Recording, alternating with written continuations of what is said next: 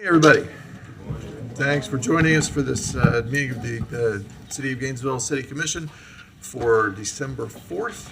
I appreciate you all being here, and we got a lot of work to do today. Madam Clerk, get us started.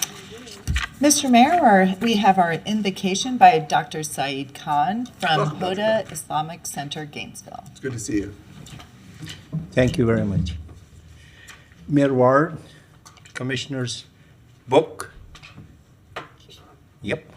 Chestnut, Duncan Walker, Eastman, Ingle, Village, Interim City Manager Persons, City Clerk Bryant, City Attorney Nee, fellow citizens. Good morning. Thank you for inviting me to provide invocation for today's City Commission's regular meeting. Compassionate and merciful God, thank you for this beautiful day in this beautiful tree city, Gainesville, we all call home. Dear Lord, bless this meeting of the Gainesville City Commission, of the elected and other officials who work for the city, for the welfare of Gainesville citizens.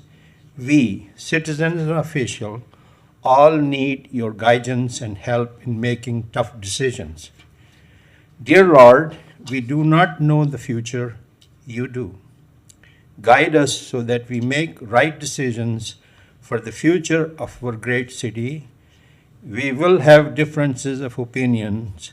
Help us to listen to each other calmly and with patience, and to work as a team towards the common goal, which is the betterment of the lives of the Gainesville citizens. Dear Lord, bless this meeting so that commissioners and city officials make right decisions, decisions that are good for all of us in the community. May we work together in solidarity on our shared vision and goals and fulfill our responsibilities. Thank you. Thank you so Can I much. take a picture of you all? Please. Smiley faces. I mean, your wife knows you were here. It's okay. Thank you. Thank you. Madam Clerk. Mr. Mayor, we are on to the adoption of the agenda, and we have one update coming on. Commissioner Eastman. Yeah, I'd like to move adoption of the agenda with the recommended updates. Second. I pressed the wrong button. Okay. I wanted to pull something from consent. That's fine. Sorry, item number 9 from consent, I think it is related to the 10th and 12th Street pairings.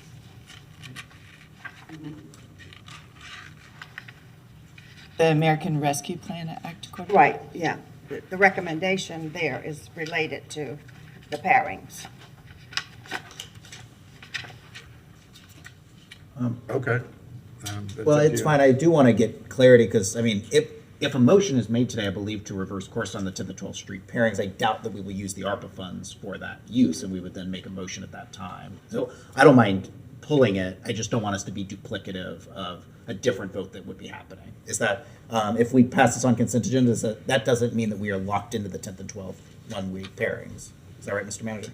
I mean, that's correct. Yeah, we would have to, of course, if the commission decided not to go forward, we'd have to adjust where that American Rescue Plan funding would go.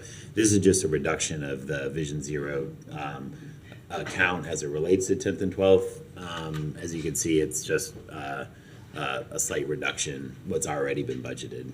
So it's just more of a ministerial adjustment, but certainly you could pass consent and still decide not to move forward with 10th and 12th, and we would have to reallocate the Okay, money. well, that's what I want to be certain of, in case we decide to change our mind. Right. I don't want to be, okay, so I can move it. I'll withdraw it. Okay. All right. All right. So, Commissioner Eastman, did you have Yep, anything that's else to add? Okay. Commissioner Willits. No, I'm sorry. It's Commissioner Chestnut. Okay.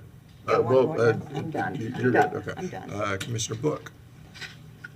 Thank you, Mr. Mayor. I just want to mention that on consent, we have a couple of items where I was talking about tree canopy, environment, and how that works with, in partnership with economic development. We have two items today, 3/4 of an acre that's basically being provided in southeast Gainesville that we're purchasing.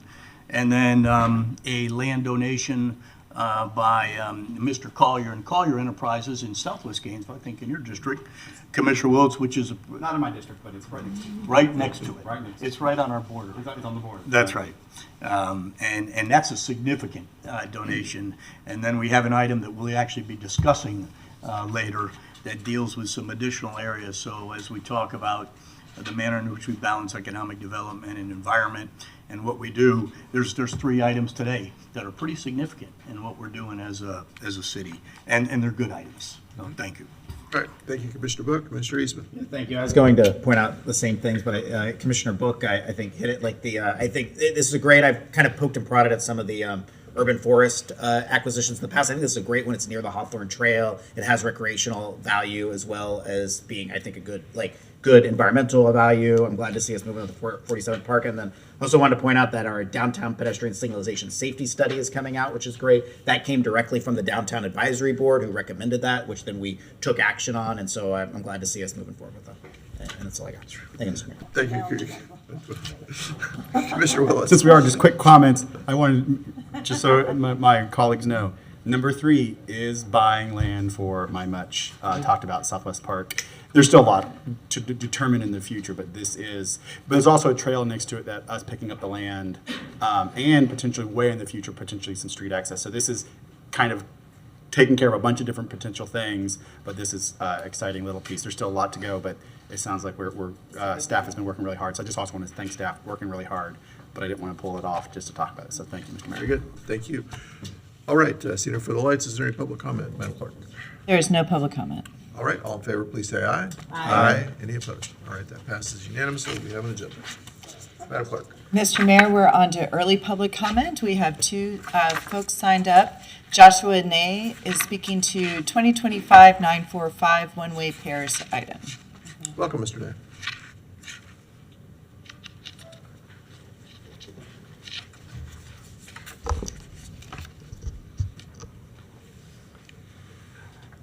Good morning, Mayor and Commissioners. My name is Joshua Ney. I'm the co-founder of Gainesville's for People, and I'm the father of 3 children who attend Eastside Public Schools, and I'm here to speak in favor of 2025-945. First, I want to acknowledge that people are feeling real anxiety about the pace of change in their neighborhoods. There's been a lot of building, and now there's a proposed street redesign. That concern is valid. But it shouldn't stop us from making our streets safer for people of all ages and abilities. I personally often think of bike lanes as mobility lanes. On my street, several residents use electric wheelchairs, rely on the bike lanes because the pavement is smoother and far more accessible than the sidewalk. When we talk about safer streets, we're talking about mobility and dignity for everyone. Second, Vision Zero should mean something. It should mean more than putting up drive safely signs where people have been killed. Yes, many of our most dangerous roads are controlled by the state or the county, but that shouldn't prevent us from improving roads we control. I've ridden Northwest 10th and 12th Street for 31 years. Even as a confident cyclist, I can tell you that portions of these roads feel unsafe. And when they intersect with major thoroughfares, there are too many conflict points. Converting these corridors to one-way streets will reduce those conflict points and reduce the likelihood of serious crashes. Finally, I hope we expand the Vision Zero mission across this entire city. My son attends Lofton High School, which is theoretically bikeable from our home, but there's no safe way for him to ride there. Northeast 8th Avenue sidewalks are inconsistent and often obstructed. Northeast 25th Street has bike lanes, but they're unprotected and right next to fast-moving traffic. This may not change while my son is still in school, but we owe it to future students and families to keep pushing. Across the country, pedestrian and traffic deaths are rising. Thoughts and prayers aren't enough. Design is what saves lives. And when we make streets safer for people walking and biking, we make them safer for drivers too. Thank you for your time and your continued commitment to Vision Zero. Thank you, Mr. Day. Madam Clerk. Mr. Mayor, we have Corey Brunson also speaking to the one-way pairs item. Welcome, Mr. Brunson. Good morning, Commissioners. I'm also, by the way, gratified to know that Commissioner Willits is making progress on the park in his district, what I'm happy to hear about. I do want to speak my name is Corey Brunson. I do want to speak in favor of the Vision Zero proposal to convert segments of West 10th and 12th Streets to a one-way coupling or a couplet. Most importantly, this change is likely to improve safety for all users of the streets. Where feasible, bicycle lanes will be separated from motor vehicle lanes, often by parking spaces. Sidewalks will be often separated from motor car lanes by these bicycle lanes. And despite the lane widenings, which I initially had concerns about, the more feature-rich infrastructure should contribute to calming the motor vehicle traffic. My experience on West 2nd and 3rd, a recently extended one-way couplet, makes me more optimistic about this. The redesign will also provide much-needed bicycle and microtransit connection between university-adjacent businesses and residents, like the Innovation District, and those that serve the whole city. As especially younger generations adopt less costly and more wieldy modes of transportations, these parts of the grid that accommodate them will be better able to sustain themselves. I put to you that this benefit is equally important for its second-order effects. By enabling everyone to safely and conveniently use these lighter modes, the city will increase their uptake and reduce congestion citywide for those who prefer motor cars. Finally, by providing a moderate amount of additional on-street parking despite the increased adoption of microtransit, I'm hopeful that the city will find it more attractive and more feasible to repurpose more of the surface parking downtown, which is often underused, to more functional and enlivening purposes. Please support the initiative. Thanks. Thank you, Mr. Brunson. I had a quick question for Jennifer Parker. Did you intend to speak early or to the item? Like, you could speak early, but you wouldn't be able to speak to the item later? To the item. Okay, thank you. Then that concludes the early public comment. Okay. And we'll move on to our proclamation for the morning. All right. We have 2025-941 John Stanley Wachtel Day with a recommendation to be presented to John Wachtel. Wachtel. Please come Join us up forward. here. Unaccustomed as you are to being here right now.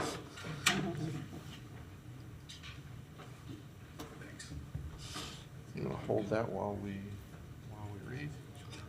We don't normally do proclamations in the morning, but this is a special case, and we only get to honor John this time, so it is a special case. I'm glad to be able to do it at the beginning of the meeting. City of Gainesville, Florida, Office of Mayor Harvey Ward proclamation. Whereas it is time to bring recognition to the value and accomplishments of a dedicated employee who began his career with the City of Gainesville on February 4th, 2002, and has served faithfully for more than 23 years. And whereas John Wachtel is highly respected by family, friends, neighbor committees, co-workers, supervisors, managers, directors, vendors, and all that have had the pleasure of being associated with him. And whereas John's level of knowledge and attention to detail have greatly contributed to the city's vision and strategic plans through the many project proposals, qualification reviews, and improved processes directly related to community and neighborhood support.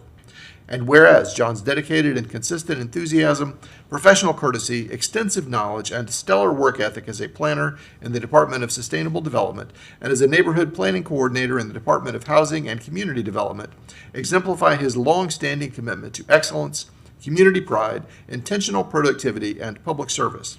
And whereas the City Commission and the neighbors of Gainesville would like to express their sincere appreciation to John Wachtel for his many years of consistent, dedicated service to the City of Gainesville. Now, therefore, I, Harvey L. Ward Jr., by the authority vested in me as Mayor of the City of Gainesville, do hereby proclaim January 1st, 2026 as John Stanley Wachtel Day in the City of Gainesville, and invite all our neighbors to join me in congratulating John on his outstanding career with the City of Gainesville, wishing him happiness and continued success in all his future endeavors. In witness whereof, I have hereunto set my hand and caused to be affixed the official seal of the City of Gainesville, Florida, this 24th day of November, 2025.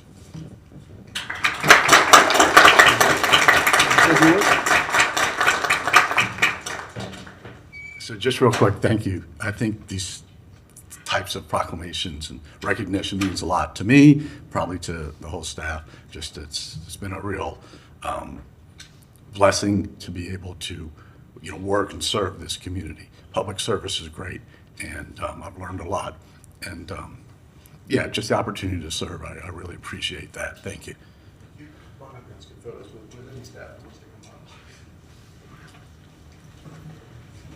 The whole audience, the whole audience.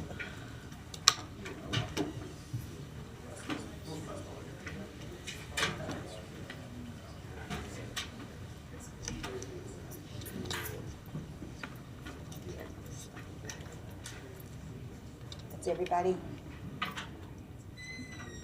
1, 2, 3. Oh.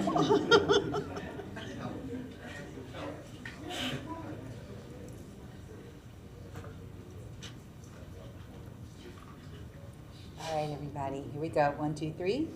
One more. Thank you.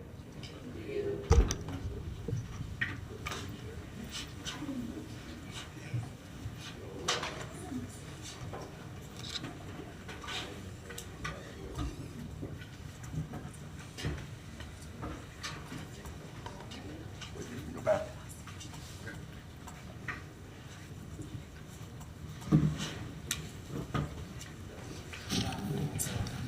As I always say, there's plenty more exciting stuff coming up. Y'all are welcome to stick around. Madam Clerk.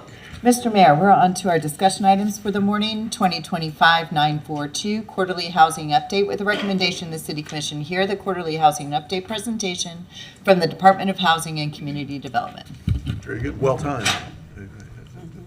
The timing is good for this. Yeah. Yes, sir. Again, good morning, Mr. Mayor, to the City Commission. I think it's such a privilege and an honor to be able to share this update, but also to recognize John. John has been instrumental in the Department of Housing and Community Development, so we're extremely fortunate to have had the time with him. During my short tenure with the city, it's been my pleasure, even prior to my arrival at the city. I worked with John in a formal capacity, but again, great acknowledgement. And so we wish John very well. I'm still trying to convince him to do some part-time work because, again, he's going to be sorely missed in housing and community development. But as I get into the quarterly housing update, I realize that my presentation is between the next agenda item, which I think is going to be an agenda item that's possibly lengthy. So I'm going to make this relatively quick unless you guys slow me down. So first order, just as a recap, the city of Gainesville receives, or Housing and Community Development receives grant funding from three major sources, federal government, our state government, as well as our local sources. So from the federal standpoint, you have CDBG, you have the Federal Home Program, and also you have the American Rescue Plan Act funding, or ARPA funding. From the state, we have the State Housing Initiative Program, or SHIP. And then from a local perspective, we have our Connect Free funding. Although it's not still being collected, we still have funds within the funding model, as well as general fund. So you have Connect Free and general fund, and also we help identify those local partners to disseminate our city-owned surplus lots. So I'll start with ARPA. As the City Commission has approved support, initially it was $8 million to support affordable housing initiatives. Those funds have been modified over time, but here's the final resting place for funding. It was $4.5 million to support the development of rental housing, and I'll give you a little bit more of an update on where those projects are. $250 to support the development of single-family housing for sale. Then we had $100,000 for land acquisition for affordable housing, $320 to support owner-occupied rehabilitation, and $410,000 to expand our down payment assistance program. And then there we had some admin support as well. I'm also happy to recognize we recently hired Vanetta Lewis from the planning department. She's in the audience here today, and she's serving in the role of housing and community development manager. And so these funds were instrumental in bringing her over. So if you look at the balance of where we are currently with the development of affordable housing, Woodland Park Phase 2 received $4.258 million. They submitted their first reimbursement request, which has been approved and paid. So you can see that reduction of the balance, and that was done within the last quarter. Since that time, they've submitted an additional reimbursement request that staff is currently vetting, and we'll make that payment once it goes through the pipeline. So I anticipate the next time I'm before you, they're going to be well under that $2 million mark based on the current reimbursement request. Jesse's Village is another project. Jesse's Village project has elected to request their funding at the end of their project, and their project is vertical at this time. Of course, NHDC, during former presentations, I've mentioned that NHDC has already spent their money and sold all 5 houses. The land acquisition, we're still going through that process. I guess I could move on. We're still going through that process of identifying a lot. We have a lot that we've identified, We're just going through the formal process of conveying that lot over to the city. Owner-occupied rehabilitation, you can see those balances here. And just so you're aware, this is as of the last quarter. So again, this would be as of September 30th. And so some of this money has been spent down since that time period. So that will be reflected in future presentations. As I mentioned, with the Woodland Park Phase 2, they've requested and been paid the $1.5 million, and they've since have submitted one reimbursement request, and we anticipate they're going to send us another one by the end of the year.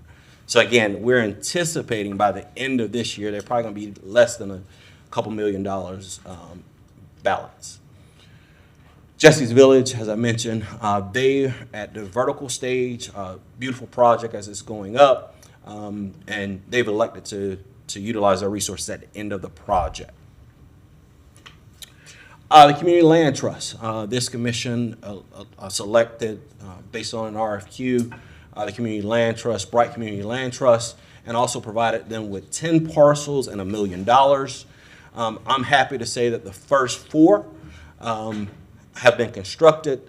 Their balance as of right now, you'll see this further in the presentation, they still have over $500,000 balance, but based on where their projects are, I'm pretty certain or pretty confident they're going to be able to spend their resources by their deadline. But you can see where they are in the process with some future single-family development projects. You can see the addresses there. They were fortunate enough to be able to take one of the larger parcels that the city conveyed to them and divide it into 2. So they'll be able to split that lot, and then on another lot there that we recently attended a groundbreaking for, they're going to put a duplex there. So those projects are underway. Community Development Block Grant, CDBG, as a federal source. Last year, we received $1.4 million. Just as a brief update, since the government shut down, we don't have a contract for FY26 yet. We're still waiting to get that contract so we can move forward with placing FY26 numbers on the spreadsheet. But again, just as a reminder, this is a reflective of the last quarter, which would have been ending September 30th. Here's the funding that was committed to outside agencies last year, FY25. As you can see, Center for Independent Living. I'm not going to go through all of these. St. Francis House, Family Promise, just kind of pulling out a few. Episcopal Children's Services. Here's what they spent throughout the entire year. Some of them have a balance, and one of the things that you'll notice is that with some of the balances, because of the time period in which the presentation and getting all the agenda item into place, some of them submitted shortly after, but because of the way that accounting works, or the accounting principles that you can kind of, where even if it's after the fact within the next 30 days or so, we can still backtrack it to this quarter. So again, you'll see where some of these numbers, where some of them still have a balance, but if you reach out to them, they'll say, oh, we've spent down all the money, we requested reimbursement. Home, as you can see here, $600,000 for this year. Here are the organizations that we provided support to. You can see their balances there. And just to go back with CDBG and Home, any money not spent by the outside agencies would be recycled back into our housing programs pot. So they can go towards owner-occupied rehabilitation, whether that's roof replacement, house replacement, or major housing rehabilitation. Our CARES funding support, you can see here, we work interdepartmental with GFR, with Parks and Rec to provide funding. And so those projects are moving forward. Here's what they've spent this quarter. Some outside agencies also received funding, Black on Black Crime Task Force through the CDBG CARES money, as well as the Children's Trust of Alachua County. Home art project. As you may recall, when the city was provided an opportunity to participate in art from federal through HUD, HUD was a conduit for this. We submitted a proposal to redevelop 5 owned city-owned lots that formerly served as our displacement homes. And so we're working through that process. So you can kind of see now where these projects are in the pipeline. We have several in permitting stages, or at the time of this presentation, those 2 are in permitting stage. I know that 738 actually has received their permits since putting this presentation together. Some of the others are further along in the process as well. But as of September 30th, this is where they were in the pipeline. So now that I've covered all our federal sources, I'll go with our state source, SHIP. You can see what we've been allocated over the last couple of years. Here are our SHIP strategies: homeownership preservation, homeownership promotion activities, which includes down payment assistance, developer subsidy. As you may recall, we've taken 2 years of our SHIP allocation when we put out the $1 million to leverage that $1 million to put out $1.65 million. And that's 2 years of our SHIP allocation to help support the development of rental housing as well as for sale housing. And I'll give you more of an update on where we are in that process as well. We also have mortgage foreclosure intervention and then admin support. So from a local perspective, we have our general fund money. I'm sure everybody's aware of the commitment to grace and how that breaks down. The Early Learning Coalition, St. Francis House, and here's some of the balances that are there. Connect Free funding, I'm happy that we were able to support several projects, including 7 neighbors who connected to water and or wastewater over the last quarter. And so these funds can be used to offset water, wastewater connectivities for developers to incentivize the development of affordable housing, as well as those homeowners who are within GRU service area that may not be connected to water and wastewater. Here's a developer subsidy of $1.65 million. As you can see, $1 million was in general fund, $650 came from our SHIP allocation. This commission approved in July of this year a distribution consistent with this chart that's before you. Several projects are already underway. Habitat has already spent or developed a couple properties under this. We're still working with some of the other developers to have a grant agreement with them. Some projects, because of the way they're funded and the timing of this allocation, they've had to kind of reevaluate and go to their investors in order to get approval to accept this money after the fact. And so we're working through that process with a couple developers as well. But this is moving forward. There is a slight possibility, just to give you a heads up, there is a slight possibility that one of the developers not move forward, and in that case, we'll bring it back before you. But we don't currently, we're not prepared currently to move that, but just kind of give you a heads up. And it's a small pot of money. It would be less than $100,000 at this juncture. Citizens Advisory Committees, we have 2 Citizens Advisory Committee. John Wachtel has been our staff liaison for the Affordable Housing Advisory Committee, so we're desperately going to miss him from the Affordable Housing Advisory Committee. And then our Citizens Advisory for Community Development. So as for the viewing pleasure, I'm sure all of you guys know this, but for those that are out in the public that may not know how these committees work, so the Affordable Housing Advisory Committee, their primary function is around the SHIP allocation. And the development of the incentives and recommendation report, which this commission heard back in November, the previous meeting. And so that was approved by this commission. And then our Citizens Advisory Committee for Community Development, that's a mouthful, CACCD, they provide support around the consolidated plan, the annual action plan, as well as they make recommendation for our outside agencies for both CDBG and home allocations. And you can see there when they meet, typically AHAC meets on the second Tuesday. CACCD meets on the third Tuesday, and they're going to actually be having a public hearing next Tuesday for the IRR. The Interagency Housing Coordination,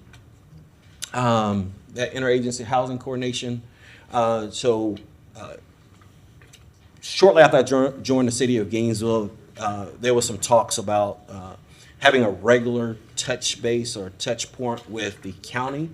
And so the city and the county meets regularly on the second or third Tuesday. I want to say it's the third Tuesday of every month. December 16th is our next meeting. And that has, increased our interaction with and increased the collaborative spirit with the county. So we've had our joint AHAC meetings as a result of, our interagency coordination meetings, as well as we've talked strategies about, how do we spend certain resources. They looked at our incentives and recommendation report. They looked at some of our other reports as well, and we kind of shared data. Here's a current snapshot of our owner-occupied rehabilitation, and oftentimes the reason why I call the owner-occupied rehabilitation out is because of the amount of sheer work that we're doing in the home ownership preservation space. The owner-occupied rehabilitation program is broken into 3 different categories. If you include foreclosure intervention, that's a 4th, but here I'm just focused on the rehabilitation piece. And so you can see house replacement there. We're doing 6 house replacements, 14 rehabs, and then 5 roof replacements. And our wait list continues to swell. So again, the need is extremely great, as you guys can all imagine. So for the 4th quarter, you can see that with the City Commission's direction, we were able to invest $3.7 million into affordable housing efforts. And you can see that breakdown there, whether it's to outside agency support, to housing replacement, major rehabilitation, water, wastewater connectivity, mortgage foreclosure, and down payment assistance. So that totals for the year of almost $10 million, $9.4 million. So thank you guys for allowing us to do the work that we're able to do. But I think this is a nice investment into our local communities. So $9.4 million. So if you look at an overall history from FY 2022 to FY 2025, we went from $3 million up to $9.4 million. Our Community First, Housing and Community Development, our Community First neighborhood is Pleasant Street. They meet on the 3rd Wednesday of every month. Their last meeting was their holiday potluck, which was well attended. Also, they had a birthday. One of the residents turned, and I should have had that name for you guys. I think she turned 95, I want to say. And so it was a nice celebration. The next event that they're having will be their community cleanup, and that's in January. I want to say that's January 21st. I'm looking back at staff. January 21st. They're going to have a neighborhood cleanup, so we would love to have you guys there to support that effort as well. That's all I have for you today, Mr. Mayor. Very good. That's a lot. That's a lot. $10 million of investment, 17 or 18 in the last 3 years is pretty great. And that is because of your leadership. Certainly the city manager's office has provided a structure, but your leadership and the department's response to really entirely turning around the way we do housing and community development in the last few years is, I believe the results show themselves. We've got almost 800 homes in process around our community that the city of Gainesville is directly financially involved in. So that's exciting. Thank you. Anybody else? Commissioner Eastman. No, yeah, thank you, Mr. Mayor. I agree. It's certainly we've done a whole lot. Affordable housing was a big priority for the previous commission, as well as we continue that forward in the when many of us were elected.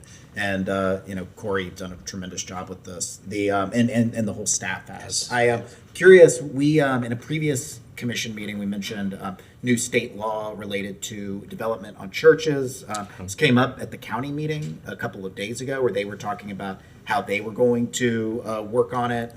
I would love. Well, I'm curious where we are with it, and then try to see if there's some way that we could coordinate with the county as to what their plans are. But I'm curious where we were. So we've had several conversations and we've done research. We reached out to Florida Housing, who developed a information sheet as well. So our next steps would be meeting with, because again, it's more of a planning function. And so it's for the city to, and of course, with the bill, the local government has to opt in. Right. And so we had talked about doing a mail out. And before we would do that mail out, of course, we want to make sure that we internally understands our role and making sure that we're able to implement this bill. And so next steps would be for us to meet internally with our Department of Sustainable Development to make sure that they're prepared, that if anyone were to ask questions, we don't want to mail out something, somebody start asking us questions and we're not prepared. So again, the next steps is to meet with the Department of Sustainable Development to fully bake out the city's role and how the city would implement the new state law. No, that's great. And from my understanding of this, I think Miami-Dade and St. Pete are both working on policy changes that would allow to streamline churches to be able to develop on their land. But the biggest thing is that a lot of these churches have not developed before. And so a lot like St. Pete's getting ahead of trying to, talk with people about what does it mean to work with the developer? What does it mean to go through these site plans? How do you get these things done? Which I think would be great for you guys. And I'd be curious what kind of resources the county has so we could have a, coordinated program that would, just allow folks that have never gone through this process before. Because I think it's a real opportunity for us to expand the number of affordable housing out, in various areas of our community with trusted local churches and institutions that are there. So thank you guys for continuing to work on that. And I'm curious, and I'll be excited to see what you guys come out with the Office of Sustainable Development when that gets there. Okay, sounds good. And Florida Housing has been a great resource to us. They even provided to us a map that we can kind of share at a future, Perfect. at a future time. Yeah, thank you, Corey. Sorry, Mr. Mayor. Thank you, Commissioner Eastman. I see no other lights. Thank you to you and your department for everything you all are doing. Really, really pleased with the work product that we see coming out of the ground around our community. So Thank you. thank you. Madam Clerk. Mr. Mayor, we did have one person sign up. Oh, I'm sorry. That's Yeah, okay. let's hear public comment. We're not taking any action, but let's hear public comment. Absolutely. Khalid Blount. Well, welcome, Mr. Black. Good morning. I'm standing up to fulfill a promise. I've promised y'all that every time anything housing comes up, I will remind you that you need to codify and explicitly state a date to review the actions you have taken so far on inclusionary zoning. But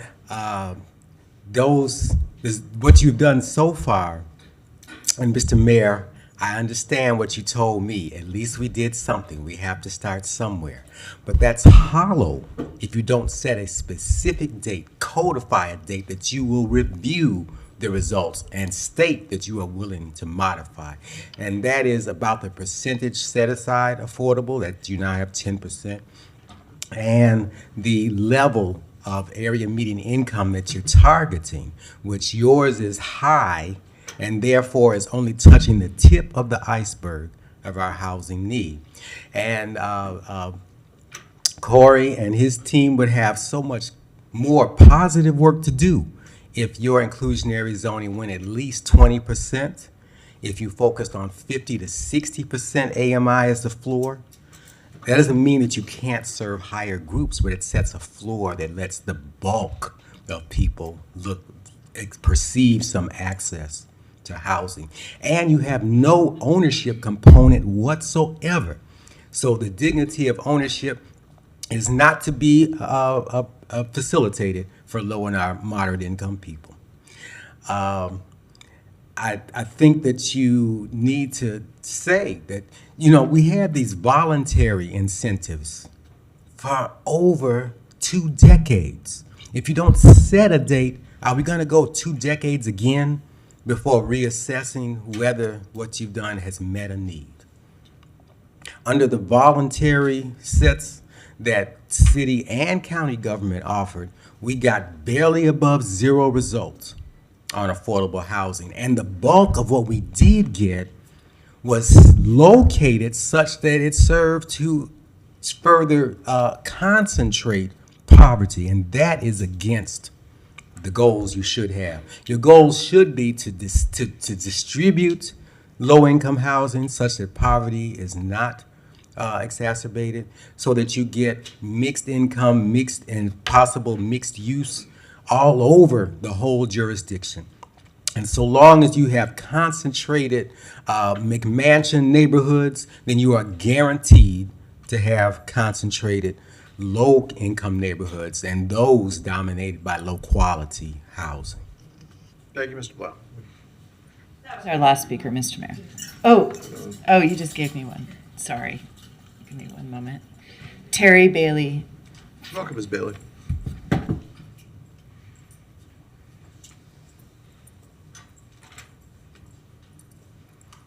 Good morning. Good morning.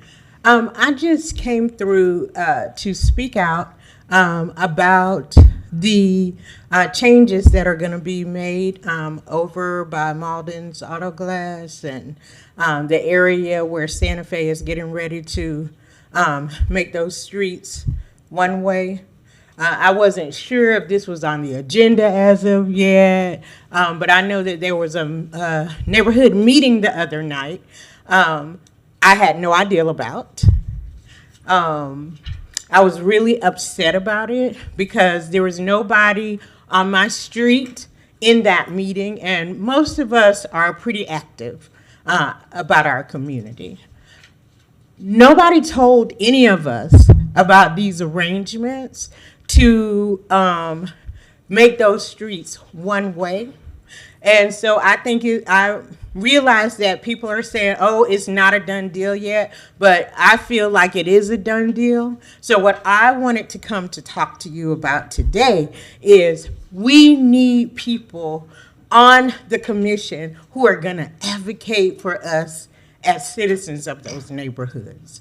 So nobody came and knocked on my door. Nobody sent me any information saying that this was a possible plan for our area. I think it's a good idea. I think it's valid. I think the opening up the automotive shop at Santa Fe for Santa Fe students is excellent. However, I think that there should have been a little more legwork done to talk to the citizens who are going to be most affected by these changes. We need people on the commission who really, truly, and genuinely want to advocate for the citizens of those communities. I live in Pleasant Street. I have friends and family who live in Porters. We are blighted, we are excluded, and we are systematically being erased. At some point in time, y'all, somebody could have said something to us about it, as opposed to one of us at random heard an announcement, and so we showed up the day Dr. Brody discussed those changes. Or me leaving out the other night of my office as an incubating company at Santa Fe and seeing a sign that said neighborhood meeting and seeing a street that's in my area on the sign. So I went in to see what they were talking about.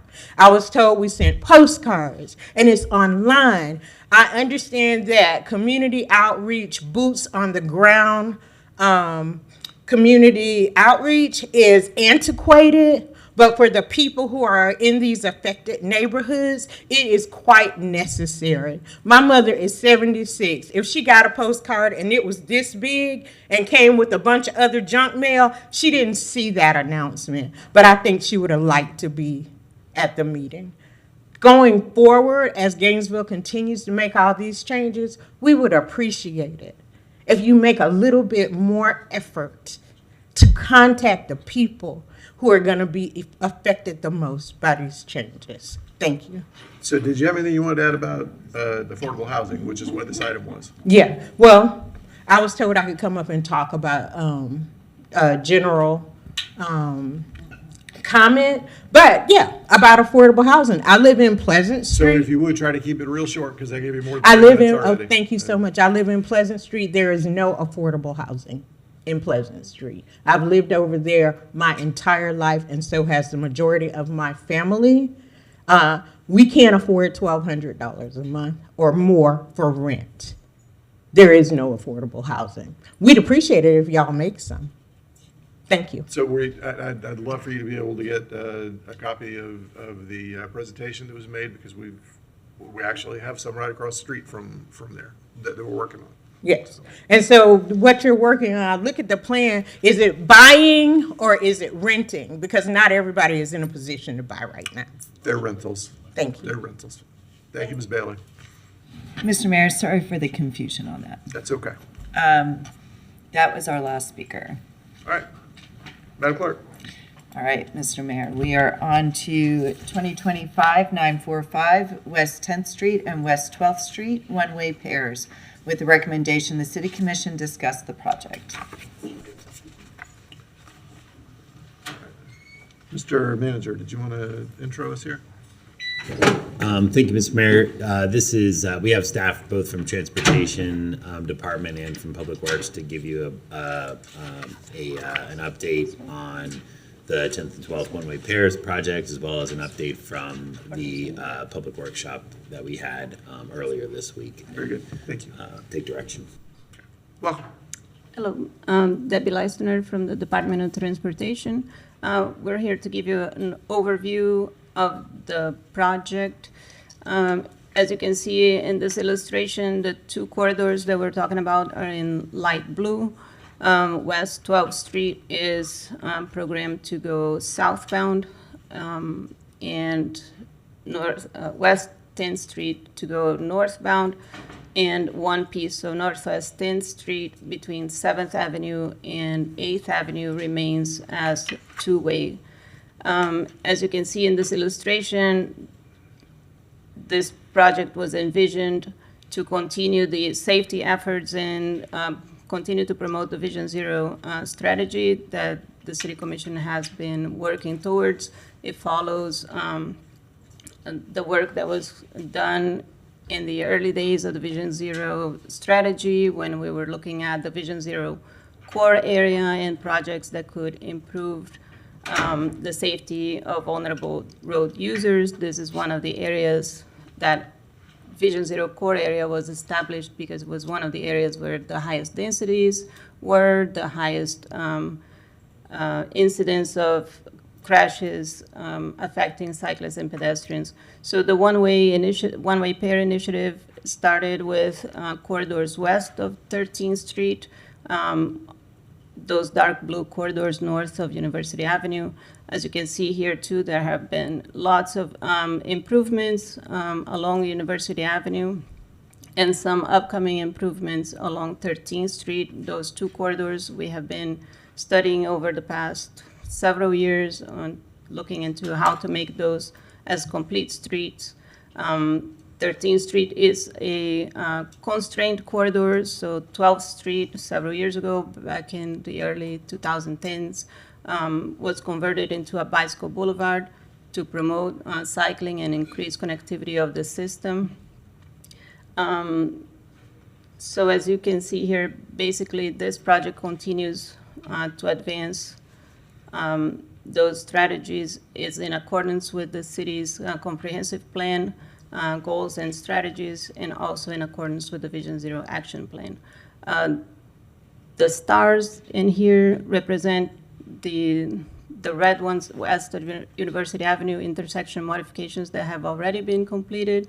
The yellow ones would come in with this project or in parallel efforts that we've been working with with DOT. Regarding the context for the project,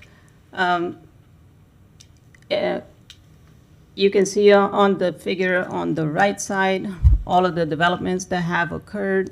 The area has been changing. The city has been working on land use strategies, economic development strategies for this area, given the proximity to the University of Florida, the proximity to downtown trying to create an environment where people can walk and bike and don't need to depend on their vehicles. So this project also aligns with that by adding dedicated facilities, separating cyclists from motor vehicles, reducing conflicts, decreasing the number of movements at major intersections. You can see how in just less than 10 years, the area is completely different, higher density, higher volume of people walking and cycling, and given the opportunity for this mixed use, land uses and shorter trips.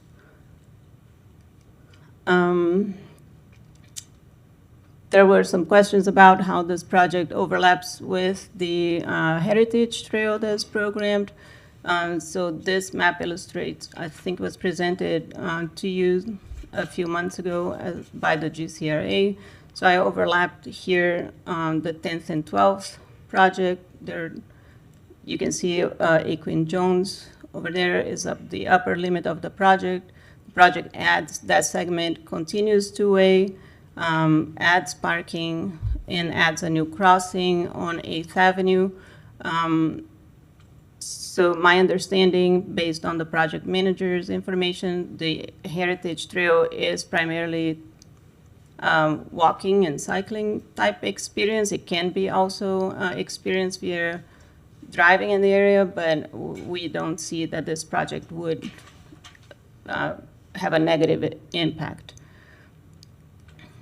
This next few slides just show an overview of the proposed configuration comparing to what exists now between this, as I said, 12th Street is proposed to go southbound.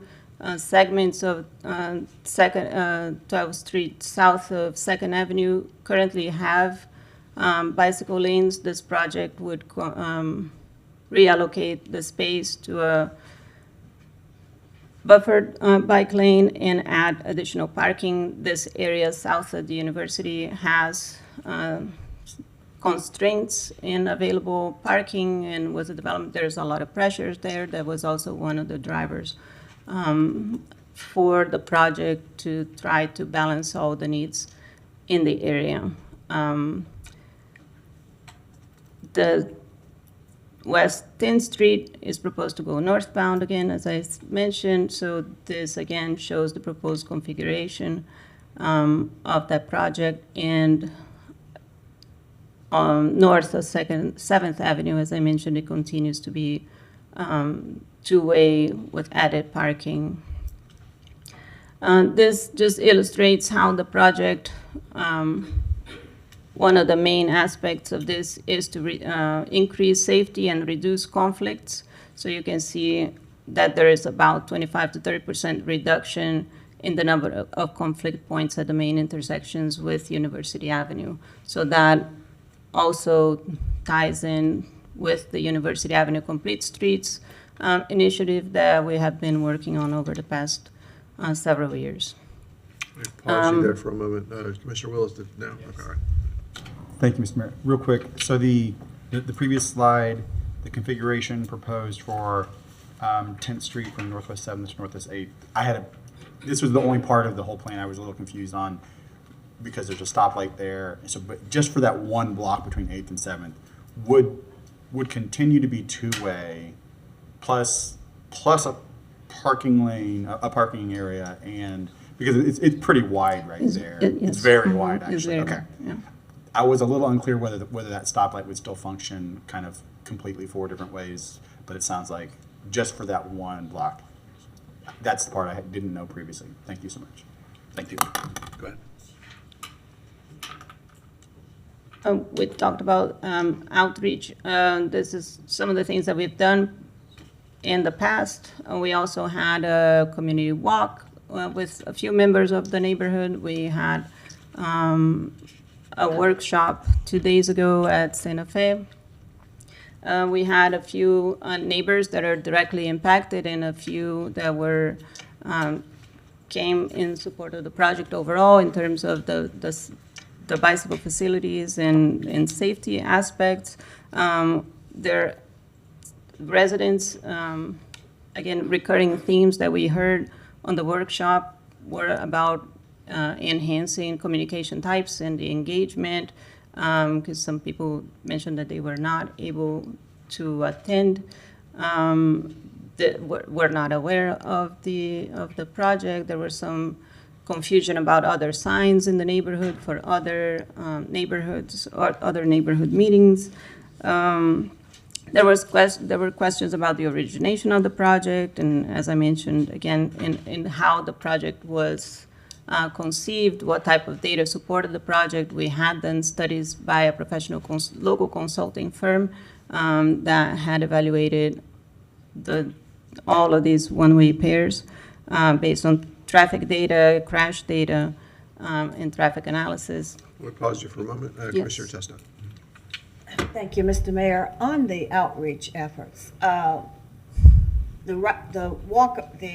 Oakview Neighborhood Walk was not a formal meeting, but you're saying that 10th and 12th came up at that meeting? Yes, as it ties into the south end and it improves connectivity to the neighborhood Okay. on 8th. As this is configured,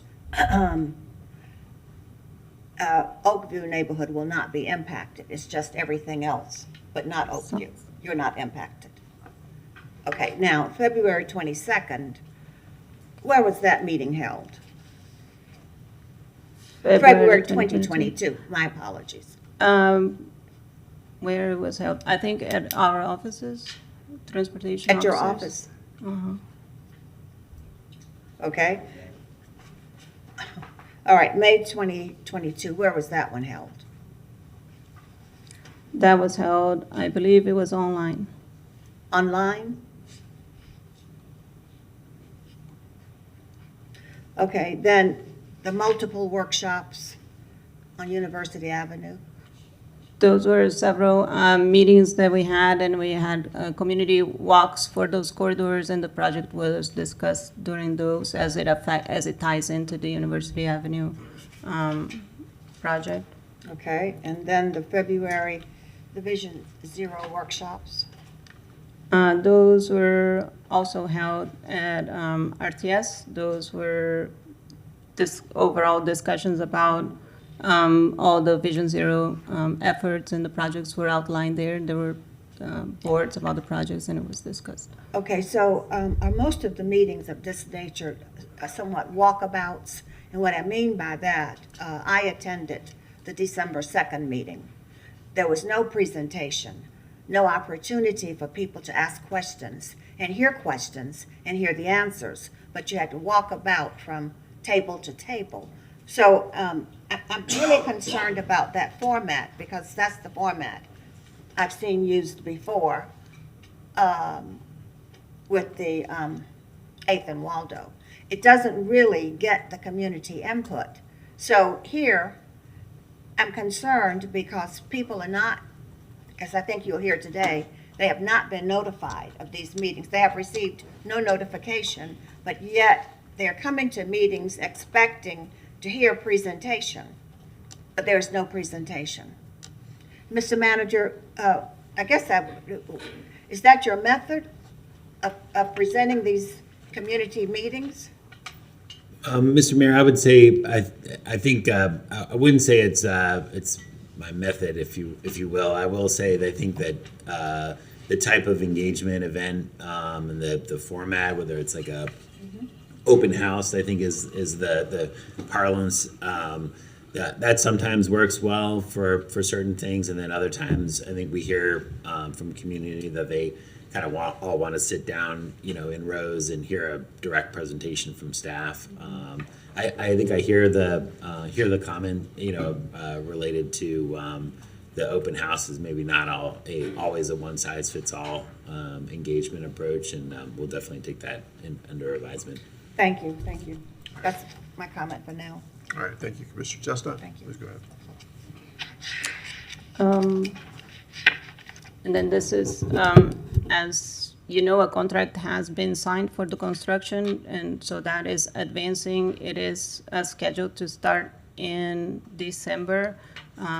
Chase Knight from Public Works is here, and if there's any questions related to that implementation. But that was it for now. All right, Commissioner Chestnut. All right, let's go back to the configuration of West 10th Street northbound. All right, you've added additional parking and some scooters here. I don't think they were on the design we originally saw. Who are you providing parking for?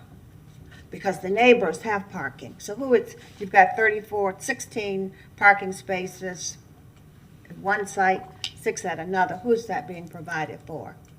The parking is also shown here on those 2 blocks north of 7th Avenue.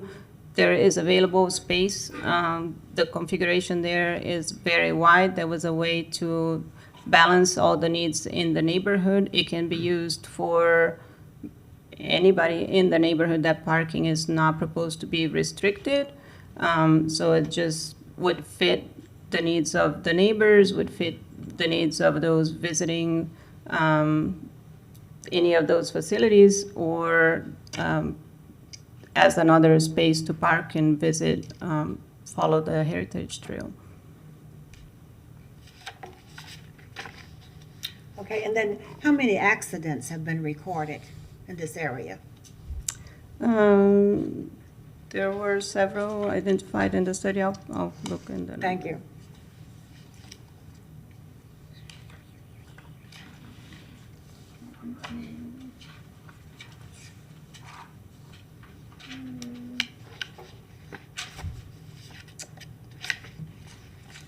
I have to, doesn't give me the exact number. I'll just.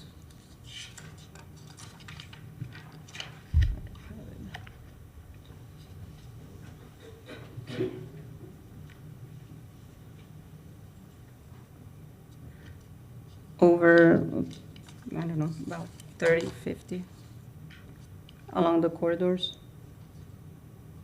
I'm sorry, would you say that again? Yeah. About at least 30 based on what I'm counting here. There, I cannot find the table real quick. That there are several that were incapacitating injuries along this. The study was done in 2022. So the period between 2015, that's the data that I have available right now. 2015 to 2020. So your answer is 30? More than that, over the period between 2015 and 2020. I don't have the exact number, but if you give me a minute, I can, if you have any other questions. So are you saying in a 5-year period, In a 5-year period, there were a minimum of 30 accidents on the yes. full corridor? Is that accurate? yes. Okay. Okay, let's move down to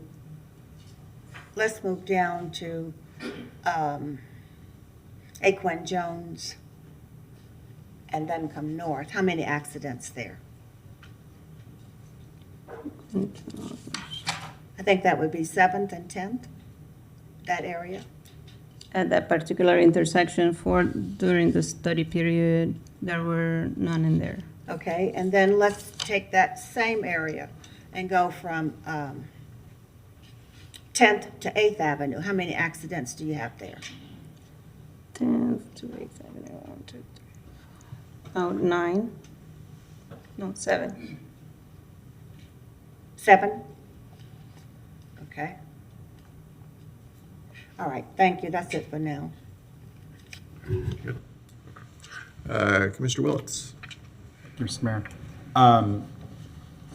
Outside of the one-way pairs, just the portion of 10th between 7th and 8th is really not a one-way pair. It's just it's reducing current lane size, adding a parking lane, and then protecting a bike lane with now what will be parked cars. And that's actually, the parked cars would be on the side of Aquin Jones, and Aquin Jones Museum certainly doesn't have enough parking. They have to, park on the school side. That section is kind of not so much what we're talking about, but it's everything else. That's the one-way pairs. So that's one I wanted to mention, and I just wanted to. I still think we're headed in the right direction with these for our Vision Zero, because some of it's not about just merely this is like when we say like, is there enough traffic already there, enough bike, people on scooters? Whether the traffic is there right now versus it in the future, that's like saying, well, how many bicycles are bicycling literally on University Avenue?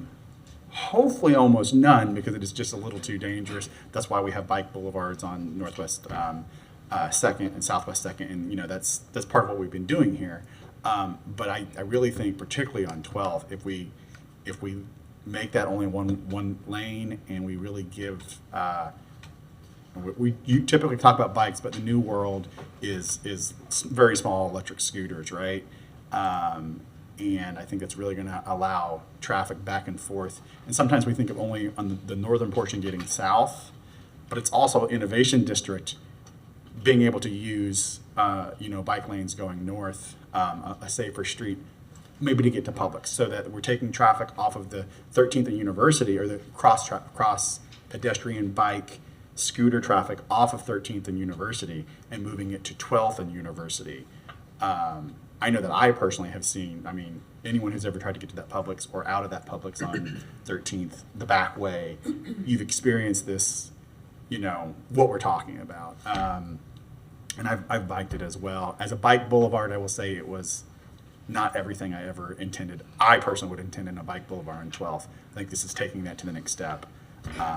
So anyways, I just wanted to, and it also sounds like, it sounds like because this has been such a long process where we talk about it in chunks, I went to one of those Vision Zero things, and this was part of the potential, kind of up on so you can see some maps to really understand, as opposed to just a presentation. But Commissioner Trust and I understand it wasn't let's just present one project. It's a little more, this is one of our Vision Zero. And it's because this has been a piece of part of this neighborhood conversation. It's a piece of Vision Zero, which is a bigger plan. And so it's been far less just one neighborhood, just one project. It's kind of a string of projects. So I can see how it gets lost a little bit. But yeah, some of those the meeting should have been at, In the neighborhood. in the neighborhood. That's impacted. Right, at the Johnson Center, not necessarily in Oakview. So I appreciate that. Thank you, Mr. Mayor. Thank you, Commissioner Willetts. Commissioner Eastman. Yeah, thank you. So from what I can tell here, I think we have along this corridor. So Aquin Jones is a school. Do we know roughly what the enrollment is of Aquin Jones? I don't know. Well, we have a school along this same corridor, and then we have I think I see there's two parks potential. Well, I guess one park really. You got the Charmy Far Park. You have the top lot that is there on 5th. Then I guess on the northern area there you have the Oakview Park, right? So there's multiple parks that people would be that are along this corridor as well. I guess my question here is there been any? You mentioned crashes. Has there been any like deaths or pedestrian deaths on 10th and 12th at all in the? Do you have the data?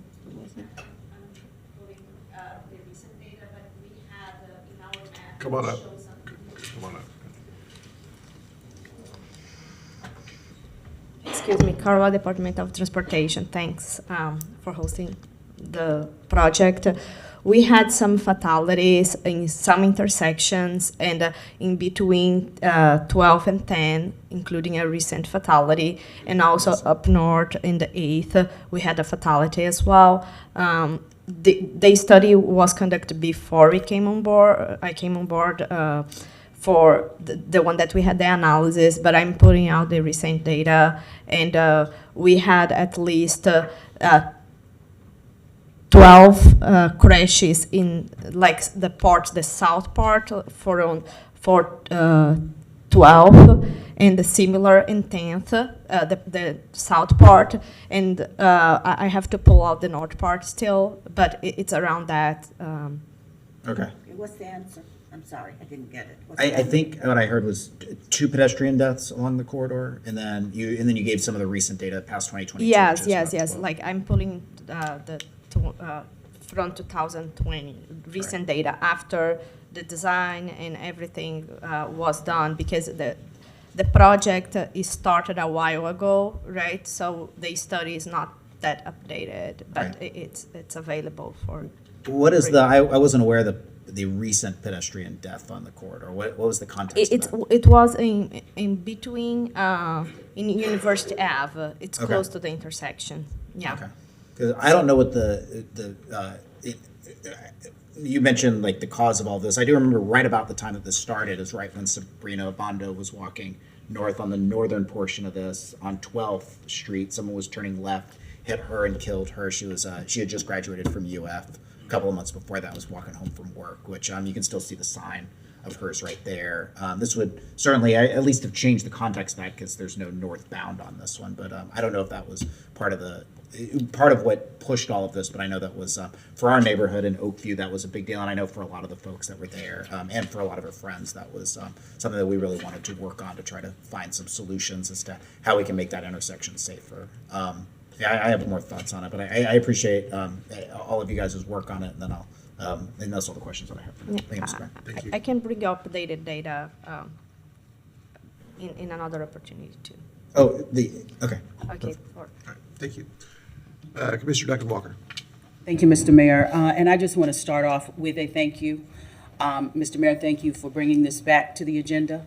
Thank you to my colleagues for entering into this conversation. For those of you that were able to join us for the walk, we greatly appreciate that, because it is one thing to take a look at colored markings on a page or grids on a page, and it's something completely different to see the street, to hear the street, and to hear the neighbors and business owners, et cetera, in the community who have all had something very meaningful to say.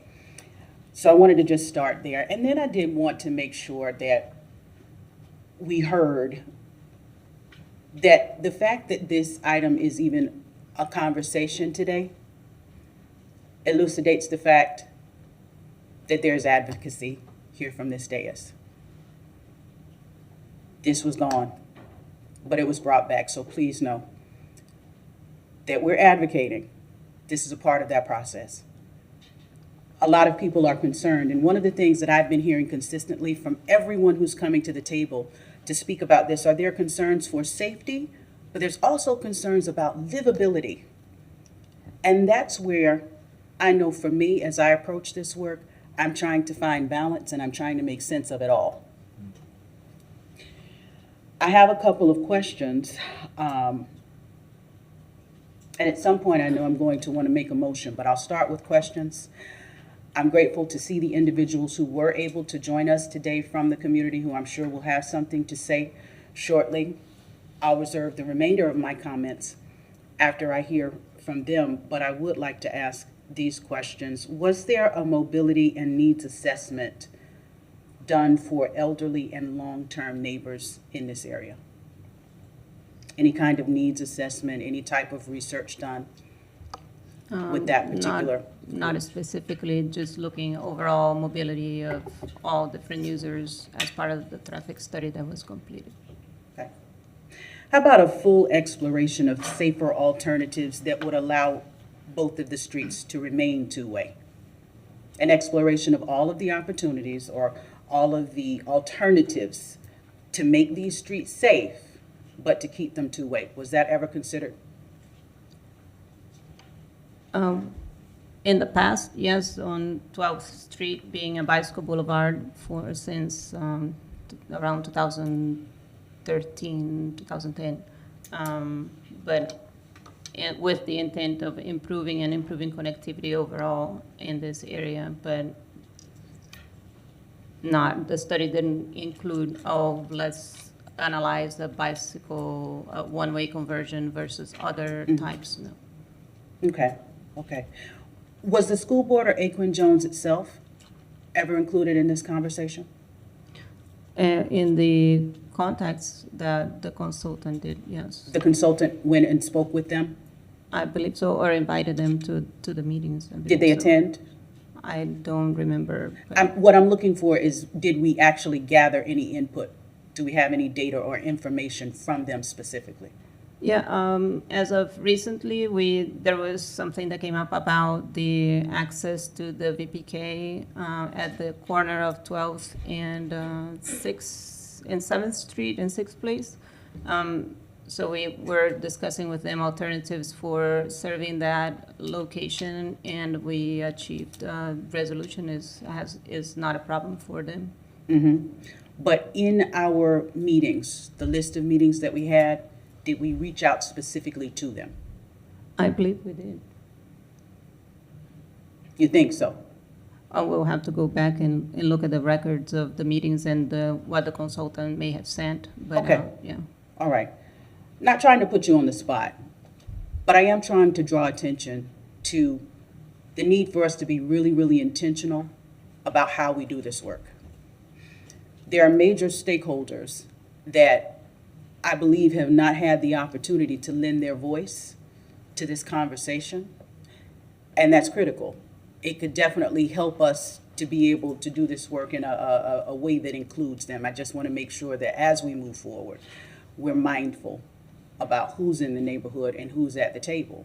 We've already heard, and we hear this all the time, staff. You know, I certainly am not trying to beat you up, so to speak. But we have to drive home the point, the need to do our engagement in a better way. And what that is right now, I can't tell you, but I know that you're working on it. I'm going to conclude my comments for now. Mr. Mayor, I know I want to come back after we hear from our neighbors. We'll do multiple more rounds, I'm sure. Absolutely, thank you. Thank you, Commissioner Duncan Walker. Commissioner Book. Thank you, Mr. Mayor. I appreciate the presentation, the information. So when I first learned about the project, I was very neutral on it. The question is always how you weigh the advantages and the disadvantages of any project. We're probably going to throw the term safety out more than any other term as it relates today, and so I think that's one that we can focus on.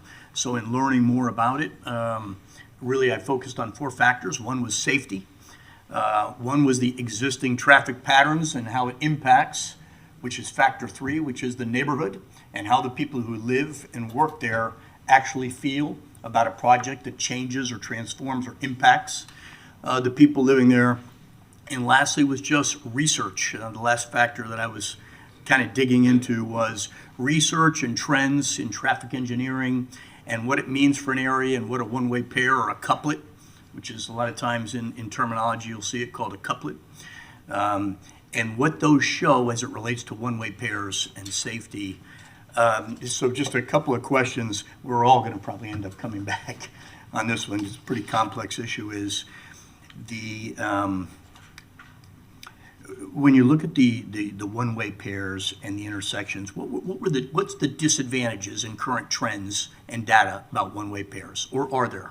I believe I know some of the answers here because I've done a research, but I'm not trying to get a gotcha for anybody or anything like that. So tell me, what's the disadvantages for these, particularly as it relates to, these are 2 very long corridors from northwest to southwest with really very few signalized intersections. So let me stop there. What's the disadvantages? We've talked about advantages.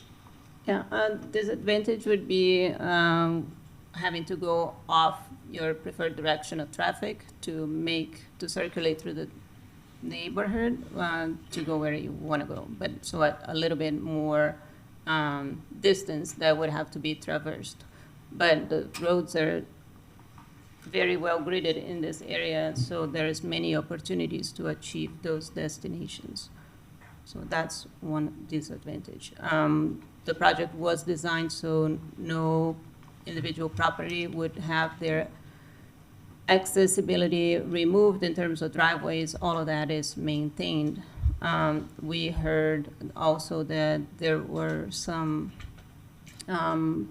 properties that have visitors or just regularly park along the street, even though it's not designed for parking. But the idea was that everybody knows that is not allowed, but everybody respects and moves around that traffic, so it hasn't been a problem. So that parking would go away in those locations that were mentioned. I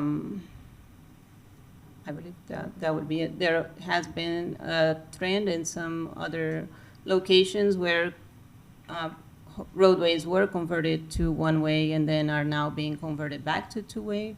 But it seems to me that the context in which those happen are higher speed roads and with the intent of mobility and passing vehicles through, and the impacts that that had on economic development in those areas, which is not the intent here or the context here. So I would offer that this is different because of mostly residential aspect of this, the higher densities in this area, and the intent to make this more pedestrian and bicyclist safety overall.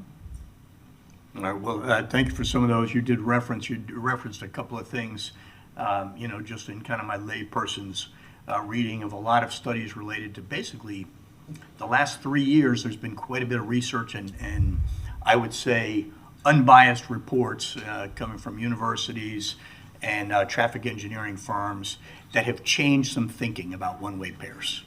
And that's just a fact. So it sounds like you were referencing some, so I think that's good. One of the interesting ones is, so we talk about on-street parking right here at 10th Street and 12th Street and why that's a benefit.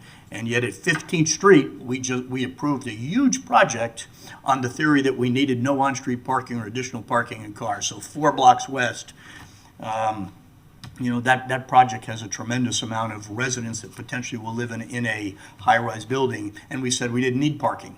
So it would be, to me, inconsistent that 4 blocks east, we say, let's put some more on there. And potentially, you may have referenced this, Commissioner Chestnut, subsidize, not the right word, but essentially provide the parking for the private entity there. It's a little inconsistent with me. I did look, Ms. Manager, and I appreciate you said, in the reading, I was really looking at all the different studies and just trying to find unbiased and more vetted studies that did not have a particular outcome that they wanted. So in 2024, there's a traffic engineering firm that talks about the myths of one-way streets and what you said, which is many of your bigger cities are now converting them. The one-ways that were converted to one-way are now being converted back to two-way. One of the disadvantages I think that was important in a street without signalized intersections, which is on the northwest side, is it talks about increased traffic speeds. So if we're trying to improve Vision Zero safety by reducing speeds and having multimodal transportation, one-way pairs don't actually do that. That's not an opinion. That's not me as one commissioner. Now it indicates one-way pairs typically increase the car's speed on any particular one-way pair. Well, that's a decrease in safety to me. And there's a few studies that are very recent. I'll probably share post-commission regardless of what we decide, but it would just seem like a lot of information to put out at the moment. One other question, you all did provide some data. Did you feel like the data that occurred in 2021 and 2022, did it indicate these streets were unsafe or safe, or there's some other characterization of those? I don't know that it said that the roads were unsafe. It just indicated that it was a suitable area for this type of project. There were some incidents that occurred, but it's not saying that these are the worst roads by any means. Yeah. Okay, all right, thank you. I think that's sufficient. I think we all probably have several thoughts, and it looks like a lot of people that are probably going to want to speak and provide us some more insight and context. So thank you, Mr. Mayor. Mr. Mayor. Thank you, Commissioner Buck. So I have some thoughts, then we'll go to another round of lights, and then we'll go to the public and come back up here. I want to speak specifically to a couple comments that have been made. First of all, one of the reasons that we didn't include parking for the project west of here is that we knew this was in the plans. So we had already provided for some of the parking pressure, knowing that this was something we had agreed to prior to agreeing to that. So while that's nice, much of the argument here, if you take it in a vacuum, it's absolutely correct. But none of this exists in a vacuum. This is all a holistic approach to the project. I am not as deeply tied to this project as I am other projects that we have already agreed to, as we already agreed to this, but a major concern that I have is that we did say we're going to do this. We engaged not consultants, but construction activity on this. And this was not new. We did have conversations about this going back years. And this is complex and it is complicated, and I get that. I don't know how to make it less complicated. But we must guard against the idea that until the project is finished, it is okay to turn a blind eye to the money that's been spent on it and reverse course. Much of the actions many of the actions that have been taken by other cities in changing one-way streets over the past several years, those are, as has already been referenced, those are primarily commercial streets we're talking about. So this is more context specific than just saying other cities have changed their minds on one-way pairs. There's more to it, again, than just that. It is true that many have. These are different context than a lot of what that is. I'm going to remind everybody that we are not done growing as a city, and that is uncomfortable. That is uncomfortable. For those of us who have been here for a long time, it is uncomfortable that we are bigger. But we are a mid-sized city. We are going to be larger than we are now. Much of that growth is going to happen in the urban core, and this is absolutely part of the urban core. Traffic is going to get worse if we don't plan for what to do differently. We cannot add streets. So there are not, nobody's interested in eminent domaining, homes to add streets on. That's not a possibility, nor is it desirable. Not something we would do. So the question that we have to ask ourselves consistently is, how do we keep traffic flowing in what is going to be a more dense city? And I'm not talking about for tomorrow. I'm talking about 10 years from now and 20 years from now. The decisions we make now impact that in a major way. Just as decisions that didn't get made before we were here impact some of the things we're stuck with now that are not good. So we have to be thinking about the past, the present, and the future. It's hard to predict for the future, but a thing we can predict is there going to be more people here. We can also predict that if we choose to limit growth, every time we limit growth, the price goes up. We just had a conversation about affordable housing and how important that is. That is market-based, whether it's subsidized or not. Supply and demand is a real thing. People want to live in this community. If we don't build more places for them to live, then the existing places get more expensive. That's reality. We've had conversations about some of the properties that the city owns in the northern part of this area that we're talking about, and making more affordable housing there. It needs to happen. We're trying to push in that direction. That's going to create even more pressure. The last thing I'm going to say about all this is we know that we had a minimum, and I'm interested to find out what the total is, but we know that we had a minimum over a 5-year period of 30 injuries, at least 2 deaths, it sounds like. There are ways to make these streets safer for everyone who lives there, for everyone who uses them.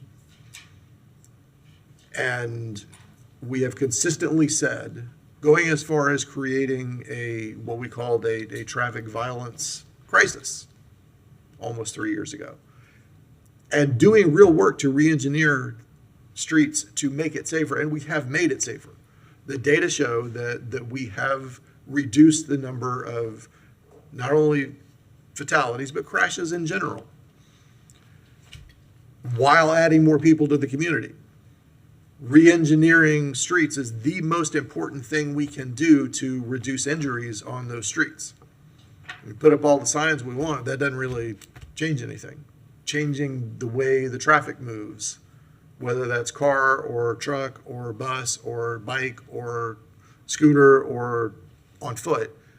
When you change those patterns, you can make it safer in a way that all the conversation of the world doesn't change.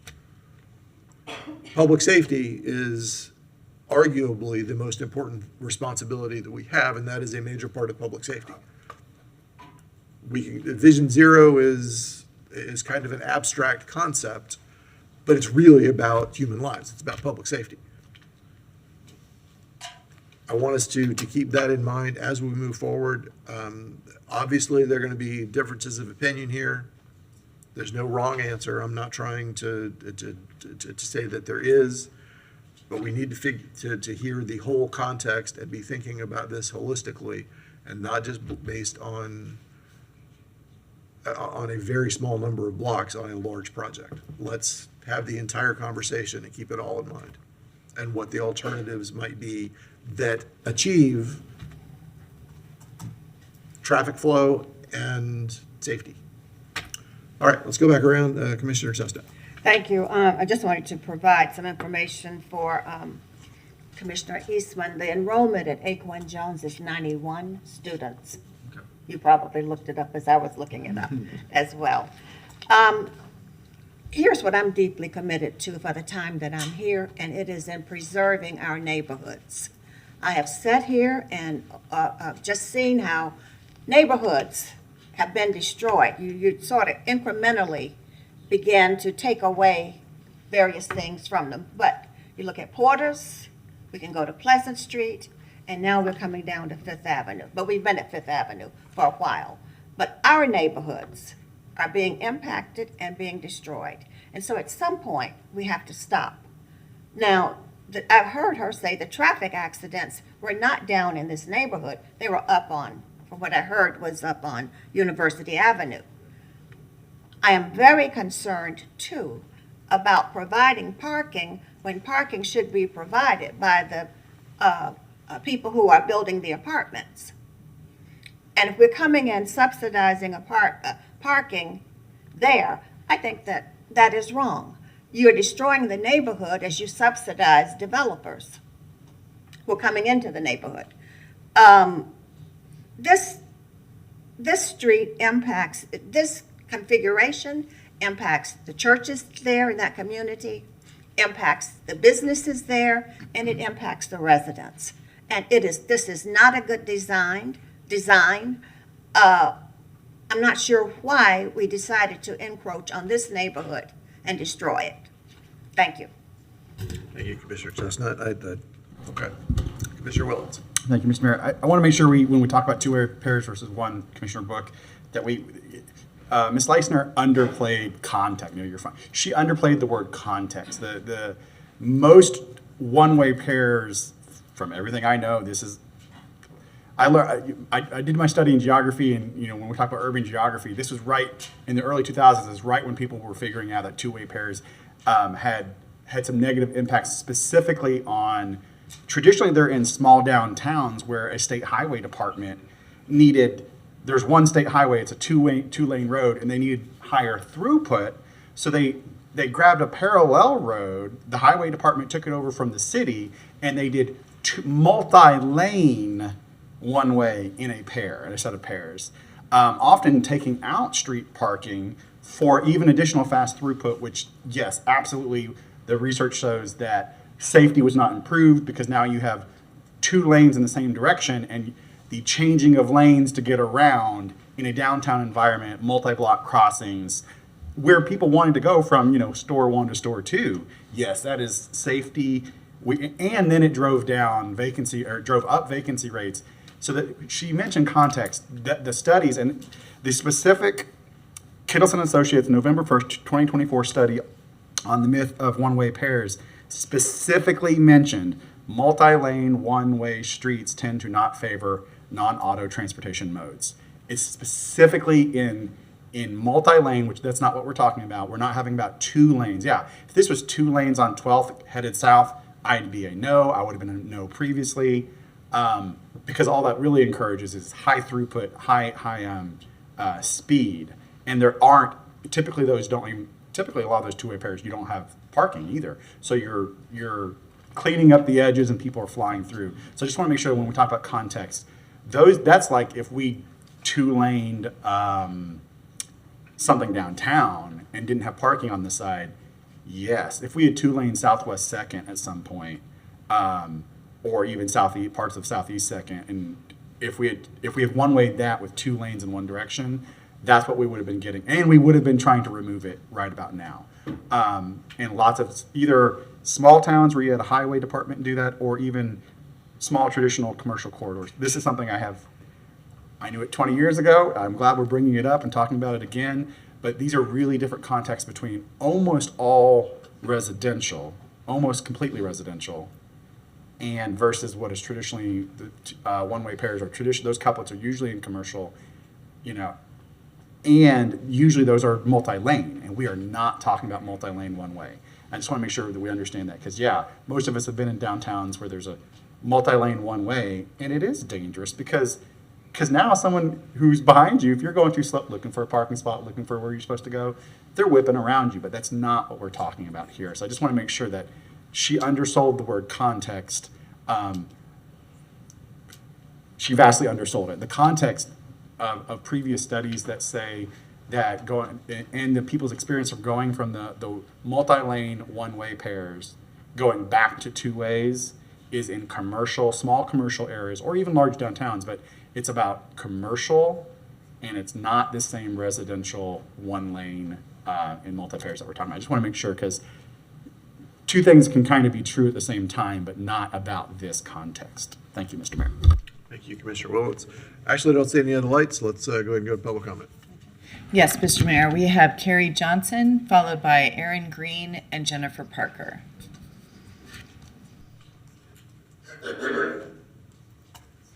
Welcome, Ms. Johnson. Good morning. Good morning, everyone.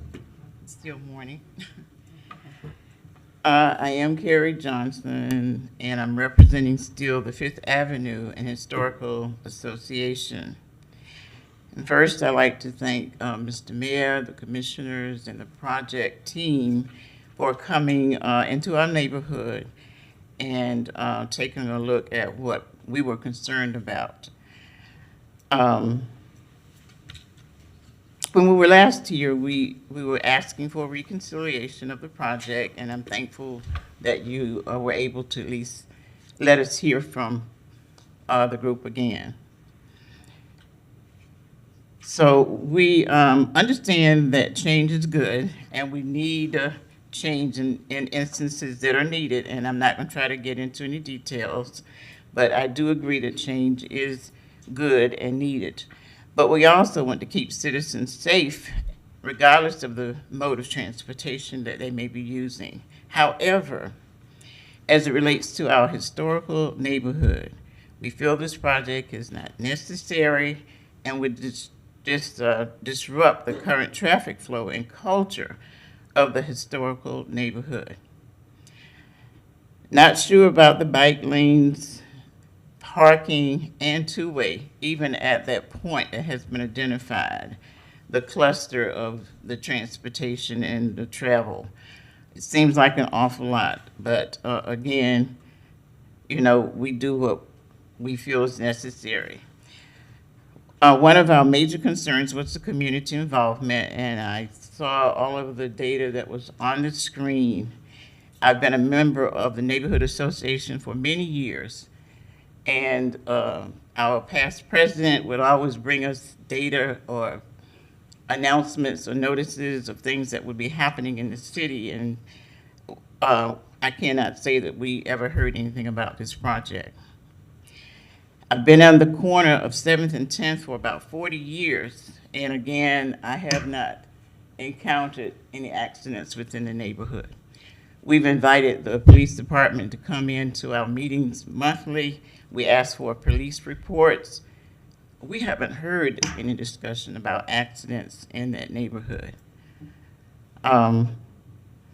We just want to say that we thank you for the reconsideration.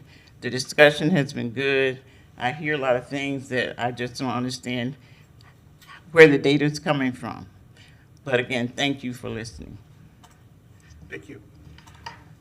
So we have Aaron Green, followed by Jennifer Parker and Khalid Blount. Welcome, Mr. Mayor.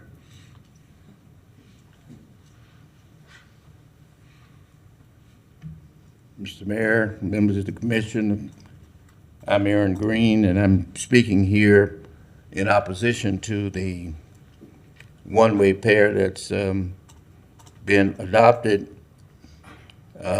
for our historic neighborhood, and ask that you today reconsider it and perhaps consider some alternatives to, one, addressing this problem, two, reassigning the money that you have committed or spent already to alternative projects in this neighborhood that are needed: lighting, street paving, drainage, and some others that I may not, that others may have.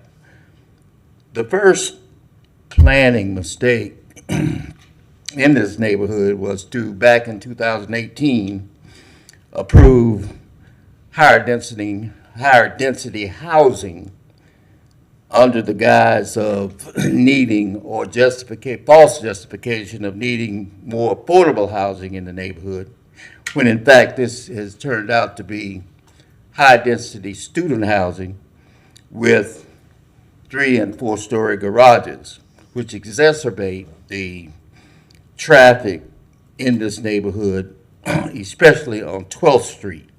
I wish you could have been in the neighborhood this past Saturday during the biggest football game of the year with 2 big rivalries, and seen all of the cars, all of the parking for the watch parties at 12th and 5th, 12th and 6th Place, 12th and 6th Avenue, 12th and 7th Avenue. It was totally outrageous. These residents of the high-density apartments and their guests, watch parties starting 3 or 4 hours before the game and extending, the real party extending after the game, especially when the Gators won, and in the fashion they won. That was the first planning mistake, to straddle this neighborhood with this high-density housing, which affects a small group of elderly retired people who live in the cul-de-sac at 6th Place and 12th. These people are seriously concerned about that. They can't be here today. They wouldn't come here today. That's why Carrie and I are here, speaking for them. We've canvassed them about this particular issue.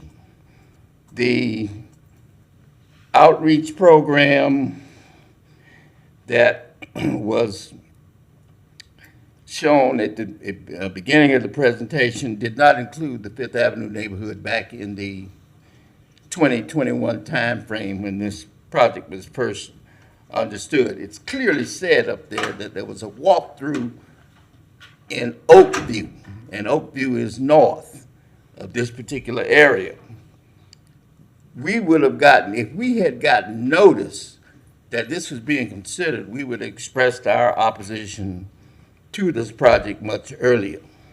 And we'll ask you to wrap up pretty soon. Yes. So I'll conclude by saying that if multi-lanes means more than one, your plan shows a bike lane and a lane for automobile traffic. And to me, that's multi. And it's just as dangerous, and these one-way pairs do encourage higher speeds through a strictly residential area that is that is not safe. And I wish you would consider some alternative to this plan when you begin to discuss it among yourselves. Thank you. Thank you. Jennifer Parker, followed by Khalid Blount. Welcome, Ms. Parker. Good morning. Hi, everyone. Thank you, Mr. Mayor. Thank you, commissioners. I'm really excited that you all and my neighbors have spoken so well and have thought so thoroughly on this, because it's overwhelming for me and I don't have the background expertise. And so just sitting here has been really helpful for me to know that I can trust you and my neighborhood to be able to bring up all the considerations. So thank you. That helps me a lot. And I do appreciate all the team that works on the transportation.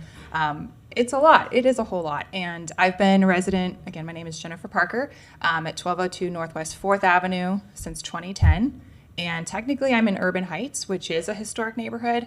It sure doesn't feel like one. And so when they were first putting in the hub, we got to work with Jerry Diedenbacher, and it was really wonderful because at least he was like, yeah, so what could we do to make this look a little bit better, even though we have to put in this parking garage? I was like, well, for one, let's put up some brick so that when I look to the right, which is to the west towards 13th, I don't just see an ugly concrete. And we talked about, you brought up so many great points. This is a huger system. And like Mr. Green mentioned, we don't need more luxury apartments for students. They're built horribly. They're not built well. When both the Legacy and Monarch, the balconies face my house, and people started raging for the football game Friday night till 3 a.m. So my husband and I, Joel Parker, we called the non-emergency line, and we were those people who were like, hey, this is not cool. They are yelling. And I even walked out there and saw one of the gals that's below the people that were raging, and she looked up to figure out like what is going on. And so there's these components of the process of the larger density, the rezoning to allow that to happen in the first place. But what can we do now? Totally great point. It's not going to stop. So how do we tweak it? How do we modify it? So while I am in opposition to this proposal right now as it stands, I do love the intent and where we could go with it. I think my biggest opposition, and maybe my husband is in the same boat, but maybe more so, is the parking issue. I don't think we need to keep allowing these students to have the right to park in our neighborhood and disrupt the way that it feels. When I walk over east, north of Flacco's, and there's all these cars parked because when they were designing the neighborhood, at the time, they were smaller homes, and so they weren't student-related. We don't have enough multifamily. We were promised that even way back in 2018 that we were going to get multifamily there, and we were supposed to get a park to make it feel more neighborhood. Neither of those things have happened. I understand that it's still a process, but boy, the developers were allowed to just build all of those high-rises that I can literally throw a softball to and hit each one of them. Without any delay, and they almost broke codes. That's why we had a lawsuit about it. So that's my time. I just want residents to be considered. Thank you to everybody that's mentioned that on our behalf. So I just hope that you guys can see our point of view. Thank you. Thank you. This, Khalid Blau. Welcome, Mr. Blau.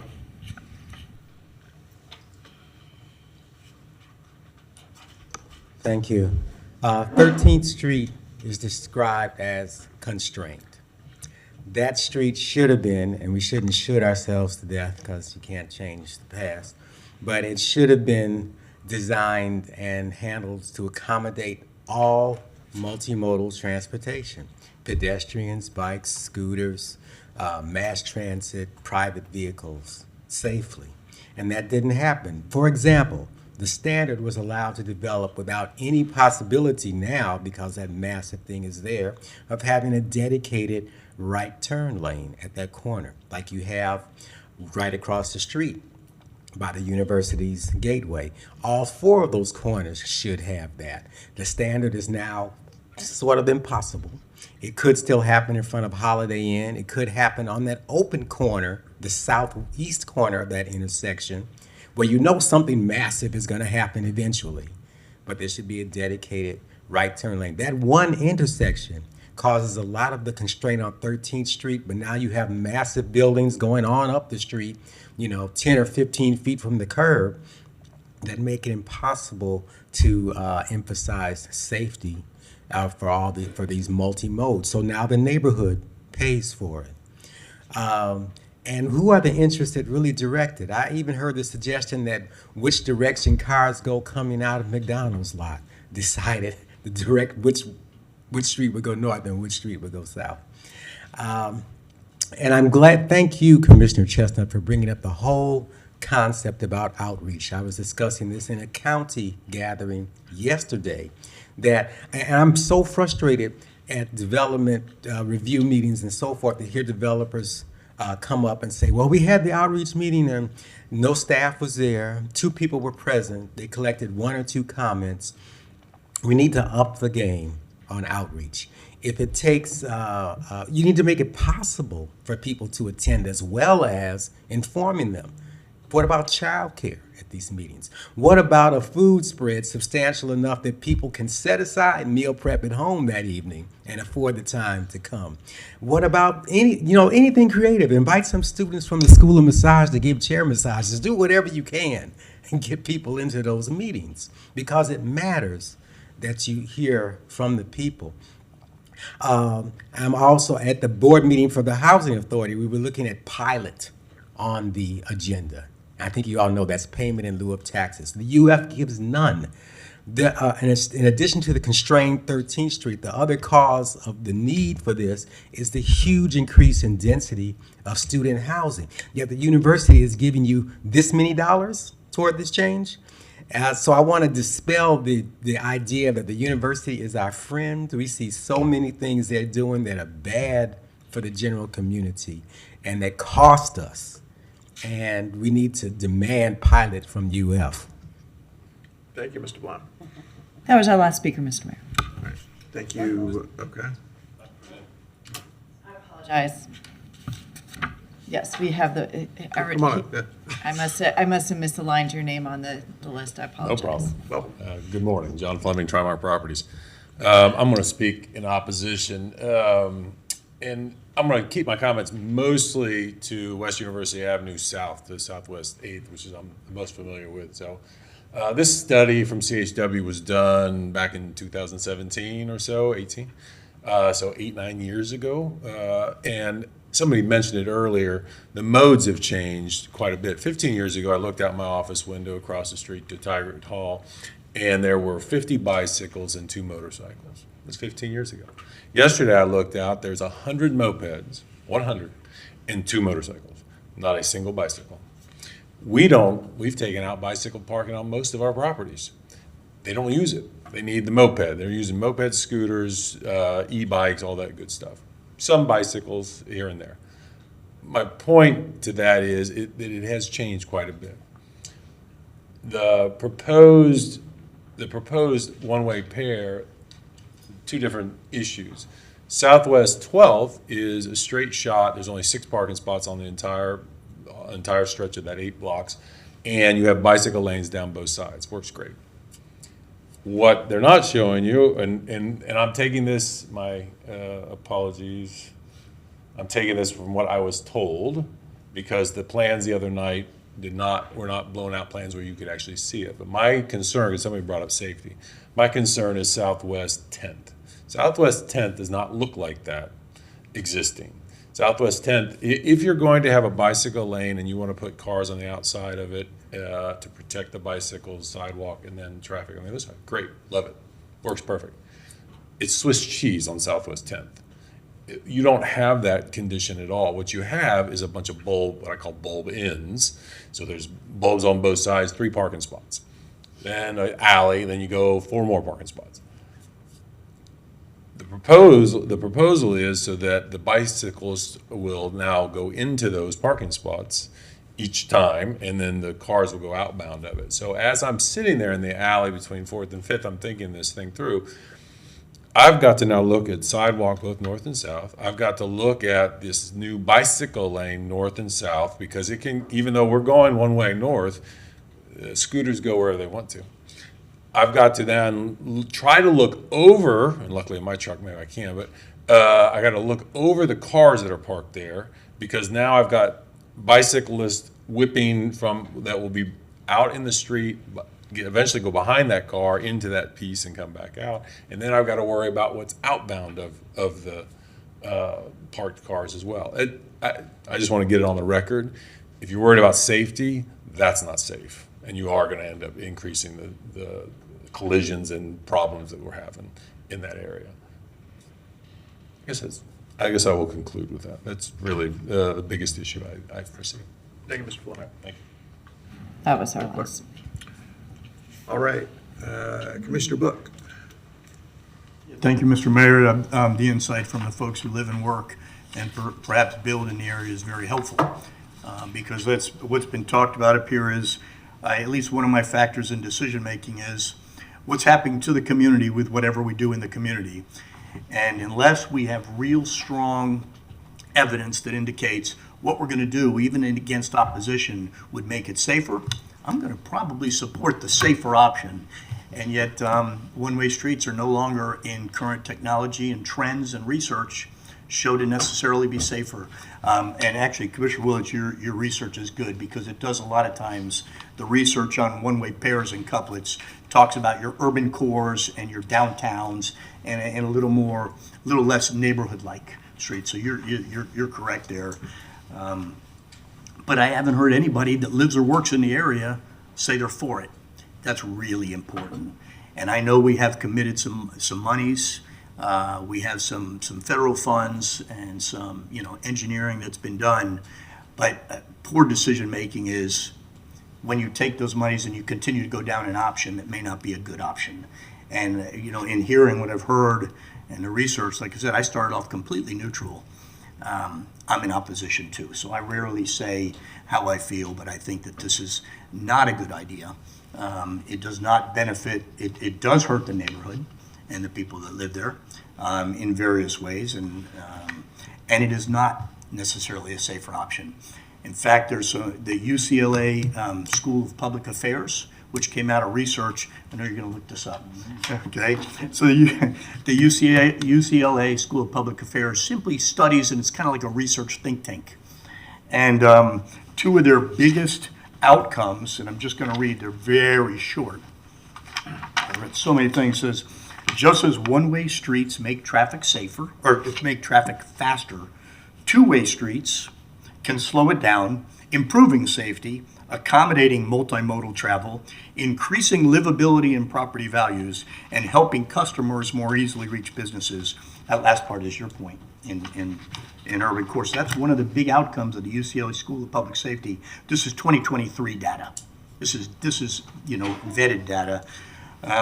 One of their other big outcomes, and I'm not picking and choosing things that support because I didn't have a reason to support one way or the other, was that one-way streets also have an inherent inefficiency, which leads to, and this is important, longer driving distances. They prevent drivers from taking the most direct route to their destination, meaning if you don't know that there's a one-way pair, you have to drive around and figure out how to get there, so you're going to put more mileage on. You're going to drive in the neighborhood to figure out how can I get to the direction that I need to go. And this you can see every day in College Park. We have two one-way pairs. I think Director, one is 15th Street and 16th Street. Do I have that right? And the other pair is 14th Street and 15th Street is one of the one-way pairs, and 17th and 18th is the other. And those are the two that I think you depicted on the map. And if you ever sit and watch traffic in those things and they're one way, no matter how someone is familiar with the area, they drive further and around and through the neighborhoods to figure out how to get to where they go. Well, that's in direct conflict with Vision Zero goals, because that's putting more cars driving in more ways and more distance in the same areas that we're trying to flood them out of. So these are just kind of some of my thoughts, and really what codifies my thought is hearing from the people who have probably the most stakeholders in the area. And I don't think we want to go down this road, and it's okay. At the time that it was proposed, research was also different. But that's what we do as a city. We need to make adjustments and decisions based on what we know shows. And if safety is the biggest issue, which typically is our absolute threshold for how we make decisions, well, this one-way pair does not improve safety as a whole. It does in some ways. There are some advantages, there's no doubt, but not in this particular location. And I am not in favor of putting those impacts directly into the neighborhood. Thank you, Mr. Mayor. Thank you, Commissioner Book. Commissioner Eastman. Yeah, thank you, Mr. Mayor. when I think about so we talk a lot about the one-way pairs, and I guess we're pointing out some of the newer one-way pairs. I lived in a neighborhood that had a bunch of one-ways, which was Pleasant Street. It's had probably one, just because it's a much older neighborhood with fairly small roads in it. I think just by necessity, it has a lot of one-way streets. Walking through that's probably it's probably my favorite. I don't even represent it, but it's probably my favorite neighborhood in the city. It's certainly my favorite neighborhood to walk around. There's less traffic that you have to worry about as you're walking through the neighborhood because cars are only coming from one direction. I don't have to, when I walked my dog through there, as I, you don't have to worry about cars coming from one way. You don't have to worry about them coming from another. You only have to worry about something coming from behind you or in front of you. It is, as someone who had to drive out of there, somewhat less convenient because you had to circle back around and go through, but it wasn't, it's fine. I think that for all of the discussion about this, for the people that are both in favor of this and for the people opposed to it, I think it'll be a fairly, like it'll have incremental improvements or incremental kind of inconveniences that go into it. But I think about, with all of these things, with change, particularly on roads, and thank you to our transportation department who has to, I think, deal with one of the harder issues that you deal with in municipal government. Whenever you're making change, there's always this sort of friction and this sort of movement to the status quo. I think if we were going in reverse on this and we had, we were trying to, let's say, reverse the one-ways in Pleasant Street, or we were talking about reversing this. Let's say this was already in place and we're talking about removing the vehicle parking that people are used to having. We're talking about having more traffic in front of their house because cars are now coming two ways instead of one way where people have to look both ways before going in there. We probably have a lot of the same conversations about how this is going. For me, the way that transportation planning happens, and it always happens like this, and I've talked with our transportation staff about this in the past, is we go through these long periods of study and research and trying to estimate what we think the traffic impacts are going to be. This thing takes 4 to 5 years. You have one set of community engagement, another set of community engagement, another set of community engagement. A lot of engineering goes into it, and then we always end up in this sort of place. And I've long thought that we should be moving more toward a quick build style approach where we are talking more about how do we make changes, see how they work, see how the community likes it, make it so that it's more easily reversible in the future. That's not how most transportation planning works. That's how some cities are moving in the direction. So we're kind of where we are now 5 years down the road. We have a general contractor that is here that has been spending a significant amount of time into it. I would prefer us to have a much more nimble process where we would have had something on the ground 2 to 3 years ago. We can now know whether it's working, whether it's not working, whether the community likes it. But as it stands right now, I mean, we are. I appreciate everyone bringing this forward to have this discussion and to do this. But we are very far down the pathway on this whole thing, and I think we will see marginal improvements. I think people will see they'll have to take a couple of more U-turns in order to get out of their neighborhood. But I think, like I said, in neighborhoods where you have these one ways, I think it's a very nice situation. It is not sort of the odd thing like you see on, I appreciate all the work you guys did across the university, but it's not like a 1 block stretch of protected bike lanes. This will just be a one-way area going through. I think the parking is nice. I don't see it as being, what was the term that was used before? Inconsistent. I think that requiring developers to put parking into their developments is one policy decision, and then how we design public space, which roads are very much public space, to make sure that we're giving people the amenities that are needed for that area, which in the case of a commercial zone property to the north, parking seems like a very reasonable thing to put in there. So I am fine with moving forward. This is not something that most of this commission voted on. This is something that we have been talking about for 4 or 5 years now. So this is voted on before we came in. And I think at this point, I'm going to be voting to move it forward and continuing on, making this happen. That's what I have, Mr. Mayor. Thank you. Commissioner Eastman, Commissioner Chestnut. Thank you. Yeah, I think this was voted on February 2022. Yeah, and so, no, many of us did not have the opportunity to vote for it. I'll be voting against this, and I think we should take the funds and reorient them. We have potholes all over the city. We have streets that need to be repaired. We can take this money and put it in Public Works to do a lot of good. And I look forward to Commissioner Duncan Walker's motion. Hopefully it will address part of this.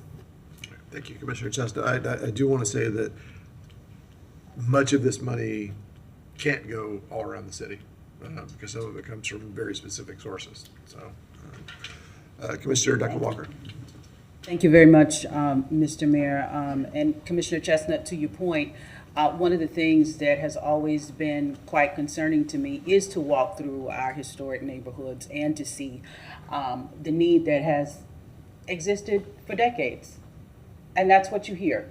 You hear that from the community members who are in here today, not just asking us for attention to infrastructure, but also asking us for attention to livability, a quality of life.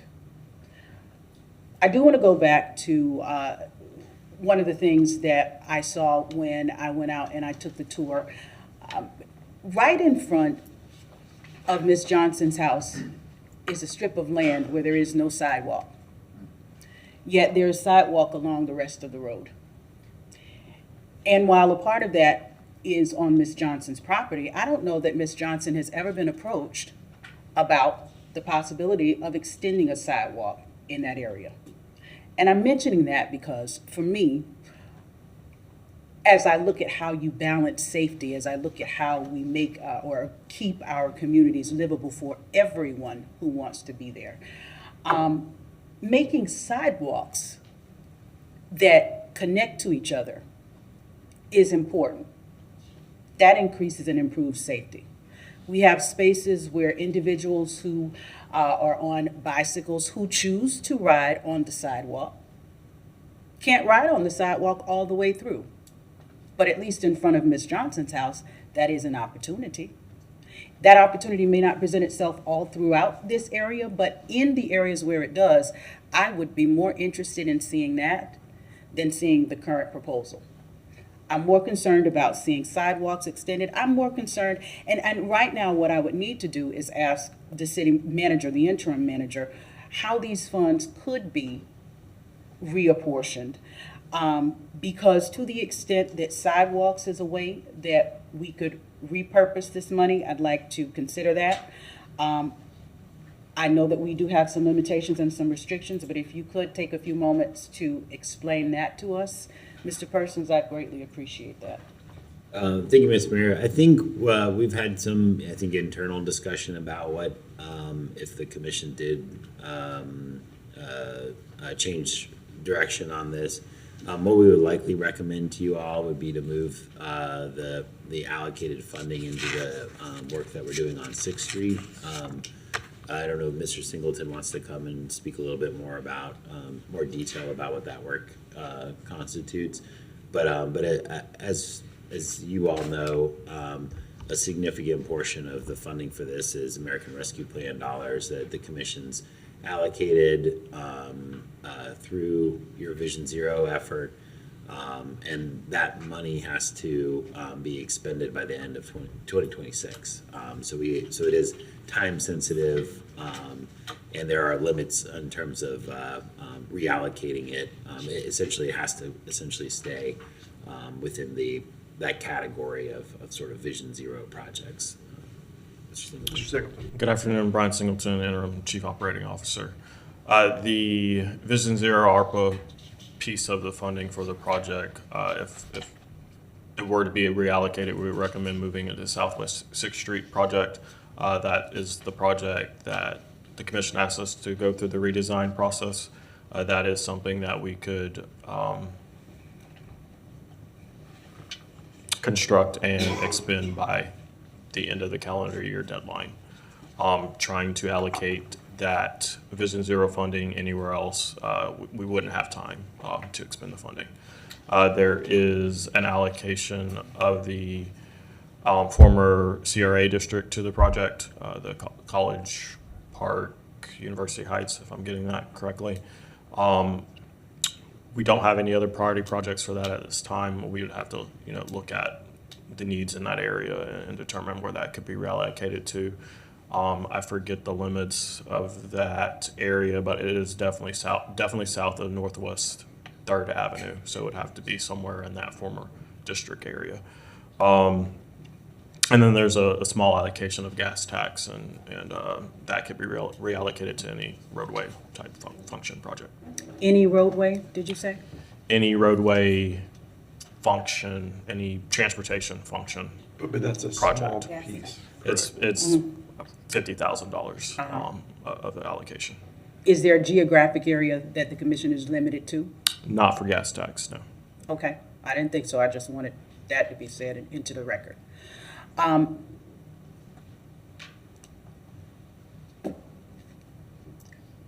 usually start with concerns, and thank you very much, Mr. Singleton. I usually start my concerns with the areas that have seen the least investment, particularly over time.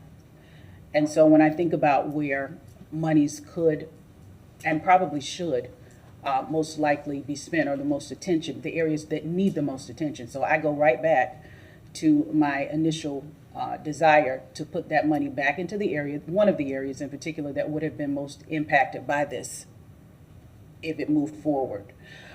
So I just want to make clear that whatever we do, and I do want it to be sidewalks, I do want it to be road improvements, I'd like to see that happen in this neighborhood in Fifth Avenue, where we have potholes, we have lack of sidewalk infrastructure, where right now it is just unsafe to do anything, much less ride a bike.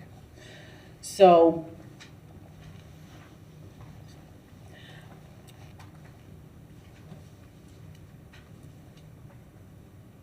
street paving, and let me do this too, because I know that we have to do this by 2026. I'll probably want to come back. I know I see at least a couple more lights up here. But I'm not in favor of the current project.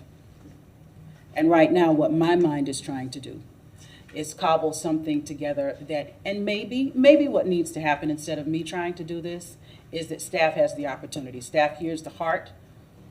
You hear my heart, and I think you hear the heart of commissioners up here who are in dissent. If the motion goes forward, not to move this forward, that you would bring us back something that did speak to the needs of the community. That's probably where I'll land on this. But I do want to give myself just a little more time and hear from at least the last few voices up here who may want to say a thing. But I'll just go ahead and conclude my long wind now and say no on this reallocation of funds back into the community that needs it the most. Thank you. Thank you, Commissioner Duncan Walker. Commissioner Willets. Mr. Mayor, so Mr. Manager and Mr. Steve, can you clarify how much of this is coming from ARPA? I saw a $250,000 mentioned somewhere 18 months ago in our ARPA update that specifically said we were 90% plans, reviewing 90% plans under review for this, but it said 250 then. Did we increase the portion that was ARPA on this, or is it still the 250? Give me a second, let me pull that up. Yeah, I thought it was a little more, but maybe it's just that 250 portion.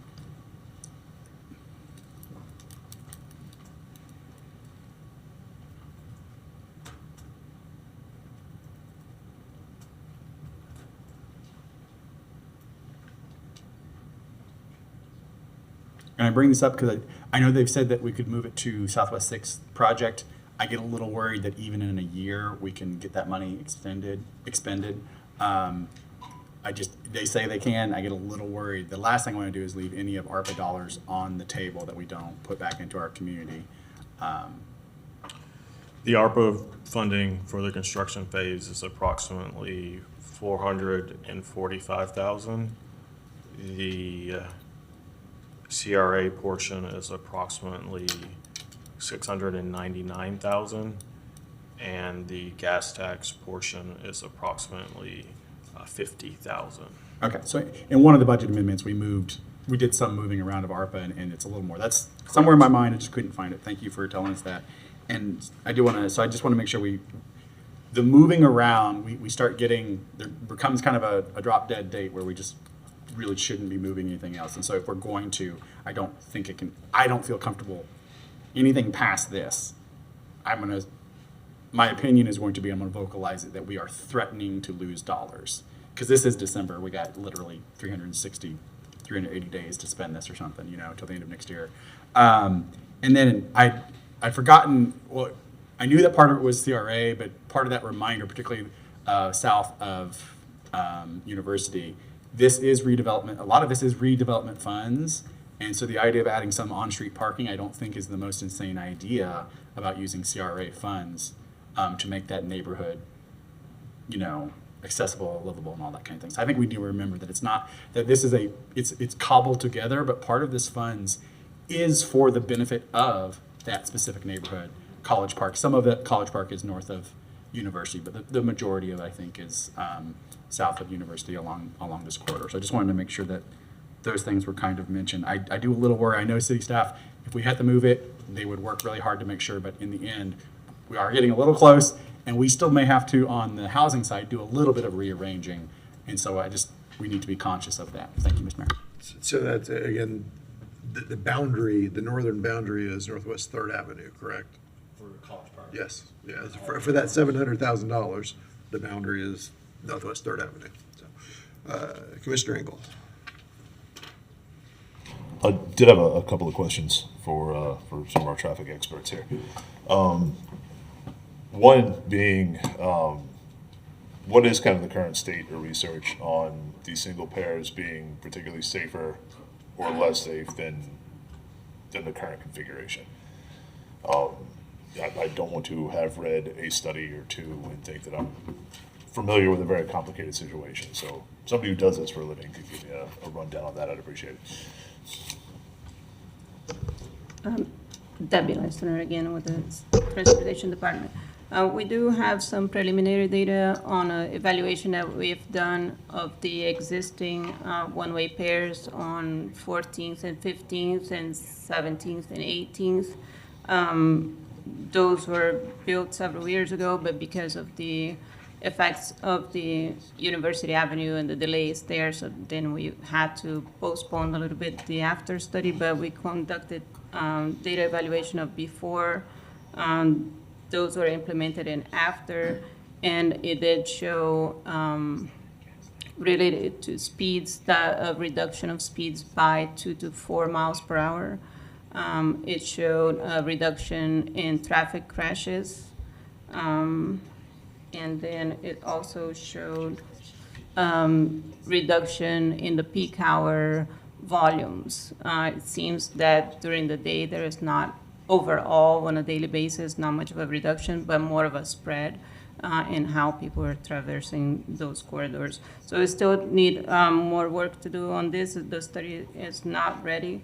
But for example, at intersections along, as those corridors intersect with University Avenue, there were a significant reduction. For example, at 18th Street, there were 20 crashes before and went down to just 1 crash after the implementation. At 3rd Avenue and 15th Street, also, for example, from 6 crashes to 1. At 14th Street, the configuration is a little bit different because it's that cycle track on one side of the road, so the results are a little bit different there. There were a little bit more crashes along that corridor, but not in terms of, I think the severity had not increased. So we're continuing to look at this, but the preliminary findings seem promising.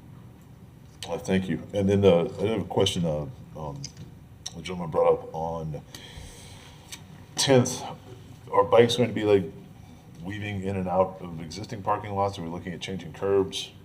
What was the plan on that? Because it kind of, looking at the picture we had of 10th, there was no real indication of that. Yeah, there are some bulb outs in that area, and the parking is within the bulb outs, and so the crossing distances are lower. So the idea there was, since the road is going northbound and the cycle is going, the parking would be floating, so the bike lane would be going against near the curb with the parking in a floating configuration. So bike lane would weave in and out of the existing For bulb outlay one that's developed. section. Mhm. I'll say that seems an odd choice to me. But I'm coming in on the tail end of this, and I don't want to try and re-engineer it from sitting up here.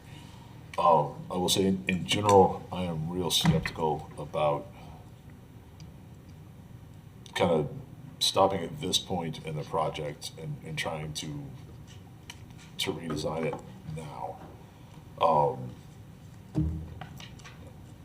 There's been several people that talked about the damage that's been done to some historic neighborhoods in the area and how those neighborhoods have lost a lot of their, they've been affected a lot by developments coming in. And I think that's true. I can see where the type of development that's coming in, the big student housing, those type of things have had a real impact on some historic neighborhoods in Gainesville. I don't see how changing two-way streets to one-way streets has the same type of impact that those do. I would say in general, I'm leaning towards continuing on with this project, mostly because I'm coming in on the tail end of it, and I think it's just kind of bad policy to start scrambling things at the last minute on these, especially when we're down to the wire on what we can use some of this money for, and those. That's where I am right now. Thanks. Thank you, Commissioner Engel. Commissioner Duncan Walker. Thank you, Mr. Mayor. I'll go ahead and put the motion forward. Move to discontinue the one-way pair project and have staff to bring back ways to redistribute the funds. Second. We have a motion and a second. Is there any further discussion on this? All right, all in favor, please say aye. Aye. All opposed? Nay. All right, so that fails with Commissioner Willits, Engel, Eastman, and Ward in dissent. Madam Clerk. So we are going to push the next item until the end of the afternoon. Yeah. That's fine. So that failed. Is there any other Is there action? anyone else want to make any motions? No. Okay. So we are, that concludes the morning agenda. Thank you, Madam Okay, Clerk. second. Thank you, everyone, for your time and attention. I appreciate everyone's activism and advocacy on this.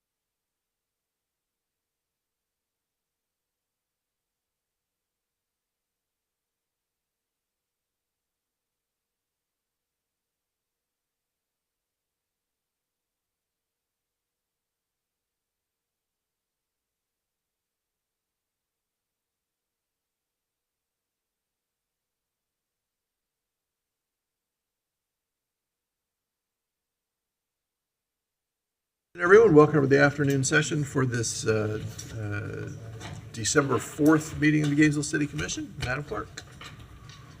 Mr. Mayor, we have our Gainesville History Moment presented by Ms. Donna Waller. Welcome. So this is my last moment of this year in front of you. And I want to take this opportunity to thank you all for letting me do this. It has been such a pleasure to learn so much about this fabulous community that we all live in. And I also want to wish you the merriest winter holidays of all sorts that you could possibly have. I don't think there's a group of people that's earned a celebration more than you folks this year. So I hope you enjoy it. And I'm pretty sure that you folks are all in the same position I am of looking at your calendars and seeing that every organization that you are a member of or that you like to support is having a party sometime in the next 3 weeks. And my own particular favorite is the Vets for Peace Solstice celebration, which I try not to miss, mostly because no one cares that I sing badly and I can actually sing along with everyone.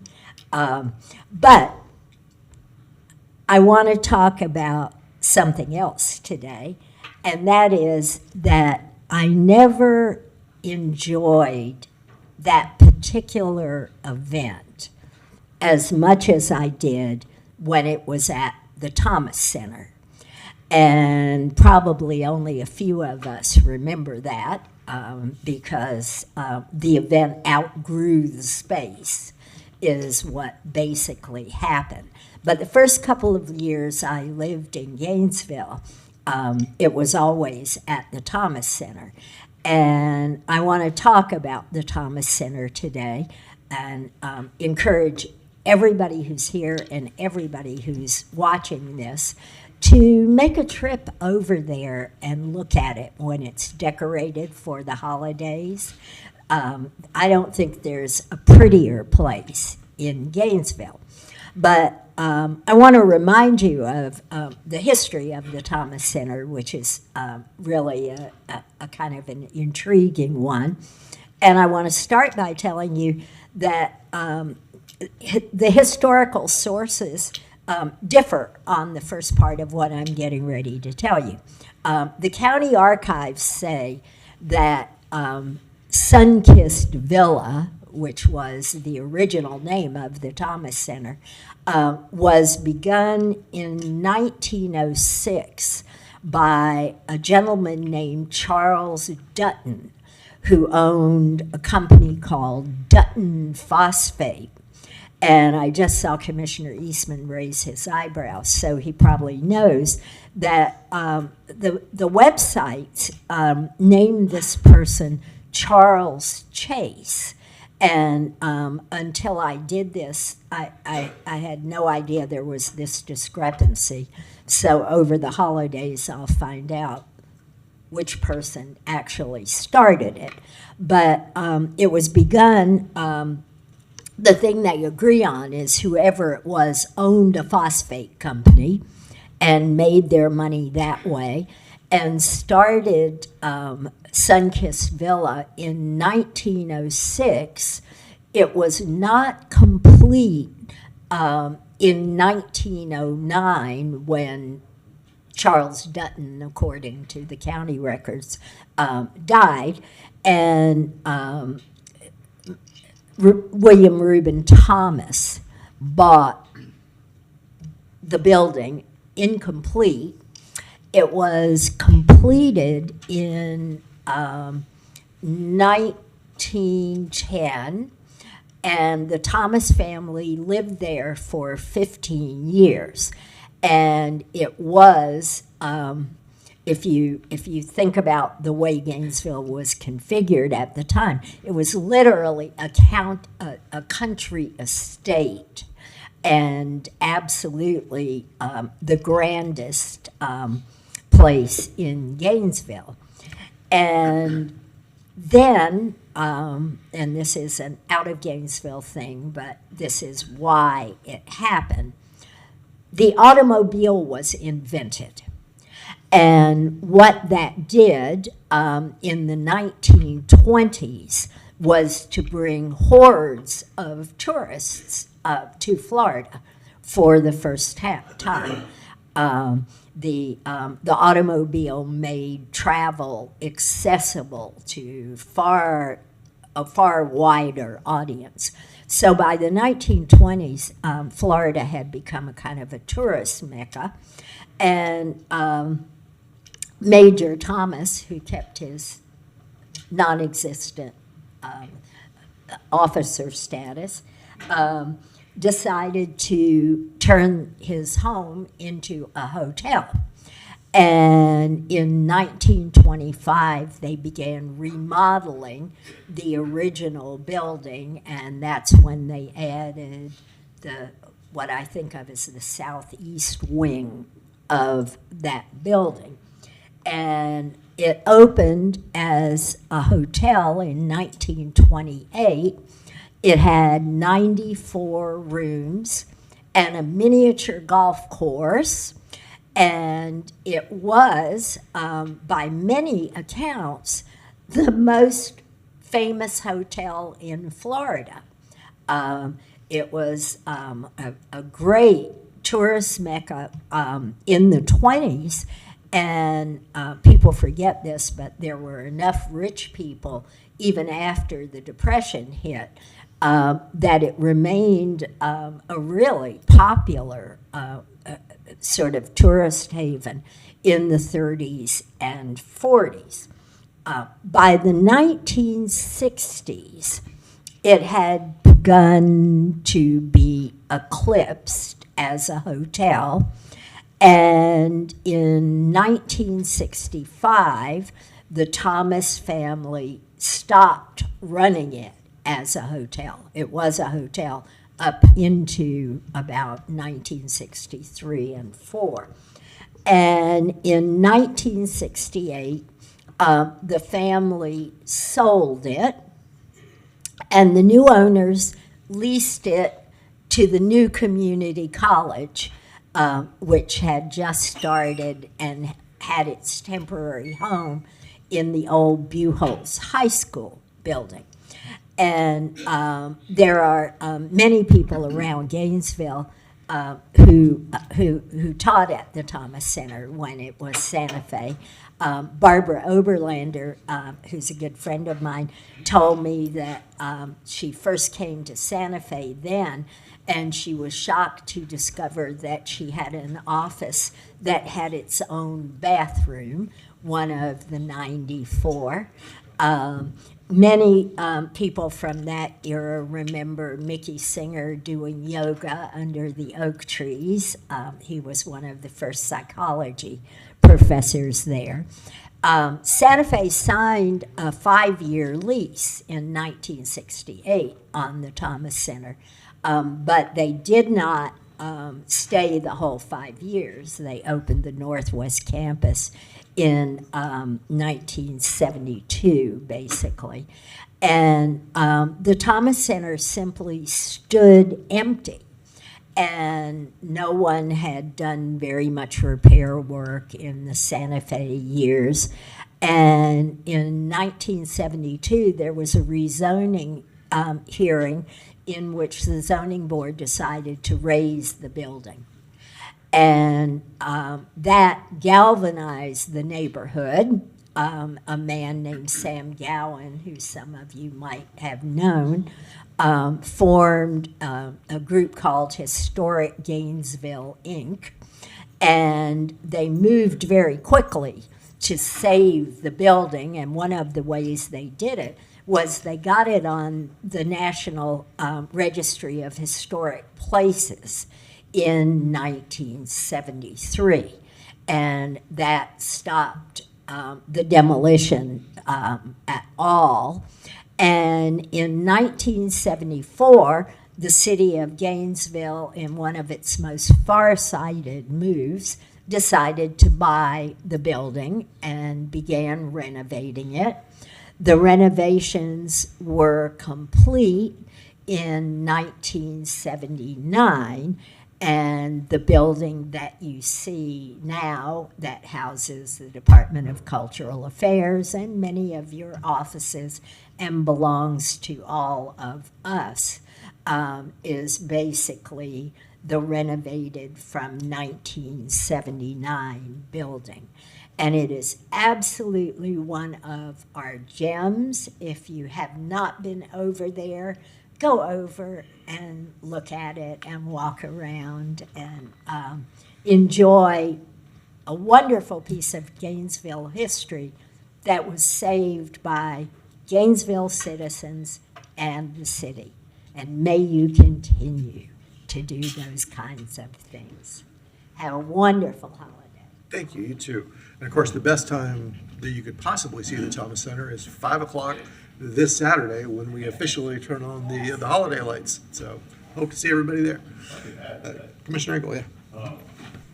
Another unknown part of the Thomas Center's history is in 1996, there was a major remodel, which was the first job that James Engel had in Gainesville.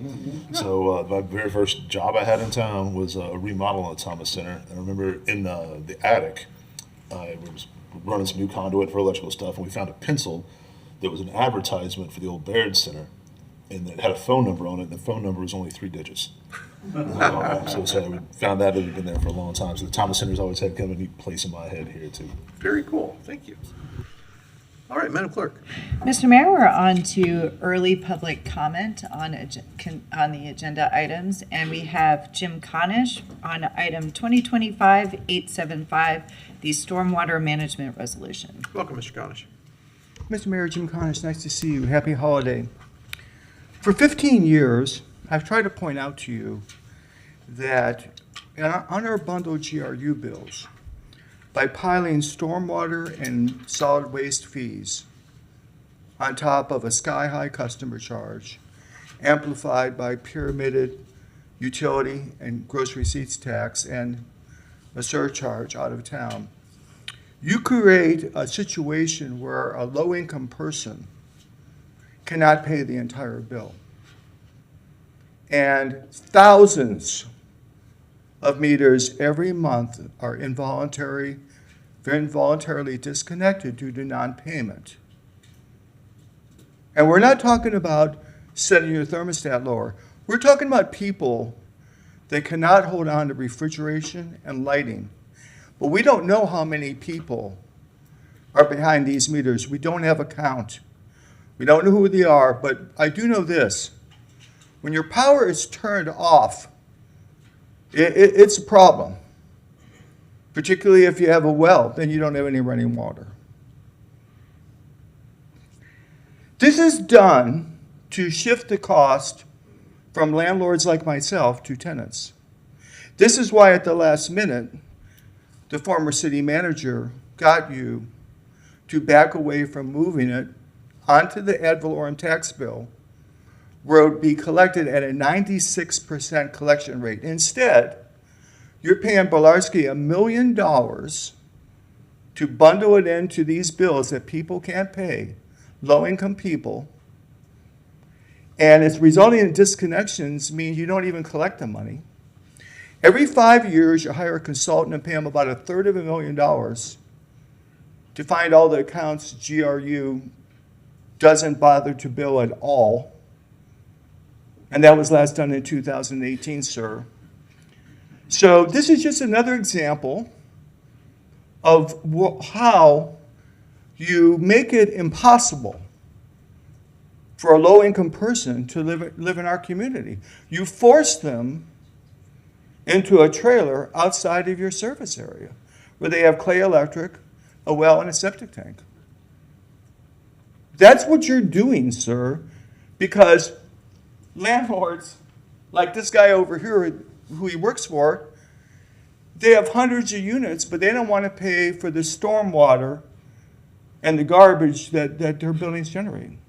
They want their tenants to pay for it. If the tenants can't pay it, it doesn't get collected, they don't care. I think that's pathetic. I think you're all hypocrites to talk about making housing affordable when that's your policy. Thank you. Thank you, Mr. Conish. You almost had me right up to the end there. That was our last Madam Clerk. speaker. We have general public comment, starting with Mr. Khalid Blount, but, oh, yeah, there he is. Welcome, Mr. Blount.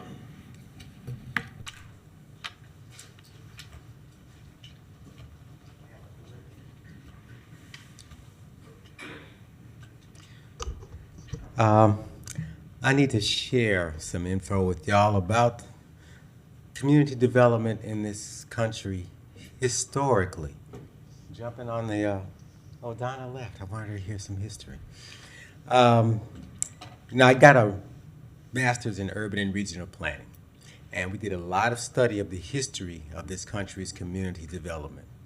There has always been one group at the bottom of the hierarchy of community development in the U.S. One group that has been the lowest level pawn and gets moved around, shuffled around according to the priorities of every other group. And that has been African Americans. And I'm not just talking about in the slavery times, because the word African American is not appropriate to use before 1865. But I experienced this growing up in Detroit, seeing freeways cut through black neighborhoods, seeing suburban housing handed over to black populations after the housing was old and the groups that had fled to the suburbs decided downtown was fascinating. So your decision earlier today demonstrates that for me. And some people say that they understand, they feel what the people in Fifth Avenue and Pleasant Street and Porters are going through, but they are outside observers. Your lived experience is your lived experience, and somebody else's is not yours.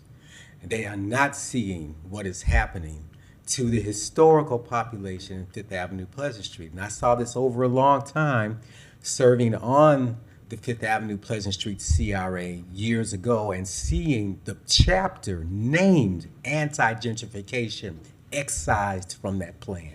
So now Fifth Avenue is being squeezed in from westward, from 13th Street, moving into the neighborhood, squeezed northward from 3rd Avenue as other people come in.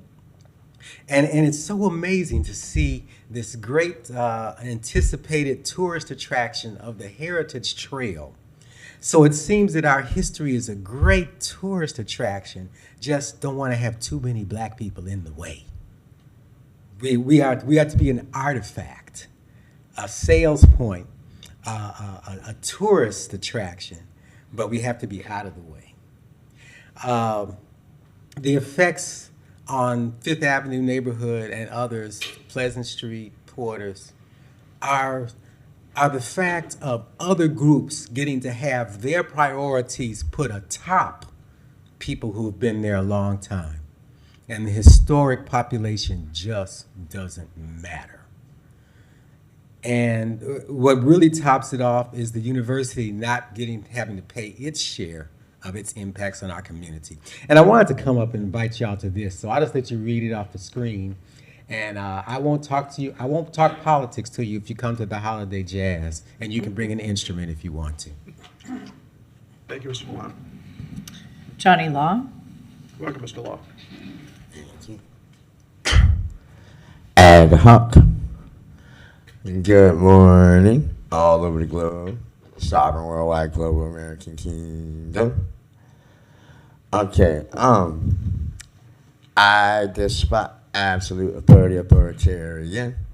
I'm gonna bring you up to date to what's happening in every country, kingdom, and nation.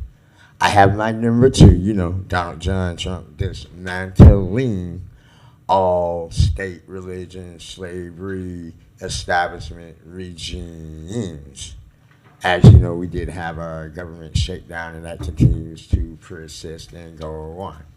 And under Blue Campaign, Blue Star, Blue Notice, domestic terrorists all over the globe, no matter what country, kingdom, nation, or whatever you want to call yourself, are going to continue to be rounded up.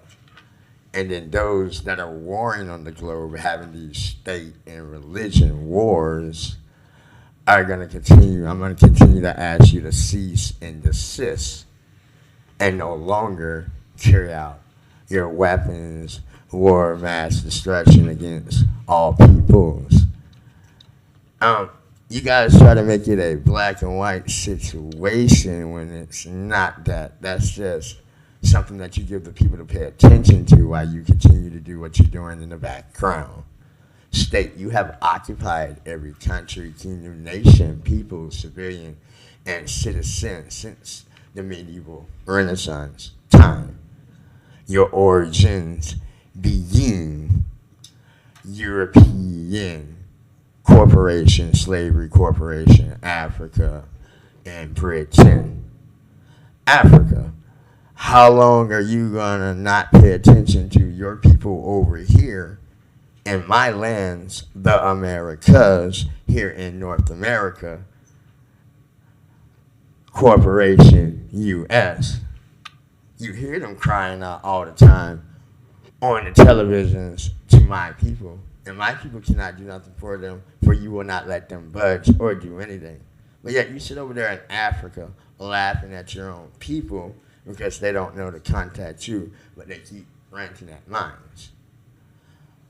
So all slavery regimes known as El Gestapo law, meaning lawlessness, who chose to be policy without law, is going to continue to be dismantled because you are a terror cell on the globe.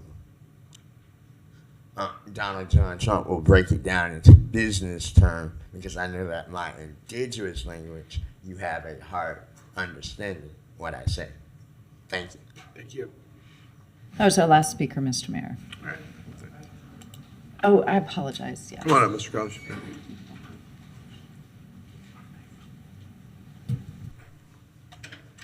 Mr. Mayor, Jim Conish.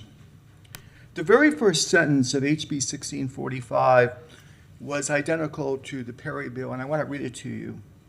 Section 3.06 of Article 3 of Section 1 of Chapter 90-394 Laws of Florida is repealed.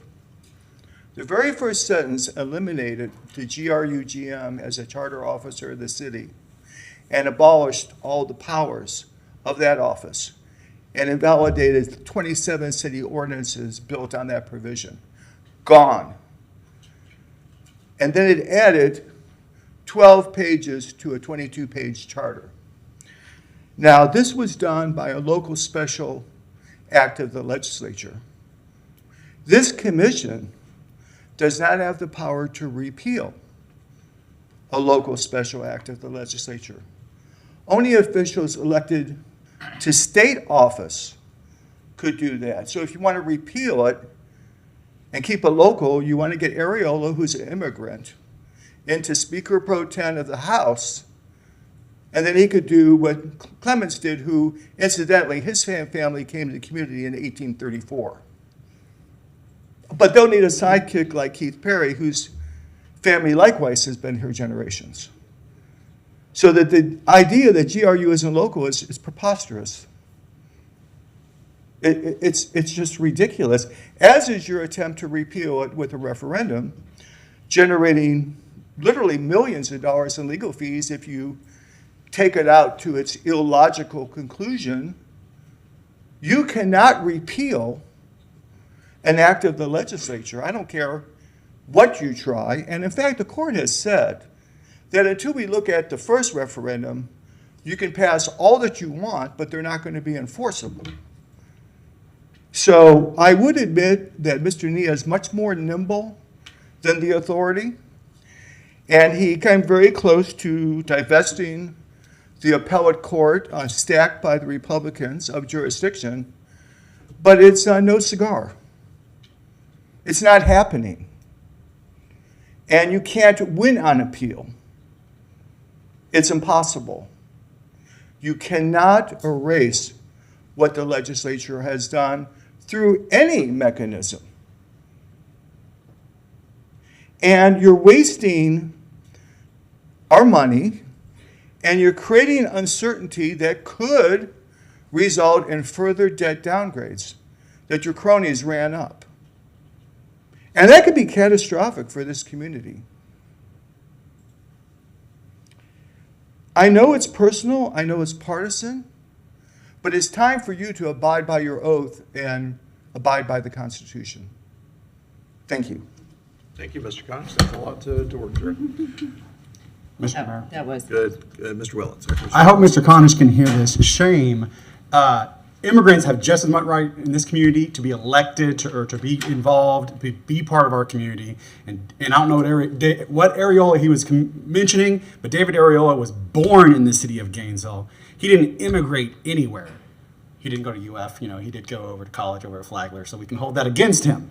But I just had to say that because David Areola is a child of our community and has served our community, is now an adult in our community in Gainesville. So I just wanted to make sure that certain things don't get out into the public that are outright lies, but are also shameful rhetoric. I'm sorry, Mr. Mayor. Thank you. Thank you, Commissioner Willens. I appreciate that. Commissioner Eastman. Yeah, that's a really great point, Commissioner Willits. I was going to make a much more narrow point, which is that that circuit court has ruled that we do have the authority to change our own city charter. That is why we put it back onto the ballot. We would never have gone forward with this if we did not have a court order that said clearly and unambiguously that we have the right to do that. We'll see what the District Court of Appeals has to say, but the District Court of Appeals did look at the same argument that was made about the county overruling the single member districts and found the same thing, which is that a change to a charter is a change to a charter and can be managed in different ways. And so, I'll look forward to seeing how that goes forward. But we are. This is not personal. This is not partisan for sure. This is what our decision to let the voters have a decision is what 75% of our voters wanted, and we work for them. So that's what we move forward with. Thank you, Mr. Mayor. Thank you, Commissioner Eastman. I would add to that the City of Gainesville has not brought any lawsuits. That the lawsuits in question were brought by the GRU authority, as were the appeals after they lost at the district level. So, Madam Clerk. Mr. Mayor, we're on to our business discussion items for the afternoon. We have 2025-356 Advisory Board and Committee Report with a recommendation the City Commission hear a presentation and take action deemed necessary. We'd like to welcome Sarit Salah, the staff liaison. Welcome. Thank you. Good afternoon, Mayor, Commissioners. I'm Sarit Salah, City Architect and the Staff Liaison for the City Beautification Board. I would like to introduce Lynn Janowski, who is the chair of our board, to address you with the 25 award. Very good. Welcome. Good afternoon, Mr. Mayor, Commissioners. It is my pleasure to address you today and to provide an annual report of the City Beautification Board's activities over the last year. Our culminating moment last year was our City Beautification Awards ceremony, which was held in April at the historic Thomas Center. The event was very well attended, where we honored 10 different projects, and so all the members that were part of those projects came and attended. We had a full house. Mayor Ward was there, and Commissioner Willits, and the former city manager joined us. And the ceremony represented a years-long board process to identify and recognize the truly impactful projects that contribute to the beauty, sustainability, and community connections of Gainesville. The board had placed an emphasis on recognizing projects that had many years of iterations and improvements. And also we made an effort to recognize efforts that in our nonprofit community, of their efforts to beautify our community as well. So we're very proud of the 10 projects we selected. And really the ceremony was a way of thanking them for their perseverance, their hard work, their blood, sweat, tears, and their overcoming hurdles to get where they were today. At the ceremony, we went into much more depth of each of the 10 projects, but I know you have a very busy schedule today, so we'll make it just some brief comments. So this map shows where the projects were located across the city of Gainesville. Our first category was public amenities. And the first project we honored was the UF Health Urgent Care Center East Side. This was created to help meet healthcare needs on the east side and was a collaboration between the city, UF Health, Alachua County, and also the GCRA participated. The building combines sustainable design with modern technology and creates a welcoming environment with views of Gainesville's landscapes. This project is also a springboard for future activities, serving an underserved portion of our city. There will be a bus transfer station located there in the future, as well as retail. Nearby on the east side, oh, I'm sorry, that's our, this is the plaque that each project received a plaque. And we'd just like to thank city staff member Charles Eli, who helped with the design of this PowerPoint and the plaques, and we're very proud of his beautification efforts on our behalf. So our next project is the Lincoln Yard Park project, and this is located in the Lincoln Estates neighborhood just south of G-Tech. And this project represents a transformation from a stormwater retention area to a vibrant 4-acre neighborhood park. Talk about resiliency and persistence in getting this project done. The stormwater pond was used as an informal gathering amongst the neighborhood, and the neighbors themselves noticed that this potential space would be a great location for a park. The community got involved in advocating for the project in the design process, and now amenities include a 1/3 acre trail, a playground, seating areas, and adult fitness equipment. I would note that the safety fencing exists because And Commissioner safety Walker fencing. advocated for it, so. Yes, yes.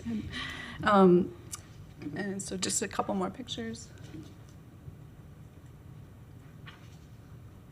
And that's part of that 1/3 acre walking trail.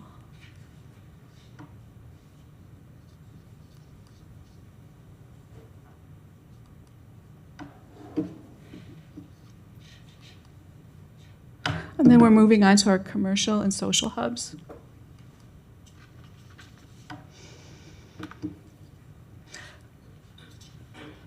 The board chose to honor 3 commercial hubs. The first of Curia on the Drag, which has been evolving since 2010 when the property was purchased by Nick Moskovitz, and it was the former Humane Society location. He sought to build a creative hub where local artists could showcase their work and the community could come together. This property has expanded over the years and developed, and now includes gallery protocol, Curia Coffee and Tea Shop, a plant-based food truck with outdoor seating under a pergola, a solar pergola, Dad's Bar, the Auk Market, and a podcast studio. This space also frequently hosts outdoor markets and festivals. They have one on the 13th, a holiday festival, or I'm sorry, a holiday market coming up soon.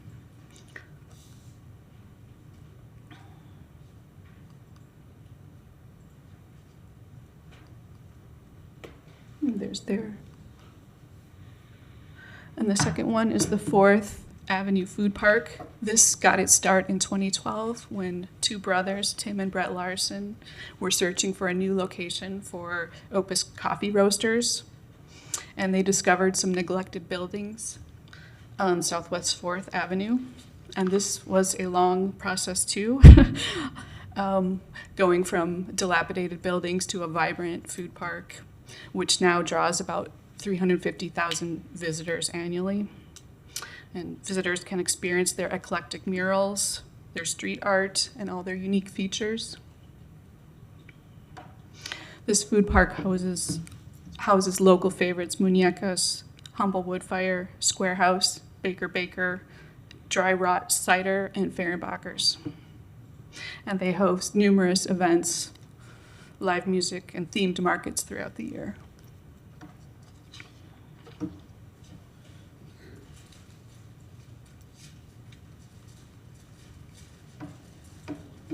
And our final award in this category goes to South Main Station.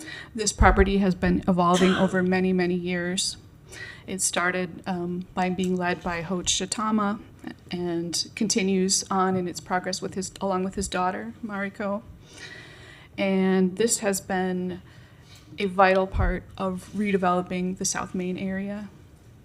This project has received funding from the GCRA for facade improvements and garden space.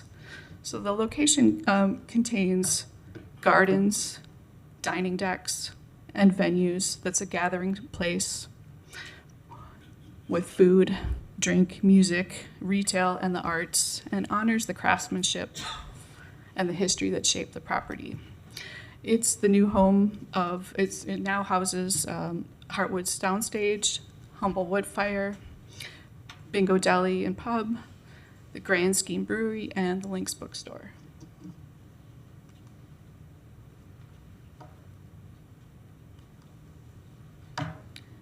More pictures of South Main. And I would add that the facade along South Main was helped along with a grant from the GCRA, a substantial grant from the GCRA. Yes, yes, they supported the gardens and the green spaces and the facades.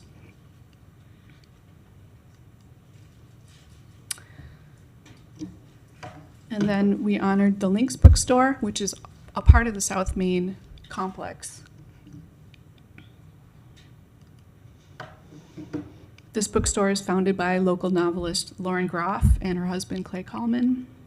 And the Lynx, in its first year of operation, hosted over 300 events. It serves as a community hub for locals and visitors and offers a welcoming space for freedom expression, discussion, and celebration of books. They advocate for books that are being challenged and banned in Florida's public schools and libraries and raise awareness of Florida's rich literary history.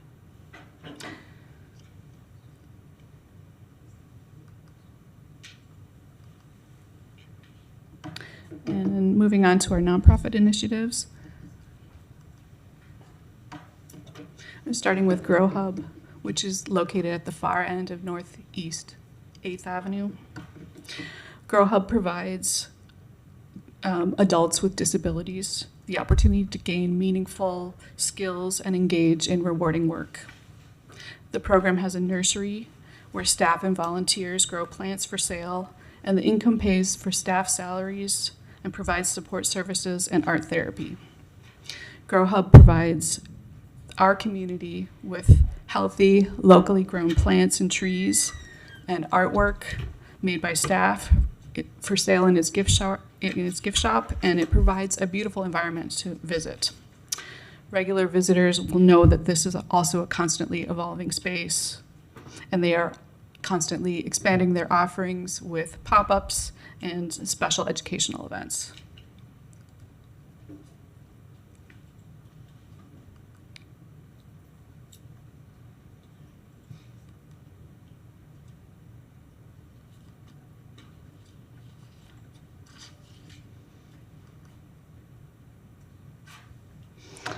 And our second nonprofit is Operation Catnip.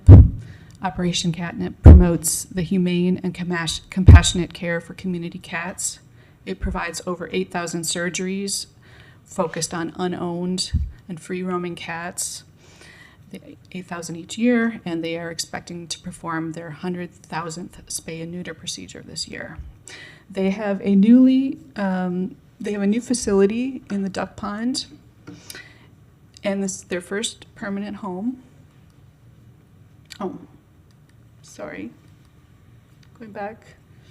This mural, it was painted by Dr. Ariel Nothlick at the University of UF College of Veterinary, She's a UF College of Veterinary Medicine student and a longtime volunteer with Operation Catnip.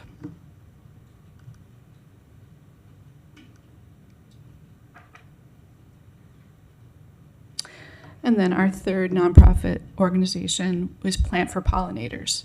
This project originates with the Daniels Lab out of the UF's Natural History Museum, and they serve to educate the public about planting native species in our urban gardens to create essential habitats for pollinators and wildlife. They host pop-ups and distribute Florida native and Florida-friendly plants that are attractive to both pollinators and people and are suited to all types of gardens, including containers. Our board has really valued leveraging connections between nonprofits, and we put them in contact with the Matheson Museum, and we were really pleased to hear that the Matheson Museum at their Sarah's Birthday Bash held earlier this year was one of the sites of their free plant distributions. So we felt proud of that as a board. And then our last and final category is public art. And we honored the Heart Wall, a love letter to Gainesville from Gainesville. This is installed on a GRU wall near Depot Park. It was conceived by local artist Sarah Hines, and Sarah led dozens and dozens of mosaic creation workshops and assembly parties in schools and public and private places. And so more than 2,500 people of all ages, backgrounds, abilities came together to create individual heart mosaics, which were then later compiled and assembled together into a single artwork, which is almost the size of a football field. There's close-ups of some of the individual heart mosaics.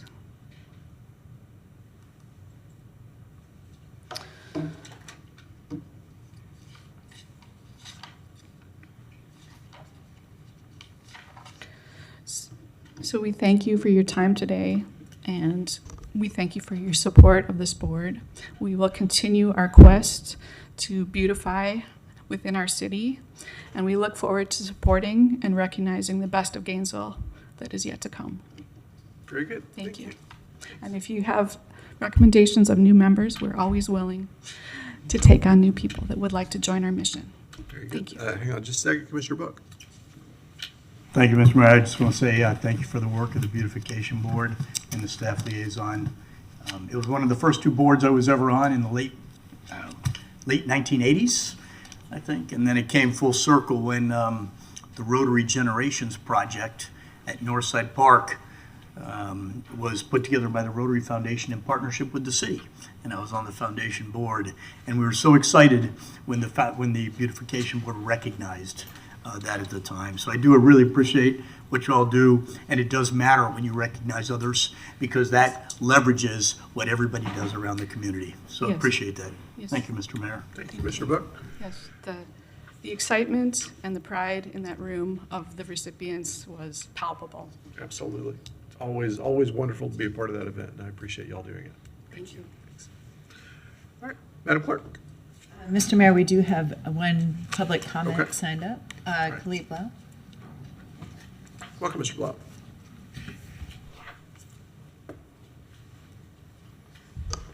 I wanted to point out the one recognition on this list of the East Side Clinic that UF gave us. Well, originally they said they would give it to you, then they came and told you how many millions you'd have to put in. And thankfully, a few primary care docs have been placed there after huge public demand, but it was originally an urgent care clinic. I want you to understand that the actual purpose of that clinic was to drain away from the big ER at the main Shands Hospital the uninsured, the minor problems, the things that don't have a big payout, so that the big ER could focus on people with great coverage who need scans, emergency surgery, or admission for detailed diagnoses. So the purpose of that Eastside Clinic is to improve the ability of the main ER to generate copious billing codes. And you should know that that's what it's actually for. Oh, also, I was looking at the list of advisory boards as they were speaking, because that item was up. And I thought that this body appoints some people to the airport board, but it's do. not listed. It's It's not an in your advisory list. board. It's a different category. It's not an advisory board. Yeah. Yeah. Well, the Gainesville Housing Authority is in there, and it's a different kind of board. It's an authority. It's autonomous. It seems to be the same category of functionary. We'll make sure it gets listed. That was the last speaker, Mr. Mayor. Thank you. I will say it's pretty wonderful to be treated at the Hawthorne Road Urgent Care, because you can get in and out very, very quickly, and I find that to be a benefit regardless of anybody's intent. So, I've been treated there as well. I've enjoyed my experience. So are we Madam Clerk. Yep. Yes, Mr. Mayor, we're on to 2025-967 Northeast 8th Avenue and Waldo Road update with a recommendation the City Commission receive an update regarding the Northeast 8th Avenue and at Waldo Road redevelopment project. Very good, thank you. Mr. Manager, you want to intro the main event for us? Sure thing. We're very excited to provide this update to you all. As you know, we had, I think, a very productive discussion downstairs several months ago, and our design team has been working diligently to bring you back a revised design and some refined construction numbers that Brian or Mr. Singleton will share with you today. I did want to mention a couple of things about our discussions with the school board. First, I want to thank Dr. Patton. She's been, I think, a really excellent partner. We've been discussing the disposition of Citizens Field. It feels like almost daily. I think I spoke to her for a better part of an hour. I was driving down to Orlando for Thanksgiving break to spend some time with family. So we've been in near constant communication with her and her staff. We've gotten, I think, now to a point where I think conceptually we're on the same page with the general terms of the agreement. We are not to a point yet where we'll actually be bringing that forward to you, but we will be bringing that forward to you at some point early next year for consideration and execution. I wanted to share what the school board has been doing on their end in this time period. First off, I wanted to, they have confirmed a couple of things on their side. One, that it's a bit of an arcane piece of airport law, but they did have to confirm that the stadium is not under the flight path for Gainesville Regional Airport, which it is not. So that's been confirmed, and so that was a threshold check. They've been discussing with their attorney about sort of what they need to do to effectuate the purchase, as Mr. Singleton will get into what we're proposing for that. They do have to obtain 2 independent appraisals, so they are going to be. They have already started that process. They're doing a evaluation of the construction costs that we've proposed, and they've directed their attorney to start the working with our attorney on the draft agreement. Because of state statute, they are required to obtain 2 appraisals because the purchase price would be over $500,000. In this case, as Mr. Singleton will indicate, we estimate the cost of the infrastructure for the stadium to support that roughly about $5.5 million, which would be the proposed purchase price to the school board and go into the overall construction budget. And that's where we are. So I wanted to share that update. And unfortunately, I think the superintendent would have been here, but they're all at a conference, and she was willing to join via Zoom. I said, this is just an update, so I think it's safe. But I did want to let you all know I talked to her yesterday with some of her staff, and they gave me some updates. I wanted to share those with you today. So with that, I'll turn it over to Brian. Welcome, Mr. Singleton. Good afternoon. Brian Singleton, Interim Chief Operating Officer. So just an update on Citizens Field and the revised site plan and how we got to where we're at. Sites, you're very familiar with the site. I won't go into detail on this.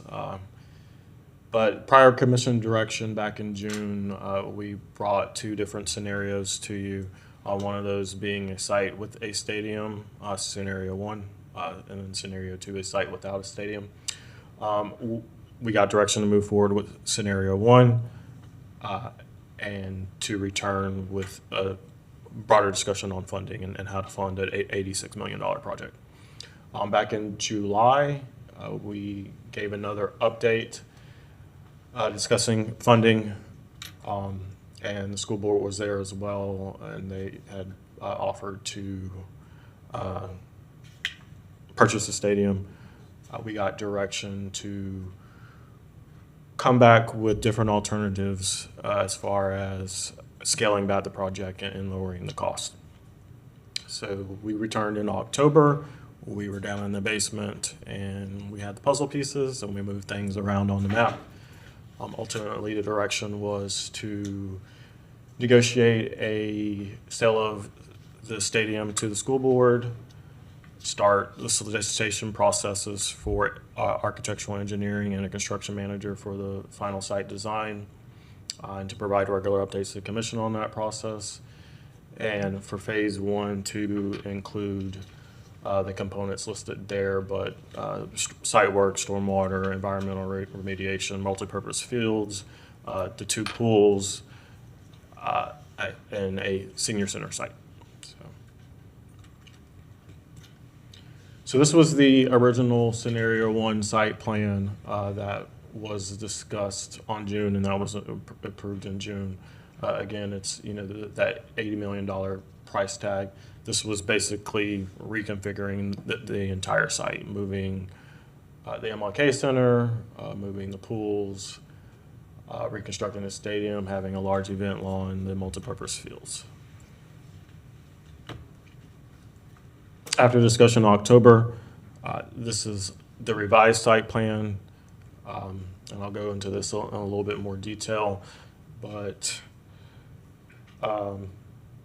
this being the stadium location, this is the area that we would be proposing to sell to the school board. It's between 4 and 5 acres. South of the stadium, this would be the stadium support parking lot. It includes a drop-off loading zone in front of the stadium. There are 8 bus parking spaces there for both home teams and visiting teams. Selected to place those there because currently they're kind of parking just south of the stadium and some septet issues with the way that kind of operates. The drop-off location is proposed as basically people were being dropped off in the street at this point in time and playing a little leapfrog or frogger in that area. And then also some additional parking down in this area. Just keep in mind, this is where Fire Station 3 is and where the current training tower is. In the burn building, we still have to work on where we're going to move those facilities. Fire Station 3 being relocated here, fronting 8th Avenue.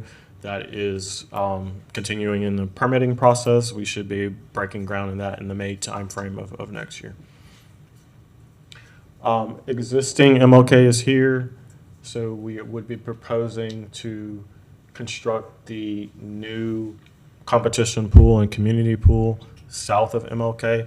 The reason that location was selected so that the current pool can remain in operation while the new pool is being constructed. So competition pool is here, the community pool component will go here, the aquatics facility would be right here, all that immediately adjacent to the current MLK. Again, another drop-off location here in front of the new pool complex and parking in here. Then north of there, the existing pool and building would be filled in. First phase would be a pad-ready site with utilities running to it, so a senior shooter could be placed there in the future. Redoing the parking in the rear, some additional parking along the northern piece, another drop-off area associated with that building. Then in the north, you have the walking trails that we discussed previously, about a mile of walking trails, some unpaved parking in this area. And then this would be stormwater, and this is stormwater, and this is the area that has the environmental remediation that has to occur from the prior dump. So spread throughout the site, there's about 450 parking spaces between paved and unpaved. In the site today, I think it's around 150. So substantial improvement in the amount of parking that will be available for events. I think one thing I forgot to note is allocation for a new playground area is right here. And I probably forgot the multipurpose fields as well. So that's the site in its entirety. Very good. So looking at cost, this is each element and their costs, and this is then a running total of those costs here. A little further on, we'll go into funding. We've identified, in excess of $30 million that would be almost immediately available to move forward with construction. So if you're looking at the running totals, that gets us at least through the senior center building pad. So that's all your remediation, your two multipurpose fields, stormwater and trails, utilities for the stadium parking lot, the competitions pool and aquatic center, your community pool, demolition of the existing pool, and then making that site pad ready, building pad ready. This includes all of your design, all your FF&E, your construction manager fees. So this is fully baked costs. These costs do not include any stadium cost. We say they don't include any stadium costs. It does include some site work for the supportive. Yes, so parking, stormwater, utilities for the stadium, everything that would be on the city's own property, but not the actual stadium demolition and construction. Gotcha. Question before we move on, Commissioner Chestnut. And what does pad ready mean? So that would mean all the parking, the drop-off area, and the utilities ran to the site, and you would essentially have a green space there that could be used in the interim process for unpaid parking. It could be, gathering space, external gathering space, more green space until a building has funding to construct. Okay, so let me be sure that I understand.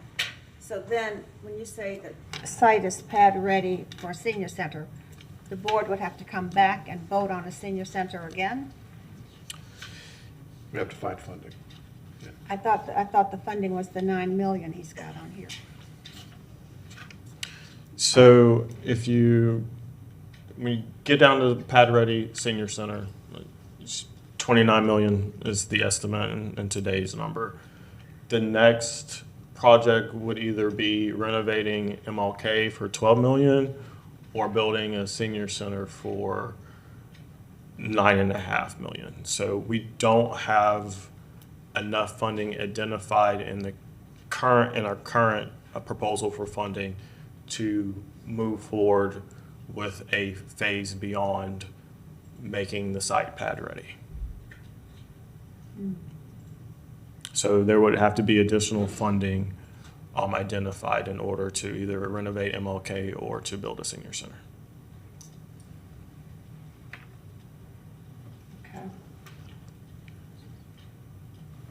Hang on. Commissioner Willits. Thank you, Commissioner. I had a similar question, just so I fully understand. So the revenues that we have pieced together, the multiple different pots that are proposed, that gets us to the roughly 29 million, and then the gap is between there and either MLK renovation or senior center vertical. There's a few unknowns with the funding. We're still negotiating with the school board. And then we'll have to make a decision as to whether we take out a HUD loan or look at other funding sources. When you look at it, when you look at all the funding with the HUD loan and what we have offered to the school board for the sale of Citizens Field, I think we're in the $36 million range, but that doesn't, get us to a full MLK renovation or a full senior center. Might get us a piece of the way there, or cover unintended Unknowns, inflation. And that's why you haven't said, yes, we do have it, this amount of money. Okay, that helps me understand a little bit. Partially this is taking care of lots of all that site work. We kind of talked about like site work's not very sexy, but it's got to get done. But then later, potentially, if we need to come up with more money, renovation of MLK or the vertical portion of actually building up the senior center, that's where we need to be looking for some extra funds. But I like this because we did kind of need, and we kind of told y'all, we needed some form of a scaling back, and this helps us understand where, if we find extra money, we get further down the list. But I like it. I particularly like the spreadsheet version. But thank you, Mr. Mayor. Thank you. Okay, so then, so I just want to be clear on this. So you would not go forward with the HUD loan for the senior center? With the HUD loan, I'm not sure the senior center is fully funded at this time. These are cost estimates. We have to get through all the full engineering, get it all bid out, see what the construction market is, a year and a half, 2 years from now, and see where everything lands. I'm at this point in time, I'm fairly confident we get through the senior building pad. Beyond that, it starts to become a lot more unknown. Okay. It looks like there's a difference of about $3 million if things go well. I mean, if there are no big surprises in this. 3 million is a lot smaller number than 9 million. And 9, So, yeah. I'm looking at the 7.2 Right. from HUD. Right. And so when we add up all of these funding sources, that gets us to, where was it? 36. And where we need to be is about 39 something to do the senior center, assuming everything goes to plan and there are no big surprises. Yeah. Right. Okay. Go ahead. Sorry. No, I'm sorry. Commissioner Engel's up too. Go ahead. So kind of where I am on this is it looks like we've got money to get this project started and going, and we are going to have to identify some more funding for the senior center and MLK in this process. But timeline-wise, we can't do really anything with the MLK Center or the senior center until the new pool is built, the old pool is filled in, and all this stuff. So regardless, I don't think we could start on that part of the project for, if we're looking at 12 to 16 months for design and permitting, and another 12 to 18 for construction, somewhere between 2 and 3 years from now anyway. Is that correct? Correct. So we still got to get through the procurement process.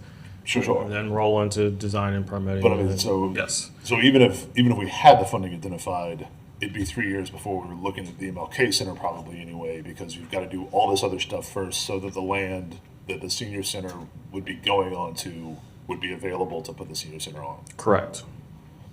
All that said, it's important to me that we keep an eye on that project and that we find the funding to do that. But if we've got some time before we can start that project anyway, I'm a little more comfortable with that. If I've got that straight in my head. Thank you. Thank you, Commissioner Engel. Commissioner Willetts. Mr. Mayor. Yeah, as I remember, we kind of wanted, or rather our first conversation when we were potentially going to completely rebuild MLK and potentially kind of move it on the site, it was going to be hard to do phasing. It was kind of be like, all of it's got to be done at once. Kind of, there's lots of moving parts. But this sounds like more like this will open us up to potentially to phasing, where we get this first chunk done and there's a location, a pad for senior center, and then we could go back and do renovations to MLK Center at that point. But we get those other, the fields, we get the stormwater, we get parking finally paved, we get this new pool. So I think I appreciate it, 'cause I think this was what at least I was looking for, is some potential for phasing, and I think this gets it. I know it was probably hard to get to compared to what our original plans were, which seemed like we were gonna have to kind of do everything all at once. So I think this makes sense. This, even though we haven't put in here phase 2, but it opens us up. Is that right? It gives us some ability to phase. Both options are feasible. Go back to scenario 1.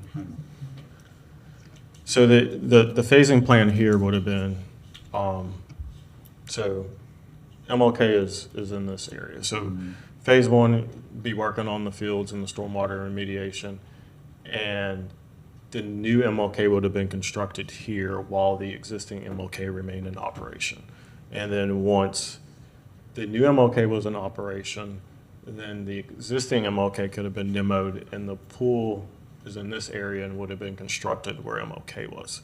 So that was kind of the phasing plan for this. Sorry, for this I was a little option. wrong that it was. But this seems a little more. This one seems a little more. The other one was perhaps not. That was just a constant cycling of what's happening on the Yes. site.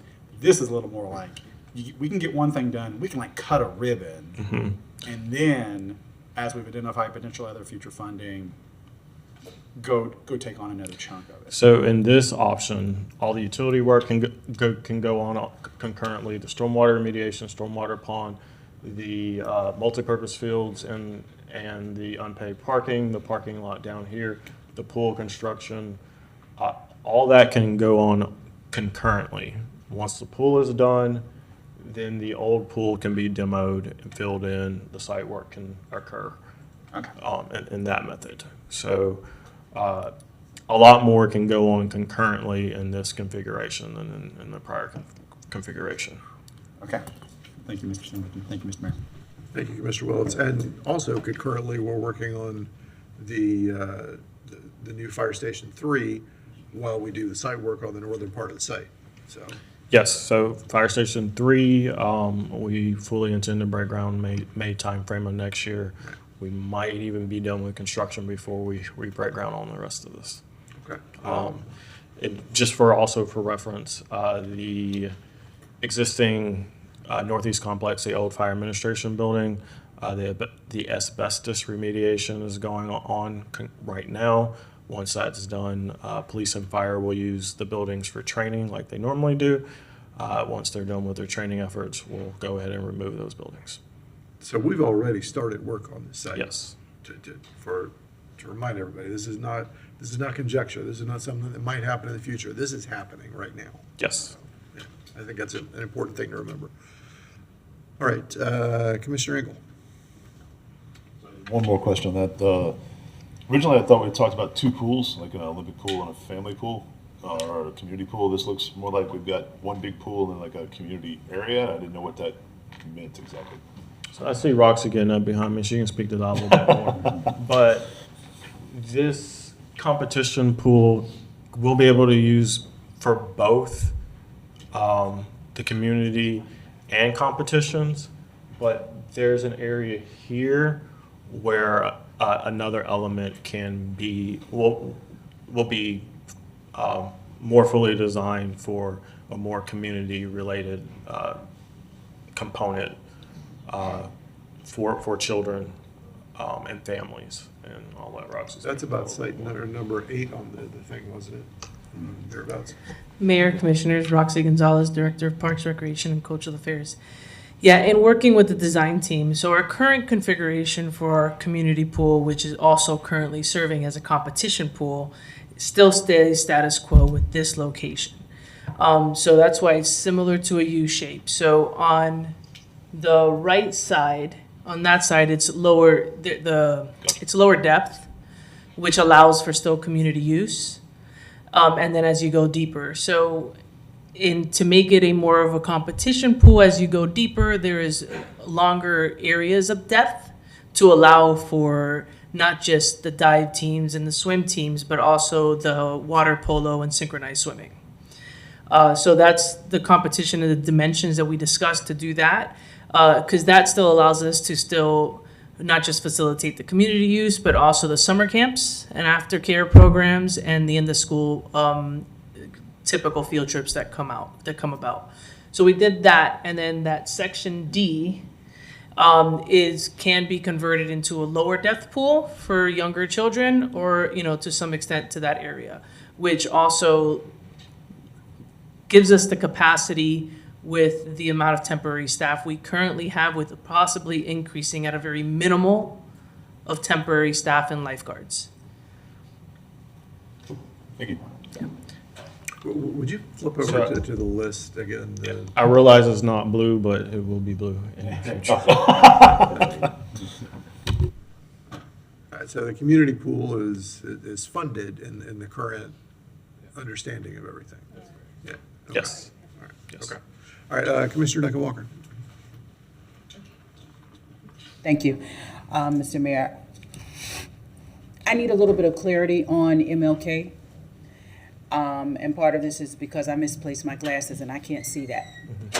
So is MLK funded, or is that, I heard that, the questions around the senior pad, but MLK that is currently an existing facility, is the renovation or creation of a new space funded in this plan? With the 36 million identified at this point in time, no, there's no funding allocated for MLK. The $12 million that you see there is it's a renovation number, not necessarily an expansion or reconstruct. When we start talking about renovating facilities, commercial facilities these days, we're in the $350 to $400 a square foot. So that's the number you're seeing there. Okay, thank you. Thank you, Commissioner Duncan Walker. Yeah, just to follow up on that point. So then would we need to, this is on available and potential funding sources, would we need to move MLK over under that potential funding to show that we need to get funding for it? With the 36 What I'm looking at is what you have available funding for. GCRA, wild spaces, county wild spaces, and excess fund. Yes, that's where I am. So does MLK need to be in that list that says potential funding so that we keep in mind that you're going to be looking for it? So 36 million is both the available funding and the potential funding. So in the priority list that we listed on the prior slide, it gets us through the community pool. It does not include MLK. It does not include the senior center. Correct. So yes, there would have to be more funding identified beyond the potential funding to renovate MLK or build a senior center. So my point is MLK needs to be in that list, in that listing.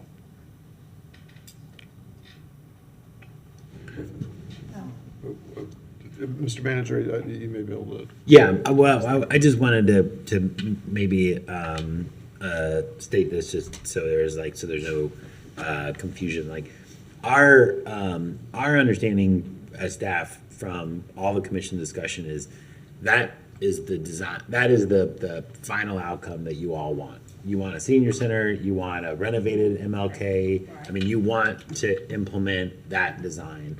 And I think that is the direction that we have as staff.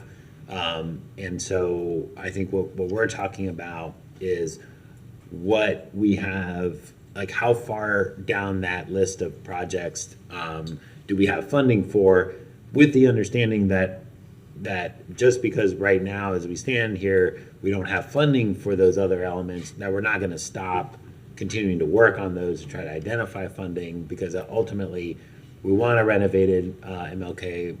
The commission wants a senior center vertical construction.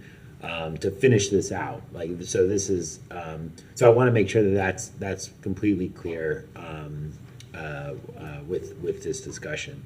And that'll be, I think, as Commissioner Engel alluded to, and we've talked about, this is not like the only time we're going to talk about this project, and this is going to be, we're going to be continuing to give you all updates even as we move into construction, and continue to have discussions about how we and where we identify other funding sources to meet that gap that we have. The other thing, and then if it's okay, Mr. Mayor, the other point I wanted to make was specifically related to the aquatics component. I guess first off, it's a little bit hard to tell, like, looking at a plan, but as if you look at the actual scale of that community component, it's a pretty big pad relative to the overall pool, like to the actual competition pool. So as those of you who've been out to the existing pool, there's like a little splash pad area sort of off to the side on the eastern sort of portion of the pool. That's nowhere in scale to what we're talking about, which would be a much larger community-related pool element going forward. The other important thing I think to mention about the pools, and I think we kind of alluded to it, and I think you know this, but I wanted to kind of put maybe a finer point on it. This design allows us to keep the existing pool open, and that is a major component, major concern for PRCA, because as you all know and you've heard, this is like ground central for aquatics in the city and in the community. So that was an important component about keeping the existing pool open as we do all this construction, so we can maintain programming, use of the pool by the community, all of those things. And this design approach will let us do that. So that kind of phasing component that we talked a lot about before is still kind of top of mind for us in terms of the existing facilities. It'll also allow existing MLK Center to remain open during this time and continue to serve the community as we're going through construction as well. So. All right, thank you, Mr. Manager. So I'll go to Commissioner. You good? I'm done. Commissioner? Okay. Go to Commissioner Eastman, and then let's finish the presentation following that. Commissioner Eastman. I didn't realize the presentation was not over. I would like to defer my time to Mr. Singleton. Okay. Singleton. So available funding, we've identified roughly 10.9 available still in CRA through the end of the current interlocal. Currently have allocated $5 million for wild spaces, public places. As we've talked with 6 of the 7 of you now, we know we'll be going a lot more in detail about the allocation of wild spaces, public places funds over the next couple of years. There's potential for more of that to be added if that's the will of the commission. The county wild spaces, public places grant, 2.5. Currently, there's $1 million allocated from the county grant. We will need some action from the commission at some point in time to move the 1.5 from Thumble-Bolton to this site. I think we do have the consensus for that. We just haven't had a formal motion on that yet. And then we've are recommending to allocate $5 million from the excess fund balance towards this project. On the potential funding side, we are offered to the school board to sell Citizensville for $5.5 million. I'll go into more detail to how we arrived to that number on the next slide. And then the HUD Section 108 loan is available to us if we decide we want to borrow any money, depending on how the costs actually work out, if we decide we want to finance and pay for financing for a portion of this job. And then if any sponsorships happen to come our way to assist with us, crossing the finish line.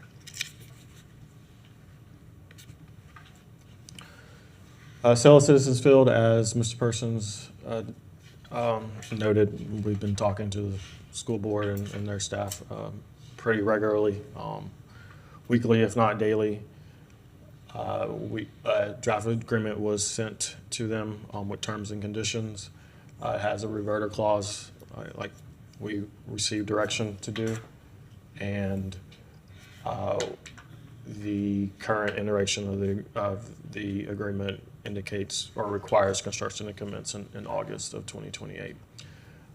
The sales price of $5.5 million, that is the proportional share of the remediation cost. The reason the remediation costs are included is that's where the stormwater is also going. We can't have stormwater without remediation, so 50% of the remediation costs, 50% of the stormwater cost, 75% of the stadium parking lot cost, and then 100% of the cost for the utility stubs to the stadium. Again, this is the proportionate share of the infrastructure required to support a stadium operation. As Mr. Persons alluded to, the school board is going through their due diligence. They have to get to appraisals. They have started on that process. And they are hiring a third party to review our costs to, part of their due diligence process. The appraisal that we obtained for the stadium site came up to $10 million.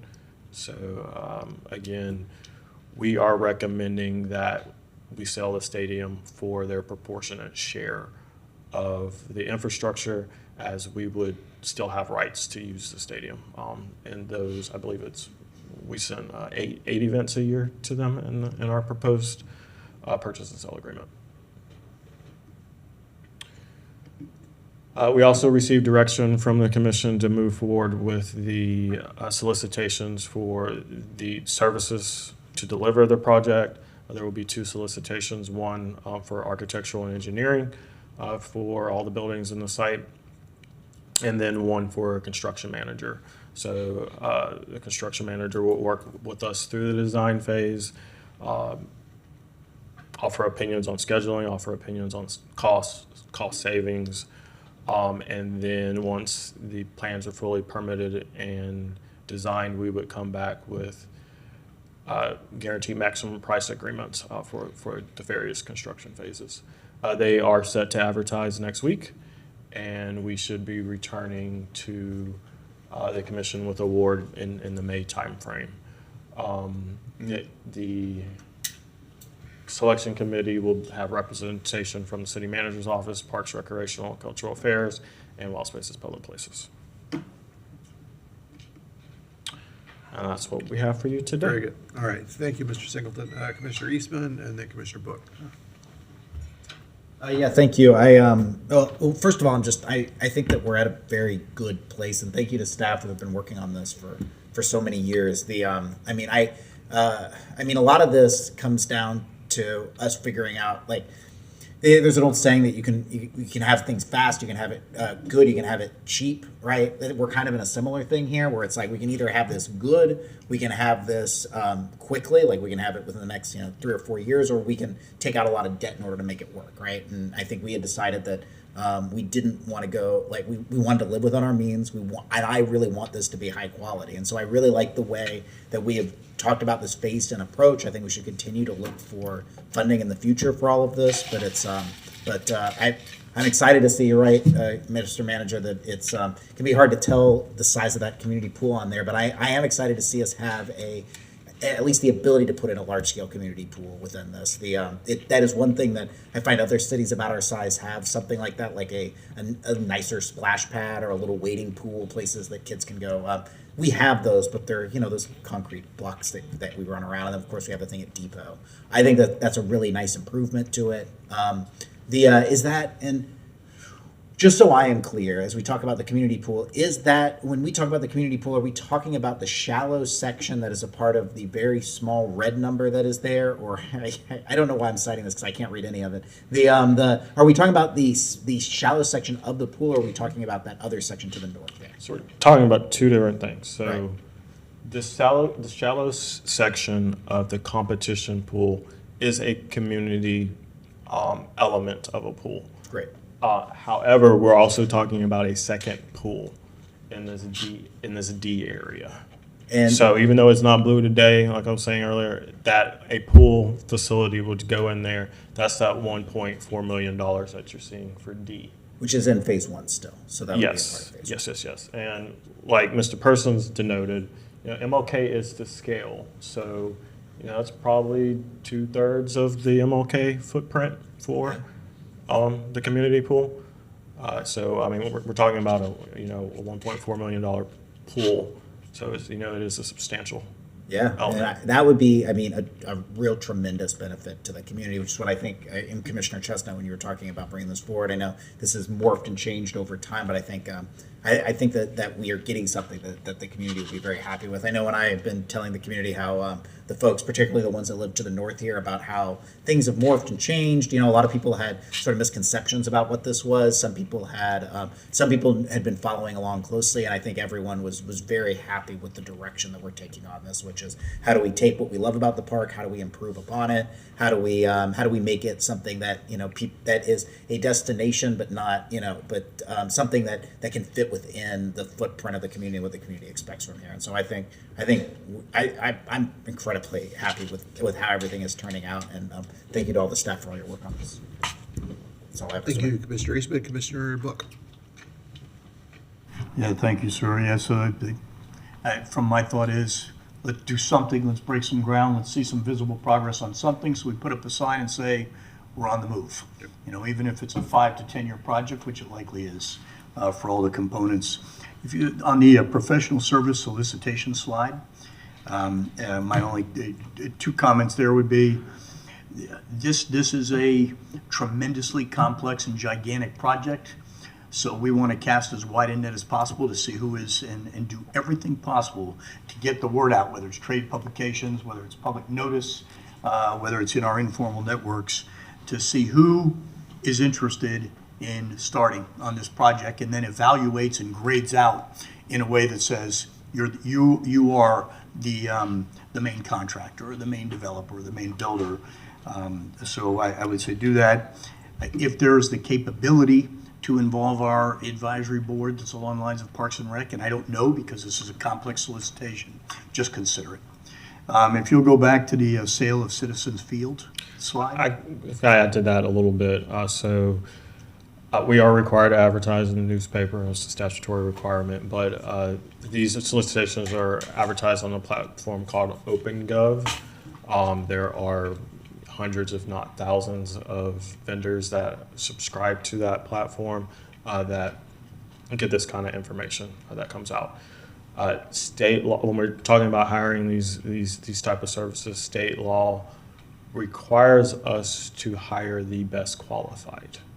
When we're going through these evaluations, we bring you a award recommendation for the best qualified vendors to do the work, and then we go into pricing negotiations.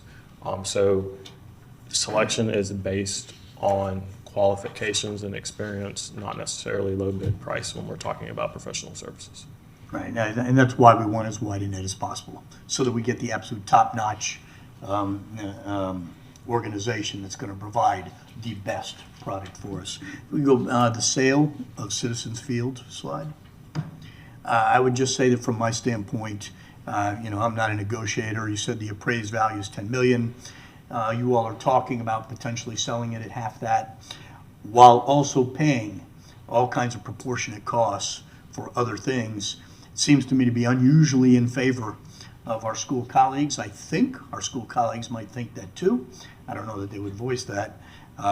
That's a comment, and I don't want to, so we don't need to comment on negotiation, but we will need all those monies for what is a large cost estimate on the preceding slide.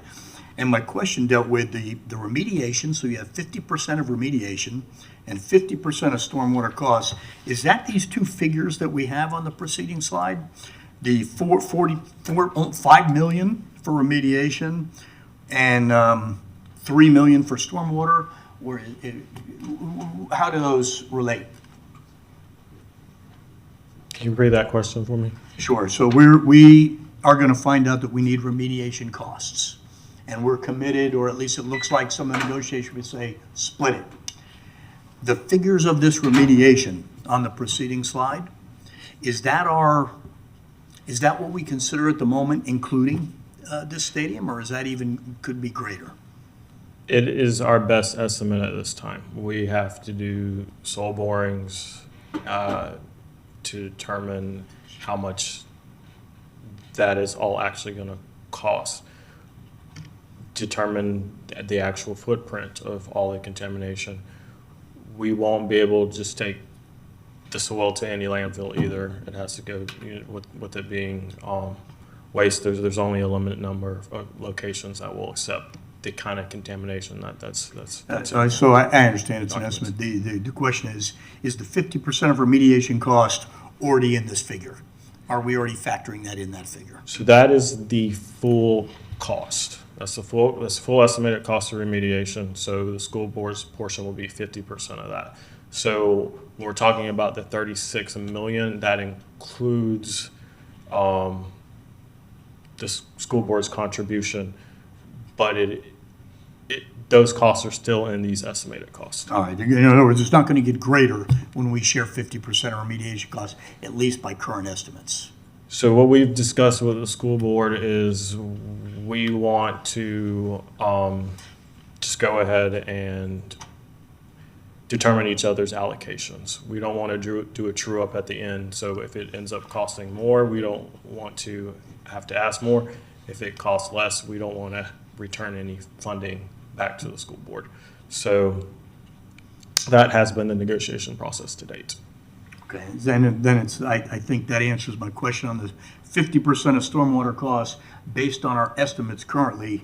We've already accounted for that in this third line item of 3.2 million. Yes. And so we hope that doesn't increase or that we find greater levels of remediation or stormwater management that we need. But we're doing our best to say we've already factored in those costs in this because it's going to impact the bottom half of this particular slide. Outside of my inflation crystal ball, I'm confident in these costs. The biggest one that is the unknown is the remediation. That's the one that's most abstract at this time. All the other numbers are pretty concrete. All right. Well, thank you. I just, again, I do believe that the as you all negotiate, just you want it to be as fair as possible for both parties since there's mutual benefit here, and it may be a little skewed at the moment. But I did want those costs are big, so the fact that you factored them in is a really good factor. And even if our estimates are off, at least we're trying to take it into consideration right now. And so thank you for that. Thank you. Thank you, Commissioner Buck. There's a lot of concrete in these concrete costs, just saying. Commissioner Willets. Thank you, Mr. Mayor. I think this is on the right track. I'm going to predict that some of us have some concerns that we're not, at least this first chunk of money, we're not able to get into a renovation of MLK. I think I know that's some of this is going to come up. But the issue is we don't have enough money, so we did tell staff we needed something in between something perhaps phased, something in between, something slightly scaled back. And partially because I think I did not hear a consensus that we're ready to go to the voters and have them approve a bond and in essence go to into debt to do this. That we weren't there yet. Particularly for asking them to borrow money for remediation and dirt work and stormwater was going to be a harder sell. Also, it was going to delay getting started. Because we could fill, we probably need another $20 million if we wanted to just straight up do MLK renovation and the senior center. We could find that today if we pulled out our wild spaces spreadsheet and go hacking at the things that we are dreaming of. Morningside, and we have several $1 million worth of trails scheduled in like 27, 28, 29, 30, actually constructing the park in Southwest Gainesville, not just merely. So the thing is, we could find that 20 in wild spaces. We could, but it would, part of what we've been dreaming and spreading out wild spaces a little more equitably in the areas and what is providing. Some places it's sports, some places it's playgrounds, some places it's more natural. So we could find it, but it's just not right here. And I will say, if a year from now we needed to go to the voters for a bond, and it was very specifically, we need to look after our seniors and our children, the children who use the MLK Center, the seniors who need their senior center, and it was perhaps that'd be a little easier sell as opposed to, hey, we have $8 million worth of site work just to do that we need to borrow money on. But this would allow us to get started. And when we say identify future funds, that could be, going to the voters and asking, for a bond in the future, But then that would be much more targeted, like you're literally going to get X out of it. And so I feel like this is a better approach, but I already know part of the concern is, but what are we doing to MLK right now, the actual physical building, as opposed to the whole complex? I just wanted to throw that out there that if we can come up with $20 million, we could add those other two things probably in and get headed down that road, now. So thank you, Mr. Mayor. If you may, we do know there's elements of MLK that aren't ideal. However, it is a solid building. There's things that aren't as functional as we would like. However, when we look at the pool is well past its useful life. It could fail at any moment. So when we're looking at investing into the site with city funds, we really do need to prioritize reconstructing that pool first. And then that just opens up more space on the property once it's relocated in order to do more things. So that's why you see the phasing plan that is proposed. Thank you, Mr. Singleton. Commissioner Chestnut. Thank you, Mr. Mayor. Well, I am disappointed that the citizens will not immediately see a senior citizen center or any renovations to the MLK Center. While in the next vote we take, it is a resolution to borrow money, but yet we can't borrow money to fix these items. I think the next item will be to borrow money to fix streets, streets, stations. Yeah, that one. Some foundation to do that downtown. And we are borrowing money to do that, $22 million, but we can't borrow the money for MLK or the Senior Citizen Center. That's just a commentary. This board will change in 2 years, and then it will change again in 4 years. And people take different approaches. They don't have a firm commitment to doing one thing or the other. This is the time this has to be done, and so now it won't be done. Thank you. Thank you, Mr. Chestnut. Commissioner Duncan Walker. Thank you, Mr. Mayor. Commissioner Chestnut, I don't want to say it won't be done, because I'll tell you that right now, for me, and thank you, Commissioner Willits, for saying it, because I don't know if you could feel my energy down there, but that is definitely something that's important to me, and it's critical in a lot of ways to me. It's an indoor space that we know has a lot of issues. Unless we've addressed it, and I haven't been aware of it, we had a leaking roof over there. The roof has been replaced. Thank you very much. Replaced? Yes. I love that. The whole roof? Yes. Thank you very much. Because I know that the last time that I had been asked to come over, we literally had some pails out on the floor that were catching water. So that's good to know. Thank you for that. Even still, we do know that we have somewhat of an antiquated space that I want to discuss how we can put some funding into that. Commissioner Chestnut, I hear your dream about the senior center. Absolutely. I do want to say that for me, making sure that an existing structure that is in disrepair is something that we address, that for me is really where I want to kind of go first, but want to figure out a way also to fund that center. Did I hear Mr. Singleton, $12 million?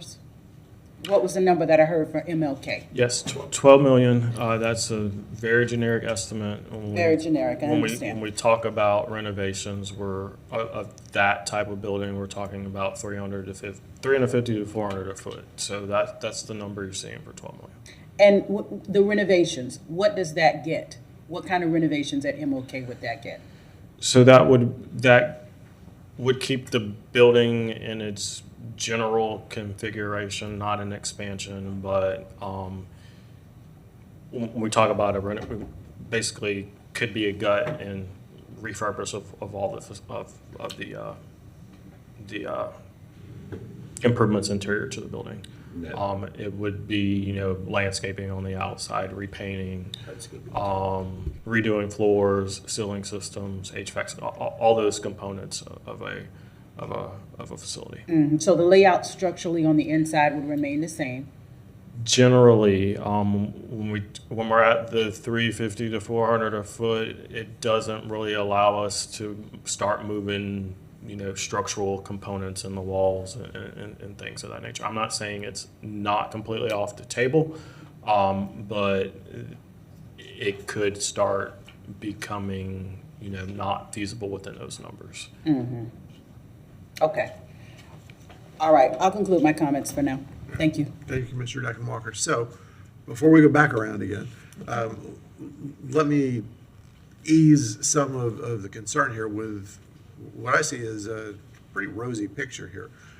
We're about $3 million away from being able to do a senior center, maybe 3.5, even very conservatively, if we include the HUD Section 108 loan. So, which we don't need to do right away because we can't even do that until we get a couple of other things done, like the pool moved and that sort of thing. So, given that we are still a year or 2 or 3 away from having the capacity to build, the physical capacity to build the senior center, I am 100% confident we can find $3 million in that time, one way or another. My commitment is to do that, and I don't see any reason that we can't get to that.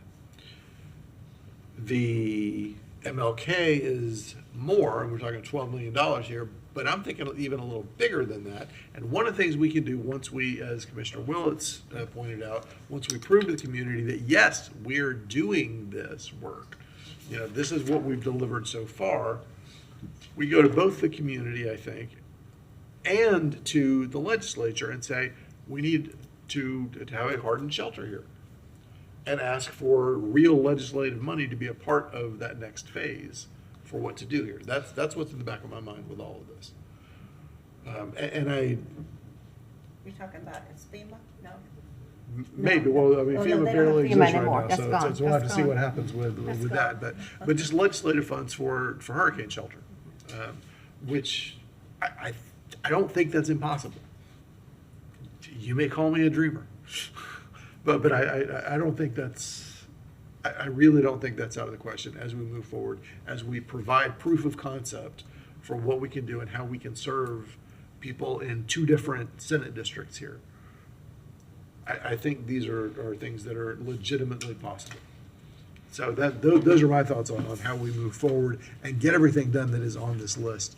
And I think a few other things too. By the way, I may be wrong, but street stations, strong foundations, we're talking about borrowing for that. That will include fire station right here on this site, right?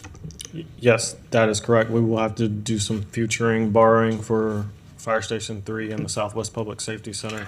We will be pledging the street station as a strong foundation funding source through the end of its current existence. So not to jump too much forward, but that next item is borrowing against a guaranteed revenue source that is coming in from the tax that currently exists.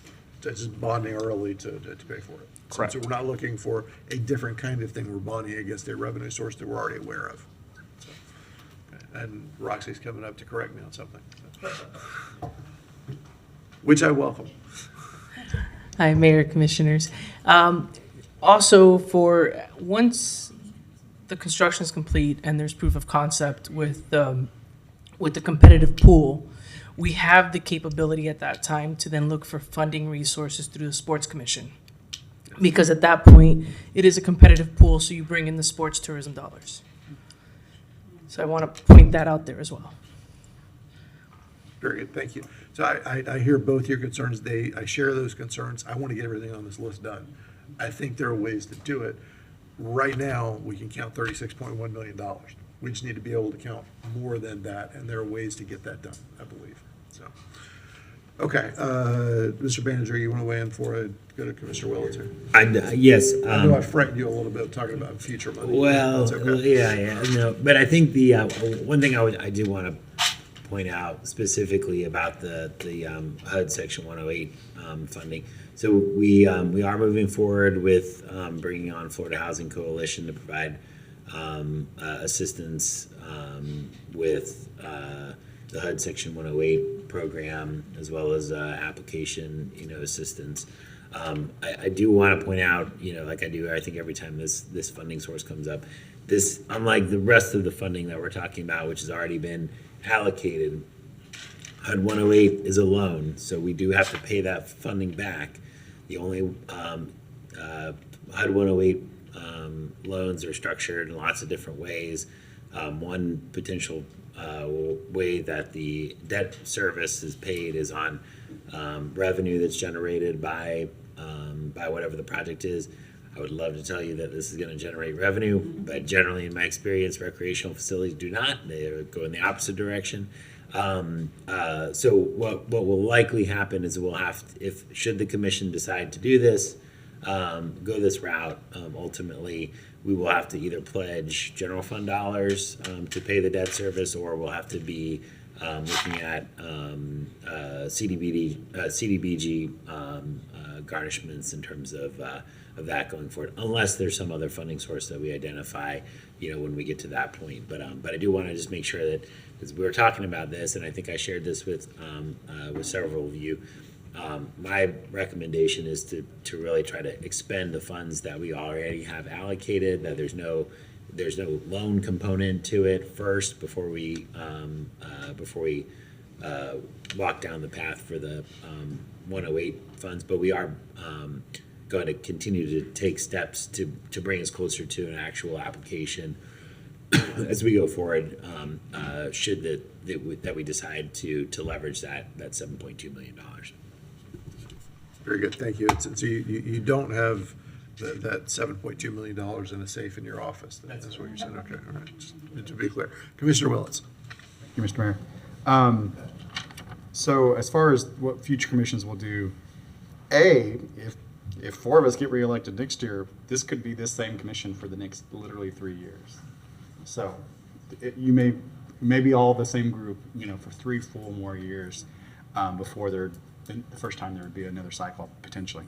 But I do have a question with the HUD, just because when we're talking about borrowing and all this kind of stuff to understand what potential futures, can the HUD Section 108, can it be repaid by future bond? Can we include repayment of that just theoretically in a future general or obligation bond? The utility of using the HUD funding in essence temporarily, because we can act on that, I assume, within 6 months, as opposed to a bond measure where they go to the voters, takes a much more of a lead time, and then you collect it. Potentially, I believe in the this much depth of research that we've done so far on this. Generally, you could use a variety of different funding sources. Typically, we can't use other federal funding sources to repay that. It's like robbing Peter to pay Paul. But something like a local bond, for instance, like that could be something that we could pledge. That's why we have Florida Housing Coalition on board to help provide some guidance as we move forward in terms of training, risk identification, and then the actual application process. You all will also have to amend your consolidated plan to which is the HUD plan that you adopt every 5 years and annually to include any Section 108 activity as well. So that'll be part of Florida Housing Coalition's work as well.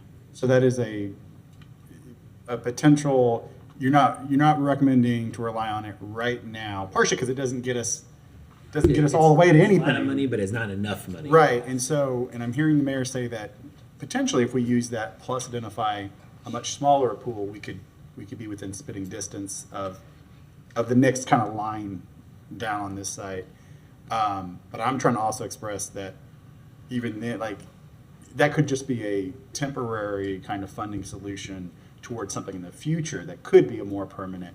The same way I wasn't ready, 3 months ago to say, yeah, let's go to the voters and get some money and a bond and be unsure whether we're going to achieve this. I feel more comfortable with starting, getting dirt turned.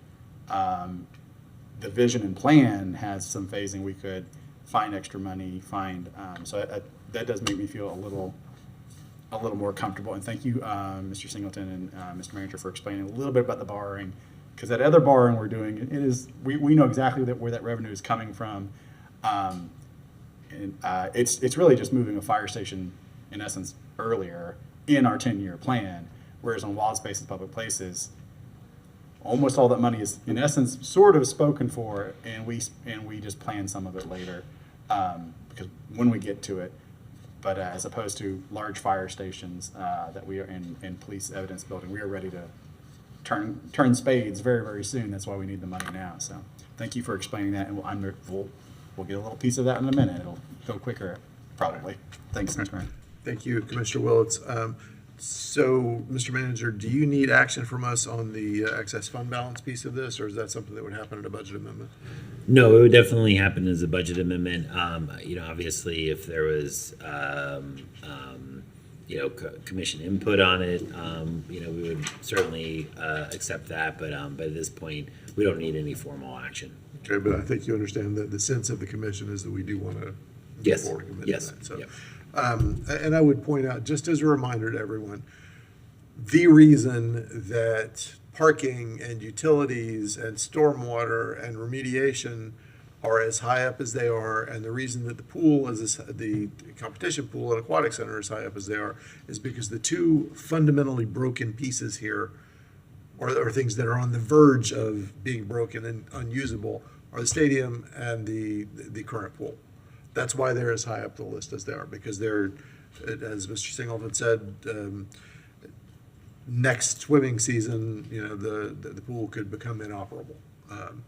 And we don't know when that will happen. So it has to be high on the list. It is our busiest pool. The stadium, we all know the condition there, and we certainly need the school board to come in and do their part on that. But so many of these pieces that are higher up on the list are all about getting those two nearly inoperable community assets back in the condition that we expect them to be, that our community expects them to be. And all the other things are things that we absolutely want and are committed to, but they're not busted yet. So that's kind of the way to think about this. Madam Clerk, do you have a public comment for this? Yes, Khalid Blount. Welcome, Mr. Blount.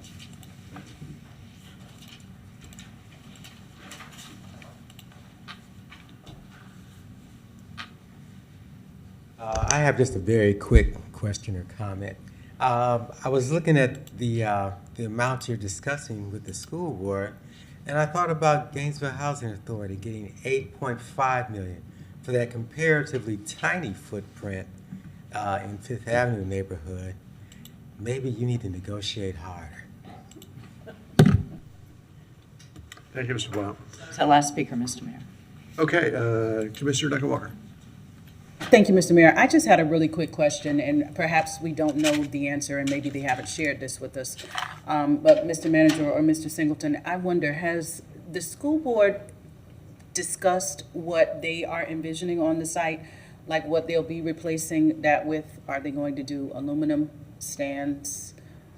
Will they be able to support concrete? I'm just curious if they've discussed that. Maybe they haven't. I haven't had those detailed discussions. I'm looking at Mr. Persons. The discussion has been it will need to be a new stadium. Discussion has been it would be a turf field and not grass field. Outside of that, I haven't heard any specificity. Mm-hmm. Gotcha. Yeah, I would agree. Yep. I think they need to design it out at this point, and they definitely have talked about having a turf field. I think that's been pretty well settled. And then, concessions buildings, scoreboards, all of that stuff. Mm-hmm. They don't have and nor do we, to be honest, a design, so to speak, right now. Okay, thank you. I was just curious if they had any way We've to- also prepared our solicitations so they can use our solicitations as well. Okay. Save a little bit of time. Thank you very much for that. Thank you. Thank you, Mr. Mayor. Thank you, Mr. Duncan-Walker. I don't see any other lights. Thank you all for your attention on this one. It always takes a little time, but it's important. It's a whole lot of money and a whole lot of community concern and trust. So, Madam Clerk. Mayor, we're on to our resolutions for the afternoon. 2025-958, approval of resolution and loan agreement for capital improvement revenue note series 2025. With the recommendation, the City Commission adopt the resolution authorizing the issuance of a capital improvement revenue note series 2025 in a principal amount not to exceed $22 million, and to authorize the city manager or delegate to approve the loan agreement with Regions Capital Advantage, Inc. to finance the construction and equipping of certain capital improvements. Mr. Manager, you want to intro that? No, I think we got a pretty good intro with the last item. This is a borrowing related to the street station strong foundations for the upcoming construction of the property and evidence building, and appreciate all the work that finance, our bond counsel, attorney's office has been working on this to bring this to you. And with that, I'll turn it over to Dennis Wynn. Thank you for waiting patiently for us as we discussed $53.5 million. I know that had to make you nervous sitting over there as our finance director. So, no problem. Good afternoon, Mayor, Commissioners, City Charters. Dennis Wen, Director of Financial Services, and I'm here to present a resolution for a loan agreement for funding some street stations, strong foundations projects. For some background, in 2024, the City Commission authorized the city manager to proceed with the design, permitting, land acquisition for several public safety facilities, including Fire Stations 3, Fire Station 9, the GPD Property and Evidence Building, and Public Works Operations Buildings. Subsequently, the Commission authorized the city manager to negotiate and execute financing agreements for these projects under the Street Stations Strong Foundations program. We are now ready to proceed with the construction of the Gainesville Police Department Property and Evidence Building, and as part of the financing process, the city's financial advisor, PFM, received proposals from 7 financial institutions. After evaluating interest rates and terms, PFM recommended Regions Bank as the lender, offering the most favorable combination of low fixed interest rate and flexible payment terms. The city's bond counsel, Holland & Knight, has reviewed and approved these terms, and PFM confirmed that Regions' proposal represented the lowest overall borrowing cost for the city. To support these efforts, the city proposes to enter into an agreement with Regions Bank in the amount of $21.5 million with an interest rate of 3.38%. The loan will be structured to mature by 2032 and will be repaid from non-ad valorem revenues, which we will be utilizing the annual surtax from street stations strong foundations. PFM has provided a term sheet that outlines a debt service schedule of a 7-year loan, which projects the loan proceeds of $21.5 million, with an annual debt service ranging $2.9 million to $3.6 million, with a total interest cost of $2.9 million. I have Mike Weiner here, our bond counsel from Holland & Knight, as well as Jay Glover, our financial advisor from PFM, on Zoom. And we are requesting the Commission adopt the resolution to authorize the issuance of the capital improvement note. And we are happy to answer any questions at this time. Very good, thank you. Commissioner Book. Yeah, thank you. I think, Director, you linked this particular item, 958, to something we're going to be talking about tonight, 968, which is, so my understanding, and it's important for the public to understand this too, is this is a standard borrowing against what we know are finite or absolute revenues, and you talked about this, Mr. Mayor, that are coming in. We're not borrowing to increase taxes. We're not borrowing monies that's going to cause us to have to float a bond for people to vote, and that the vast majority of this $22 million is actually at the moment going to be geared towards the property and evidence building. Is that correct? That is correct. So the property and evidence building, which will come up for some discussion tonight, is 19 million, right? So this is support for public safety. And I think it's important to link these two, but also recognize that we're not creating some system that's going to put some pressure on us to try and find other revenues to support streets, stations, and strong foundations. Correct. Okay, thank you. All right, thank you, Commissioner Book. Commissioner Willetts. Thank you, Mr. Mayor.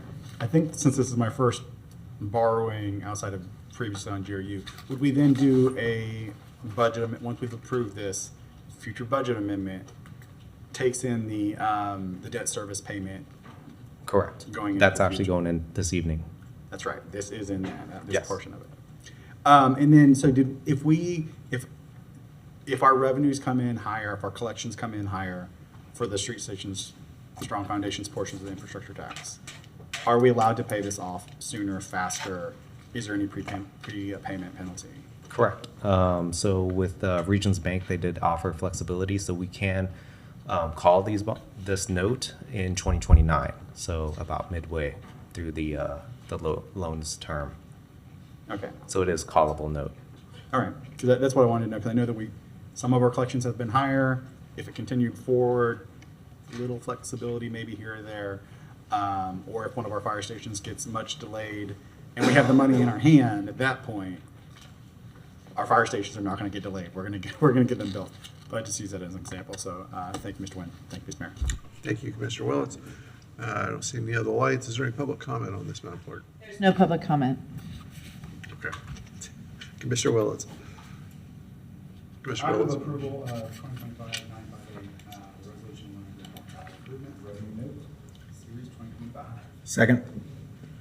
All right, motion and a second. I don't see any other lights. Madam Clerk, why don't you call the roll for us? Commissioner Chestnut?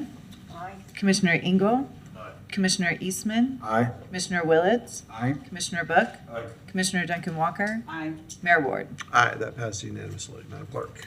Mr. Mayor, Yes. if I may, bond counsel has asked me to provide this copy of a certificate as to public meetings and no conflict of interest in relation to the closing of this debt issuance would be, I think, on the 10th, so in a week or so from now. And all it says is that each of you would certify that you have not any meetings regarding dealings with Regions Bank and so forth outside of the public meetings, and there's no conflicts thereof. So with your permission, I would pass it down, ask each of you to sign it, and then leave it with the clerk at the end. All right, Madam Clerk. Mr. Mayor, we're on to ordinances for second reading.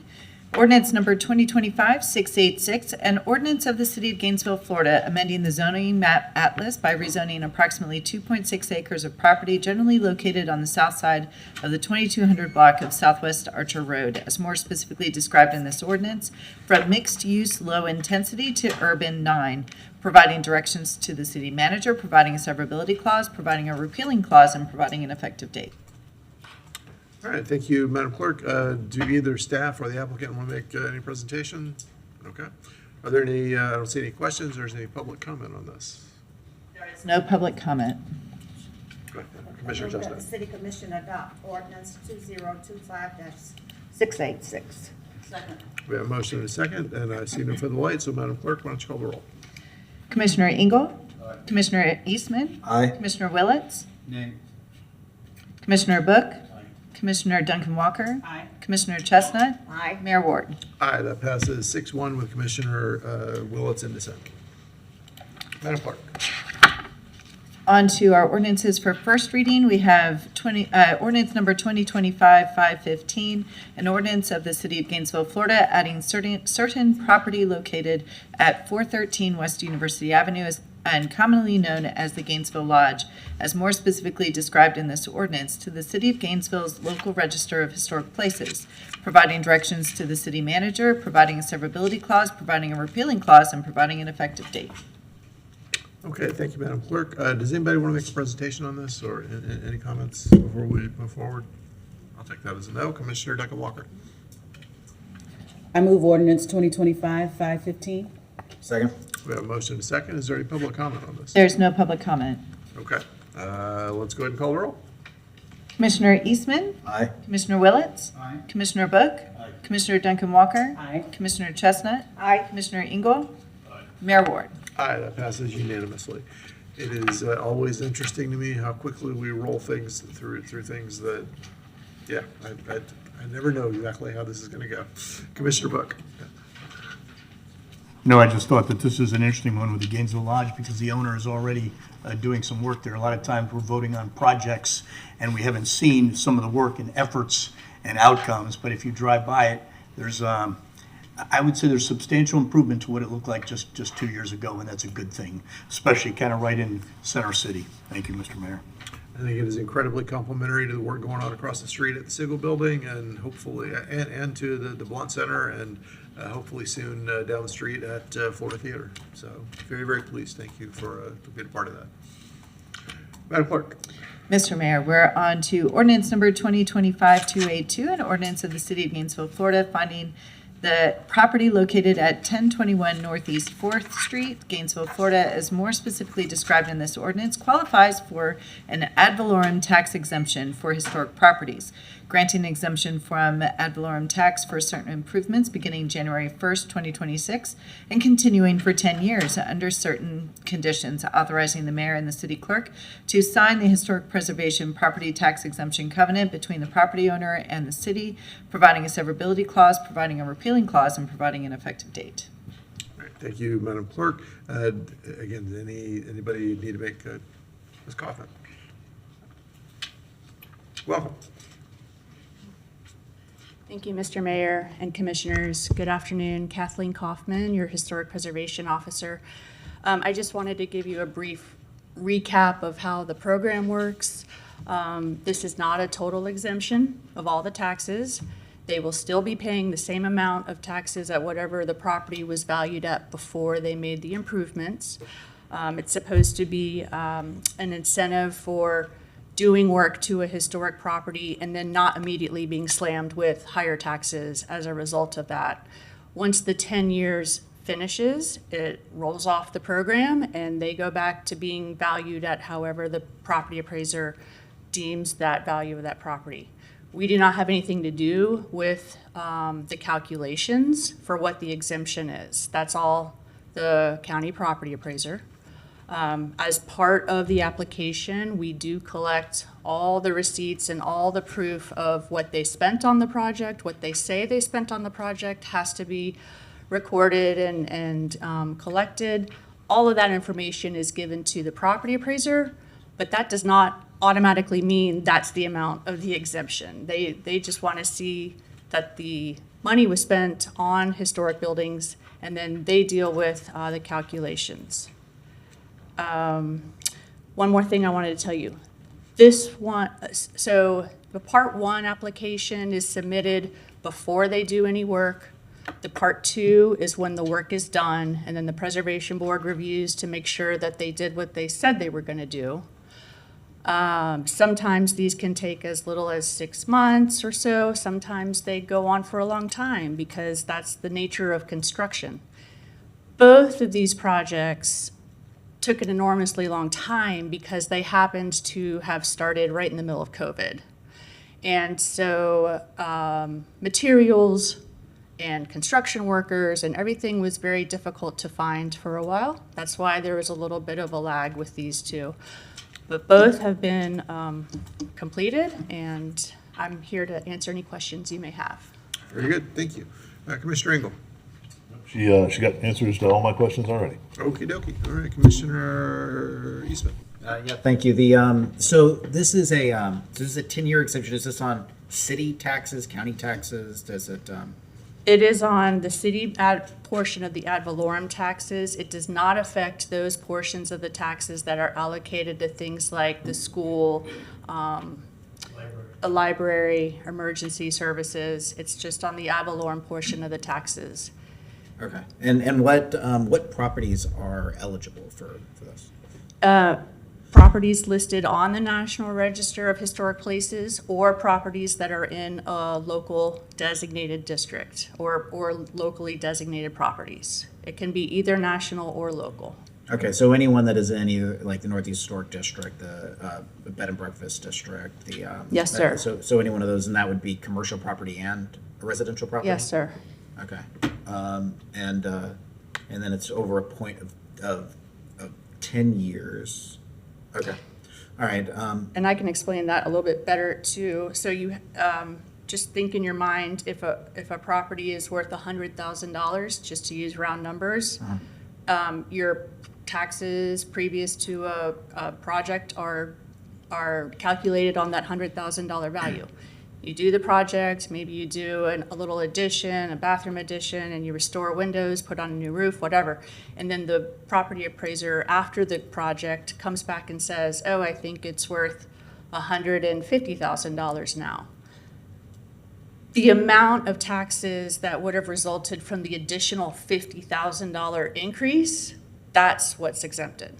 Okay, so you still, it's because you have a 3% increase in your pay And you on the increase, but the increase only goes up by X. And the taxes still go up incrementally, as the regular taxes do, but you're not paying on that additional value Okay. that resulted from the project. Okay, assuming that this is a homesteaded property, then it would be capped at the 3%. Otherwise, Correct. it would be okay. All right, thank you, Kathleen. I appreciate You're welcome. Thank you, Commissioner Eastman. Commissioner Willis. Mr. Mayor, Ms. Kaufman, can you remind, when was this property originally built? So the one you're looking at now is 1021 Northeast 4th Street, right? Yes. Yes.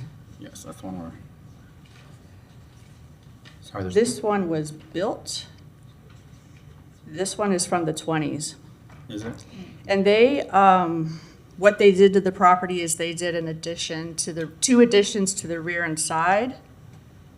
They removed the vinyl siding. They restored original wood windows, and they reused some of the windows that had to come out elsewhere in the house. This project started right in the middle of COVID, March 2020, and it finally came back to Preservation Board April 2025. Okay. It actually started before COVID even started. All right, so just the idea of this program is that, I mean, it helps prevent necessarily a home that goes so far down in value that it's easier to tear it down, or it's easier to do whatever. Instead, it kind of helps someone do that historic renovation, that historic preservation renovation, but it lessens that increase on Yes. the value that went into that. So that we described a little bit what it does, but what are we trying to? We're preventing the situation where it's not convenient for anybody to do a really in-depth, detailed. Yes, sir. And that is exactly the point of the program, because sometimes the houses from the 1910s, the 1920s, the 1930s, they're not, oftentimes, they're not really what a current family wants as far as maybe the number of bathrooms or a big enough kitchen. So this legislation it's actually authorized by the state to allow the local municipality to have this kind of program. And so what prompted the legislation at the state level is because people were just tearing down the houses and building a much bigger modern house. So how do we get people to maybe think about adding on to a historic building instead of doing a tear down? Right.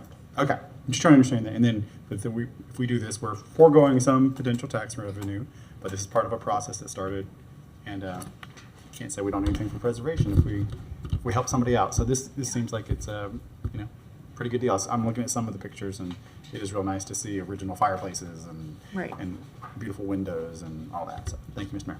Thank you, Commissioner Willis. Commissioner Eastman. Yeah. So right now in an historic district, like let's say I purchase a house, and many people purchase these old houses and old homes. I have an old home, and it's not an historic district, but I want to expand out to the rear of it. If you're in an historic district, you have to get a certificate of appropriateness for all of those. So there has to be some historic.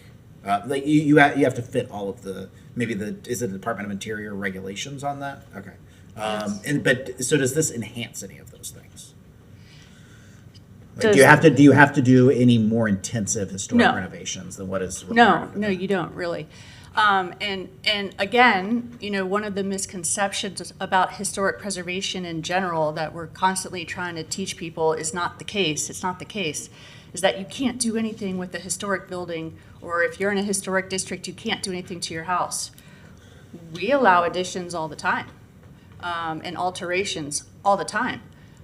It's the review of the architecture and what's proposed in a project is really just to make sure that whatever they're building doesn't completely ruin the historic character of the original property, doesn't kind of, like, we wouldn't normally approve like a massive 2-story addition on the side of a little 1-story, but you can put a 2-story addition on the back of a house. Right. So it's it's all run through the same review process.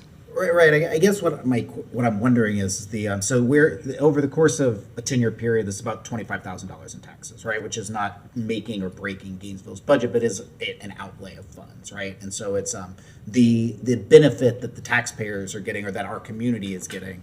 I mean, these houses can't be torn down without going through the Historic Preservation Board anyway, correct? Correct. Because within this district, and they would have to do these historic upgrades regardless, right? But then Correct. they're also getting the tax break. Correct. So I guess I'm trying to figure out what is the community benefit in this whole thing and in giving the tax break? Because I'd love to give tax breaks for a lot of things, but what is the overall community benefit? Yeah, I think the benefit is that we're saving the buildings that make the historic community by allowing people to expand the building or to add on to the building. And they're getting a break, not in the taxes they've been normally paying. They're getting a little bit of a break for doing the project and spending that kind of effort and money in the project. But at the end of the day, the community is also getting a beautiful project because it has gone through design review at the Historic Preservation Board level. Right, but it has to go through the historic design review. Sure, process, sure. right? Is there any things about like folks that would they have to hold on to the house for X amount of time or anything like that? Is there any restrictions? No, like that? sir. The 10-year abatement runs with the property. So even if they sell it, the new owner would still be able to have that incentive Okay. when they take over ownership of the house. Okay. It just it runs with the property and it drops off at year 10.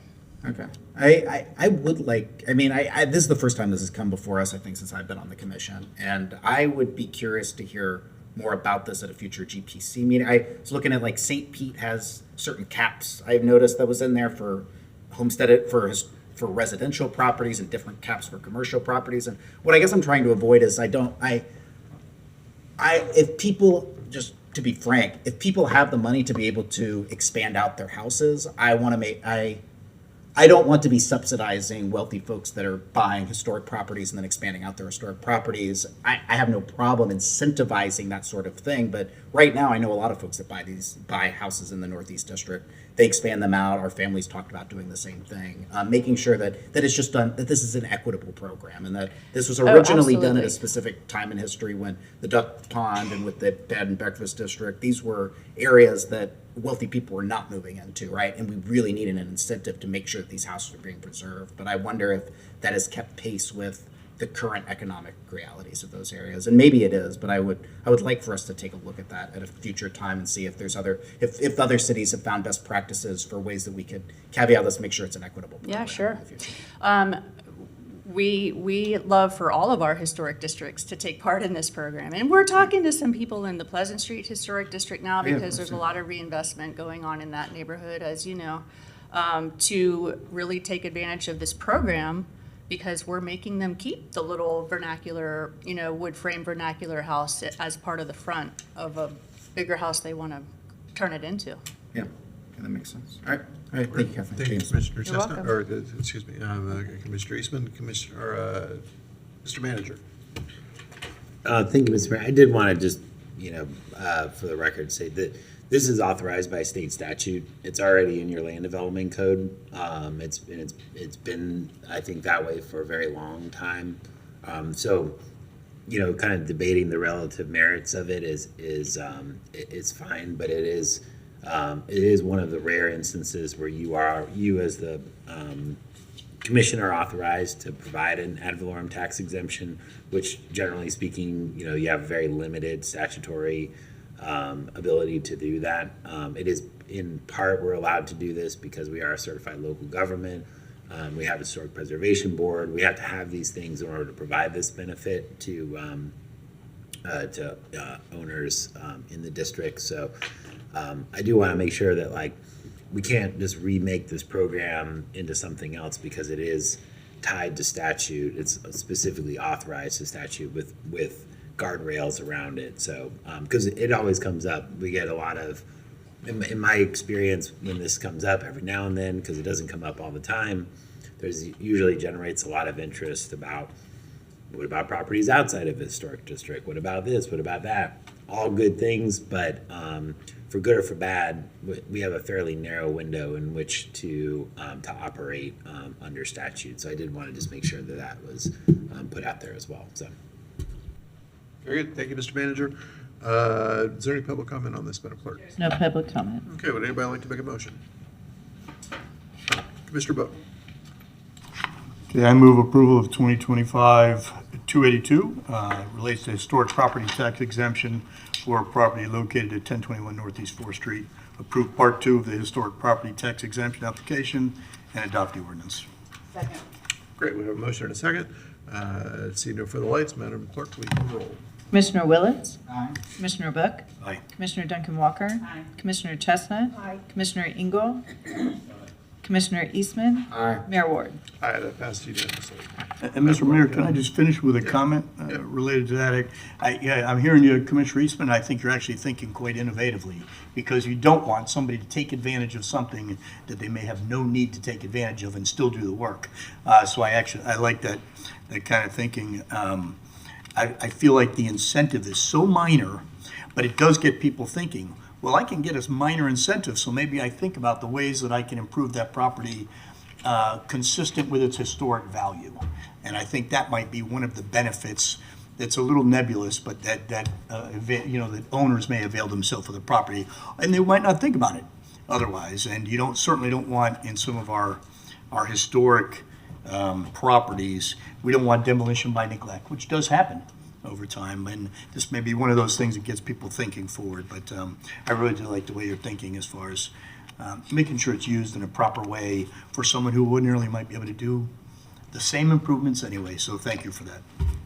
Thank you, Commissioner Bowe. Commissioner Eastman. And I will say, just from a brief review of it, and I've not done a ton of research on it, but I noticed that certain cities have different levels of payback that they have for commercial properties versus residential properties. I saw Charleston has some specific things within their code. St. Pete has certain things within their code. That's just a little more, caveated and nuanced that might bring up some of the, might settle some of the questions that I have within this, or maybe it wouldn't, but I do think it's worth having a conversation about.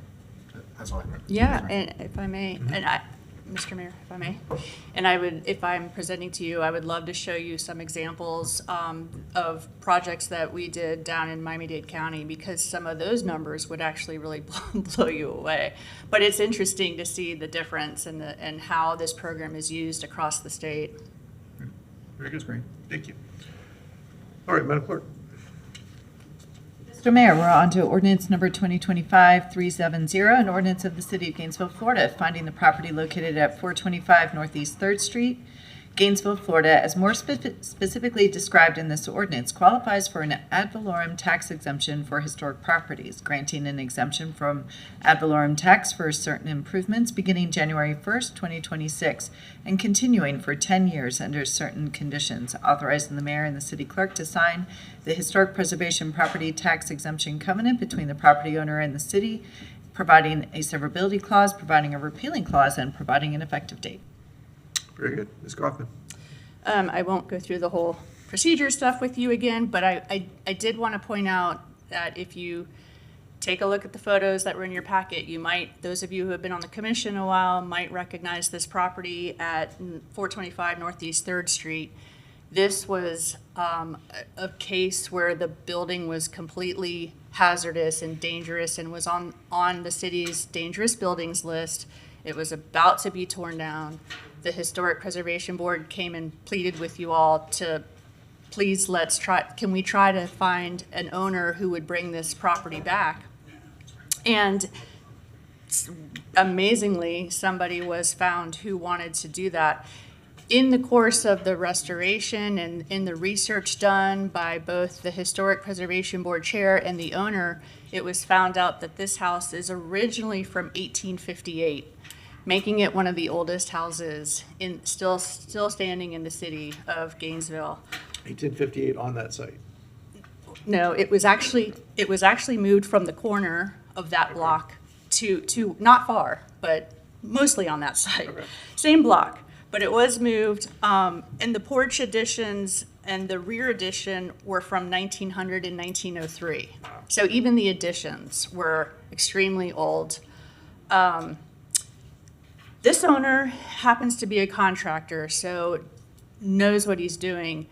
And it took an incredibly long time for this project, not only because of COVID, but because he's a perfectionist and he's living in the house himself with his family. So of course, everything dragged on and on and on and on. And as we started pulling back layers of this house, it was really fascinating to be able to, as a historic preservationist, to be able to go in and document what they were finding in this house. The original beadboard walls, the original beadboard ceiling is all uncovered and is being restored.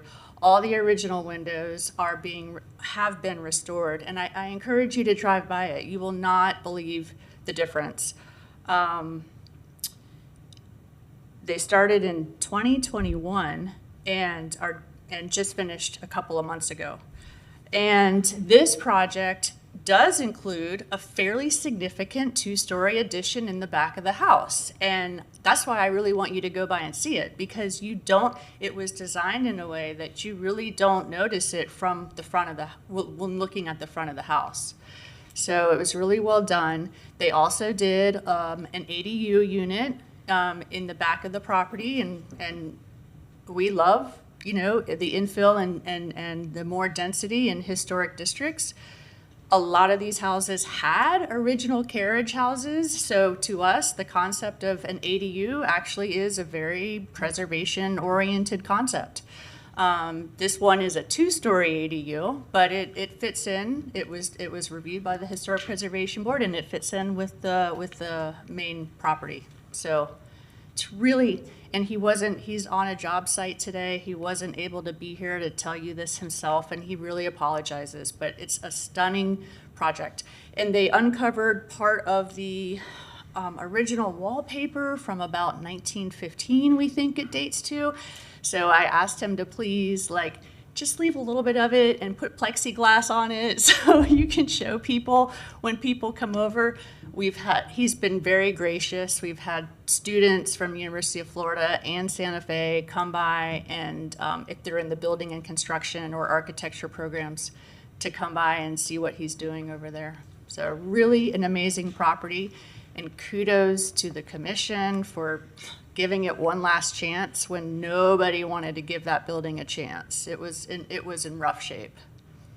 I will tell you that I did not want to give it one last chance. I was wrong. So I'm glad it turned out well. Yeah. All right. Any Commissioner Eastman? Yeah, and to my point from the last one, I'll say that this seems like the kind of thing that you would want to incentivize. Now, the owner happens to live about a block from, or used to, I guess, live about a block from me, and I think he also sometimes wishes that he did not give it one last chance, because it had been about 4 years of this, and it had been a big, a lot of money got sunken into this thing. But I could have saved him a lot of heart. I know. It's but I think it's the kind of thing that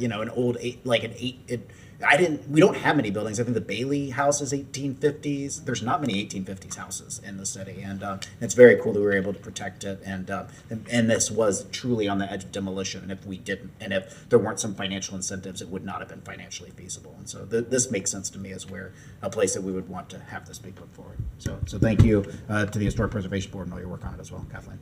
Thank you, Commissioner Eastman. Commissioner Willits. Mr. Mayor, so for this one, particularly because there's this new ADU on the back, who is it, the property appraiser who determines, yes, how much of this was actually historic preservation, rehabilitation, renovation? It's not really you or us. Well, making that. we do give them what we think is the amount. So there's the total amount of whatever they spent on the project as a whole, and then the amount that they spent on the historic building or anything related to the historic building. Does that ADU, because I think the way I read it is that the detached ADU does count as part of it. That's where I get a little looser, and I agree with Commissioner Eastman, where it's like, oh, the original building, by far, it's beautiful, and they're returning it to what it originally would have looked like, and makes a lot of sense. And if you had to add on so that it's feasible for a family to live in nowadays, but the ADU portion, which can just be a revenue generator, you know, you're gonna rent it out, whatever. That's where including that's where I get a little squishy about it. So Commissioner Eastman, the other one was also a smaller project. But this is a more historic and bringing back from the dead project, which is great. But at the same time, if the ADU portion is part of what they're not getting taxed on. So anyways, I have similar concerns. Thank you. Thank you, Commissioner Willis. Commissioner Eastman. That is a great point, Commissioner. Well, it's the look. I mean, it's and this is true with any building, from my understanding, that was built that was started before the time of the historic period that's within there, and so theoretically, anyone could get, I believe, a tax break for building an accessory dwelling unit on the back of their house. Is that an accurate statement? So the current legislation talks about the parcel and work done on the parcel. The application does require us to separate out the money spent on the historic building. So it is up to the property appraiser to make that call of what they want to. But it's within there's the building itself. So there's contributing structures within the district, and then there's homes within the district that may or may not be contributing structures. Correct. Non-contributing structures. Right, and both of those are eligible? Non-contributing structures are not. So just the contributing structures, but it's up to the property appraiser to determine that the accessory dwelling unit, in this instance, is a part of the contributing structure, even though it's a secondary structure? That was their determination? Well, it is part of the contributing structure parcel. Okay. But it's obviously a new building. Right.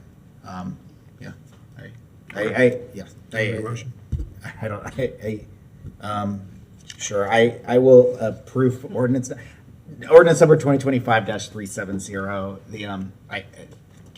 I'll make a motion. Is there a second? We have a motion and a second. And is there any public comment on this, Madam Clerk? No public comment. All right, let's call the roll. Commissioner Book? Commissioner Duncan Walker? Commissioner Chestnut? Commissioner Engel? Commissioner Eastman? Commissioner Willets? Mayor Ward? Aye, that passes unanimously. All right, thank you, Ms. Kaufman.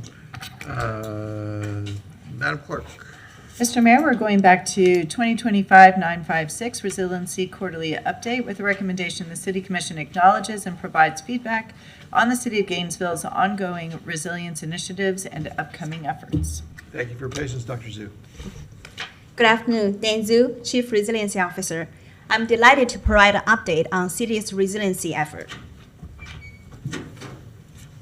So we'll begin with some background, then we spend some time on the mitigation and adaptation approach. Wrap up with recent recognitions.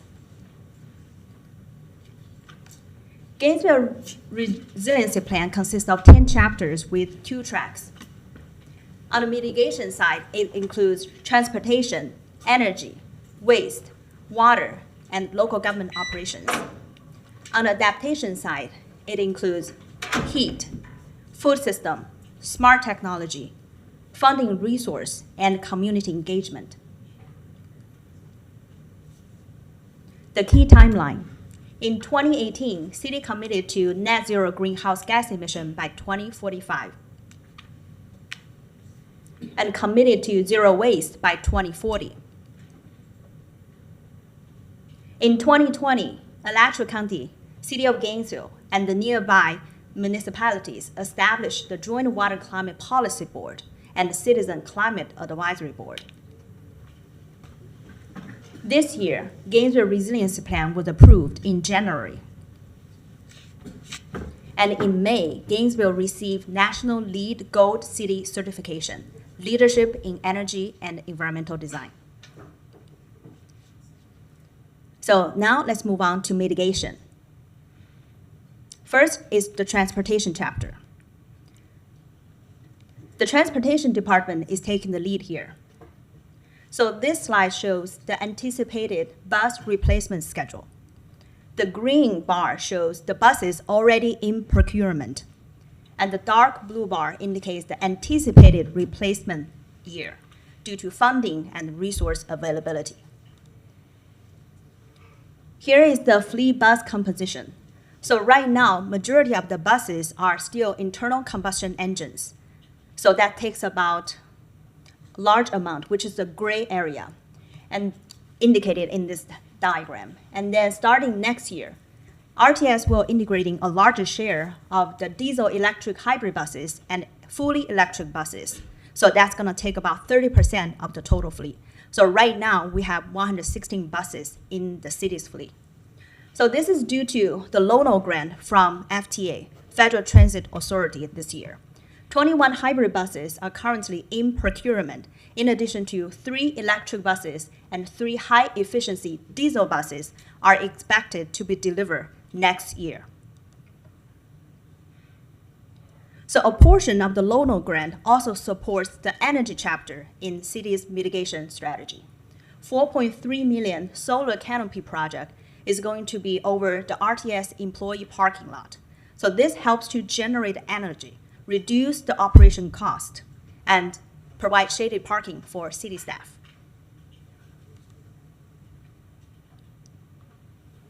Now move on to mitigation water.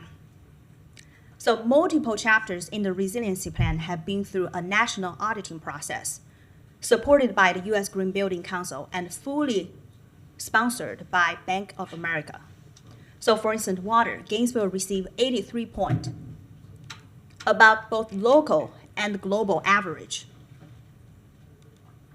In terms of waste, Gainesville received 50 points, above local average, with room to grow to exceed the global average. So this is the recycling game. While this game isn't new, but due to the recent effort, this become a community favorite and is available on city's website. Now let's move on to adaptation. Heat mitigation. City Manager's Office, Public Works, Gainesville Fire Rescue, Communications, and DSD worked on this heat playbook together. This book is designed for elementary school students to understand the science of heat exhaustions, what to do, and learn about city's effort to make our communities safe. And maintaining tree canopy is one of the key approach to reduce heat symptoms in the community. So Public Works launching the monthly tree planting activities starting this fall. Just last month alone, city staff and community volunteers planted 7 shade trees and 18 fruit trees at Fred Cone Park to support the Edible Grove initiative. So this brings us to the food system plan. City Manager's Office, Public Works, Parks, and DSD work on this chapter together. So this map highlights the grocery stores, community gardens, Edible Grove sites, and multiple food distribution points. According to census data, 26% of Gainesville residents live below the national poverty line. And Florida health data indicates in Alachua County, 15% of the residents experience food insecurity. So with that in mind, this chapter focuses on healthy bites for all, reducing food waste, encourage local food production, create economic opportunities.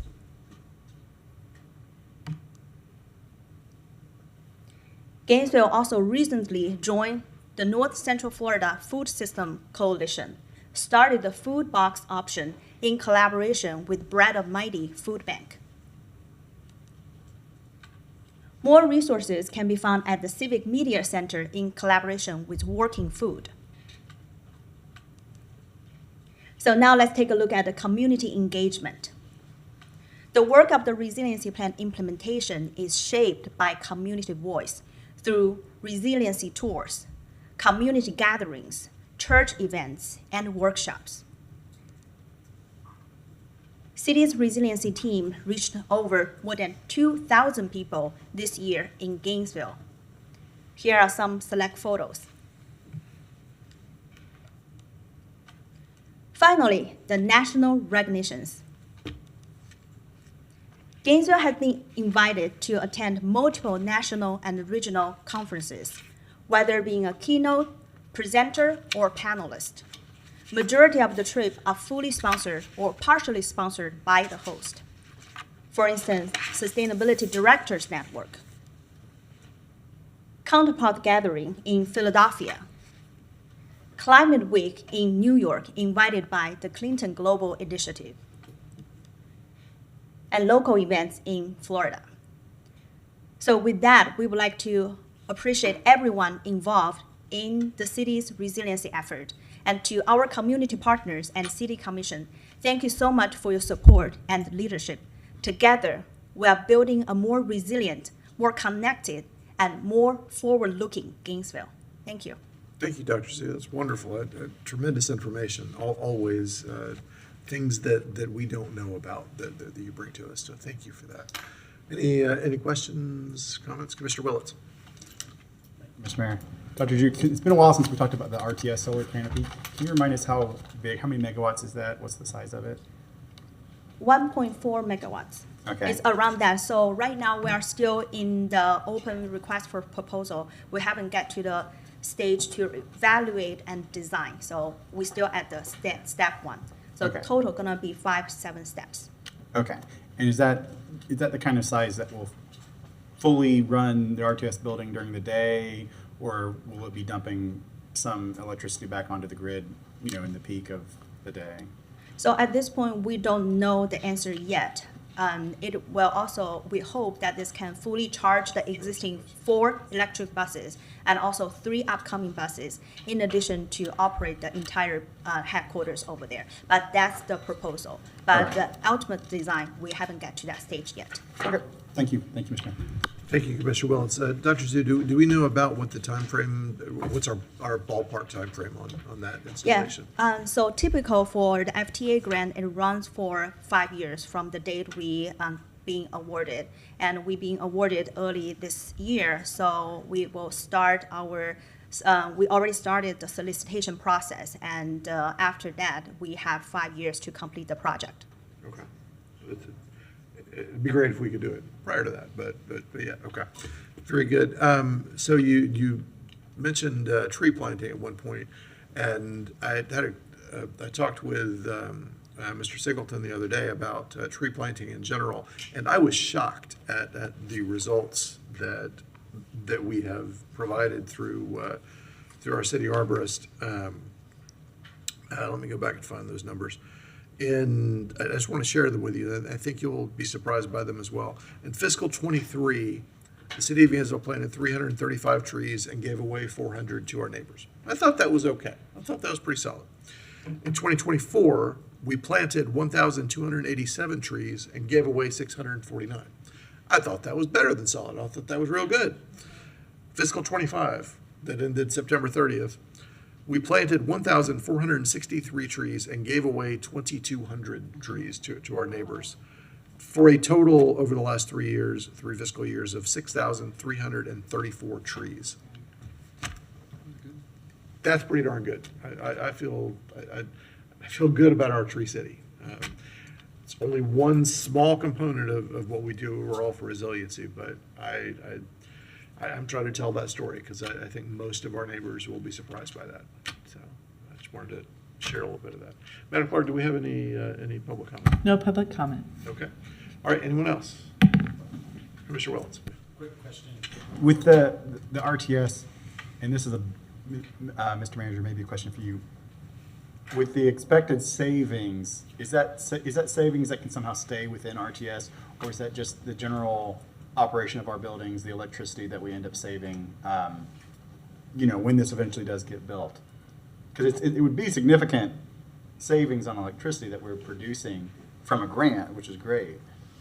Mr. Mayor, it would be, I think, contained or captured in RTS, since the utilities for the building are within the RTS budget essentially. So we're really kind of just lowering the utility costs that we already pay by generating electricity for the canopies. Okay. So it should be captured in that sense. Right. Okay. Thank you. Thank you so much. Well, what we can't measure is the happy folks who work at GRU and don't have their car out in the sun anymore. So that's okay. I see no further lights. Thank you, Dr. Zhu. Always wonderful to hear from you. Thank you, Madam Clerk. Mr. Mayor, we're on to commission comment. All right, I have something to get us kicked off here. I know we'll have more than just this, but first of all, I want to remind everyone that Saturday morning is the holiday parade, and the parade itself starts at noon. If you're involved in the setup and the brunch and all that sort of thing, that begins at 10 o'clock. So make sure you're there. By then the program starts at 10:30. So please come join us and be a part of that. Following the parade, tell everybody you know about the parade. Everybody needs to come out, rain or shine, probably rain, but rain or shine, we're gonna have a parade. And I'm super excited about that. We always have a really, really good time. Thank you again, Commissioner Chestnut, for moving that forward. It is one of the things that has become something our community really enjoys. And I think this will be no exception. Following that, at Bo Diddley, there's a kids' holiday dance-a-thon, and that is a lot of fun. I went last year. None of my kids wanted to go because they all think they're too old. But I did not think I was too old, and I enjoyed it. Did you dance?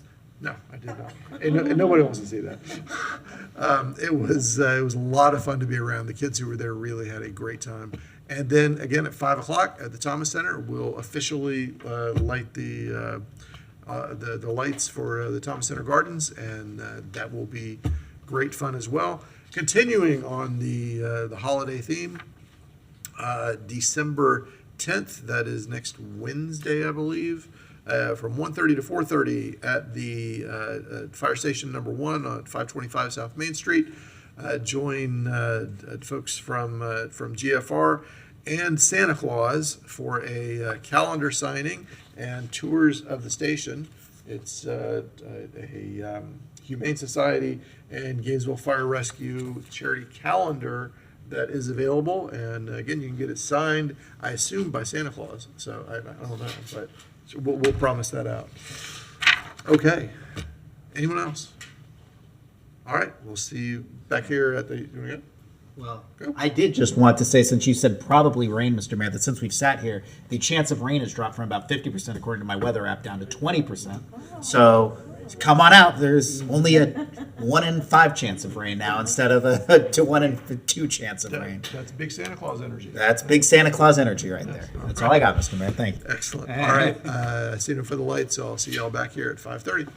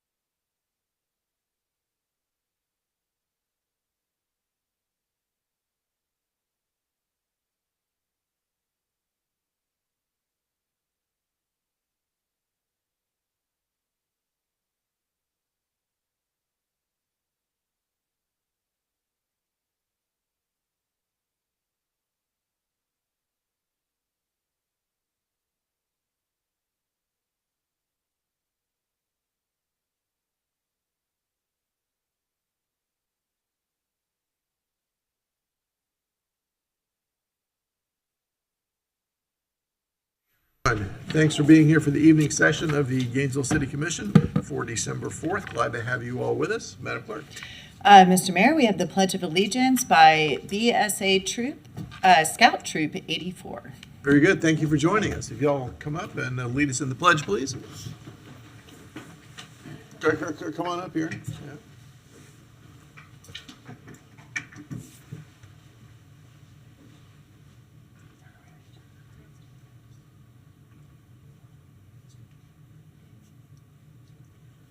You all start.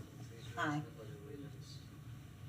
I pledge allegiance to the flag of the United States of America and to the republic for which it stands, one nation, under God, indivisible, with liberty and justice for all. Very good. Thank you for joining us. I appreciate it. Yeah, if y'all stand up here with us, please. Yeah, very good job.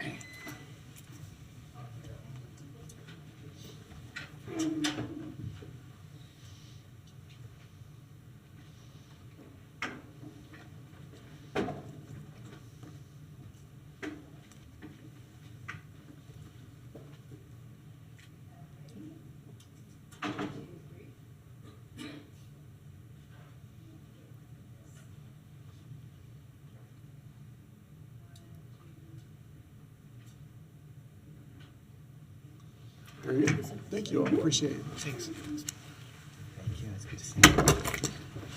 Thank goodness.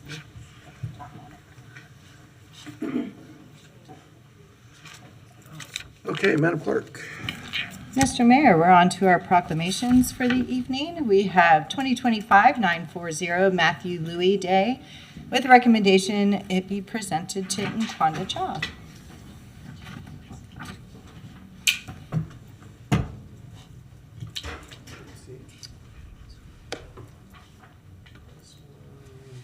Yes.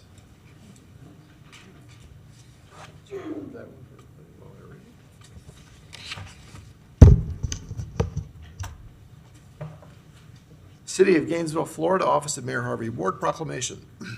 Whereas Matthew W. Lewey was born during slavery on December 18, 1848, in Baltimore, Maryland, and later enlisted into the Union Army in 1863. During the Civil War, Matthew joined the 55th Infantry Regiment and became a military officer. Whereas Matthew Lewey attended Howard University Law School and then moved to Newnansville, where he set up law practice in 1881. And whereas Matthew Lewey served as principal of the Union Academy in 1881 and as Justice of the Peace from 1875 to 1876 in Newnansville. He also served as postmaster of Newnansville, now known as Alachua, from February 19, 1874 until February 6, 1875. He went on to serve as mayor of Newnansville from 1875 until 1877. And whereas Matthew represented Alachua County in the Florida House of Representatives in 1882, serving on the Finance, Judiciary, and Education committees. Whereas Matthew Lewey launched the Gainesville Sentinel in 1887 and was named president of the National Negro Press, leading the successful Pensacola streetcar boycott in 1905. Now, therefore, I, Harvey L. Ward Jr., by the authority vested in me as mayor of the city of Gainesville, do hereby proclaim December 18th, 2025 as Matthew Lewey Day in the city of Gainesville and invite all our neighbors to join me in recognition of this special day. In witness whereof, I have hereunto set my hand and caused to be affixed the official seal of the city of Gainesville, Florida, this 24th day of November, 2025. You want to say a few words? Thank you. I want to thank the city commissioner for recognizing Mr. Matthew Lewey. He was an outstanding person and did in one lifetime what 4 or 5 people would have done in a lifetime. We're getting ready to celebrate national 250th anniversary, and I hope that the city of Gainesville, when you're preparing your part for that, that you will include Matthew Lewey in that celebration. There's even more of him, but you all don't allow a whole page of stuff. I can only put so much in there. I tried. I squeezed. I did squeeze. But there's so much more, and we can be so proud of Matthew Lewey. So thank you very much.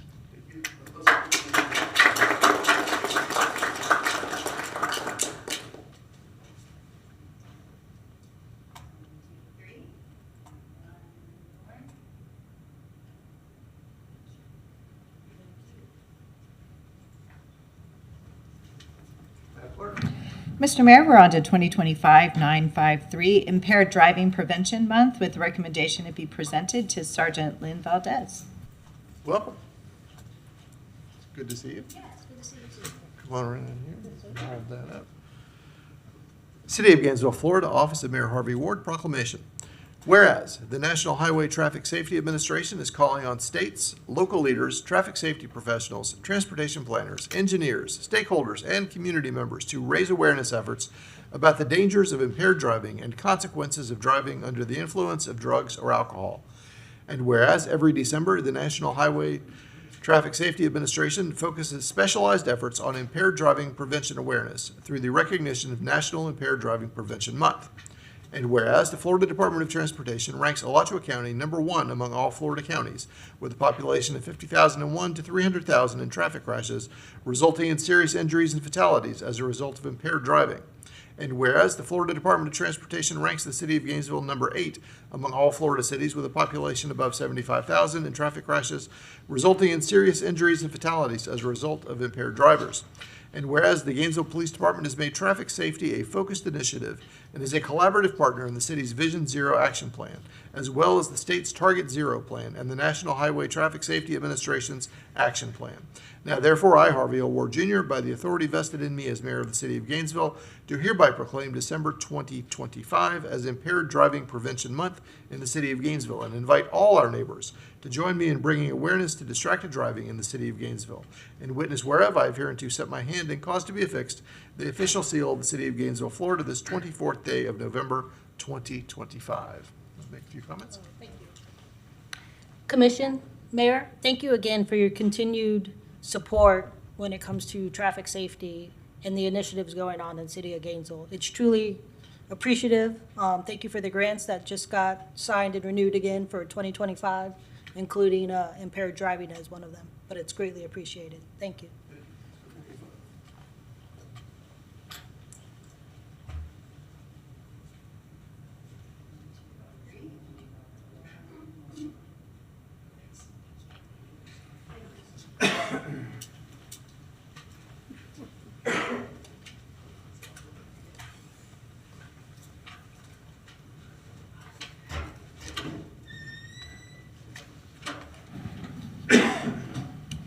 All right, Madam Clerk.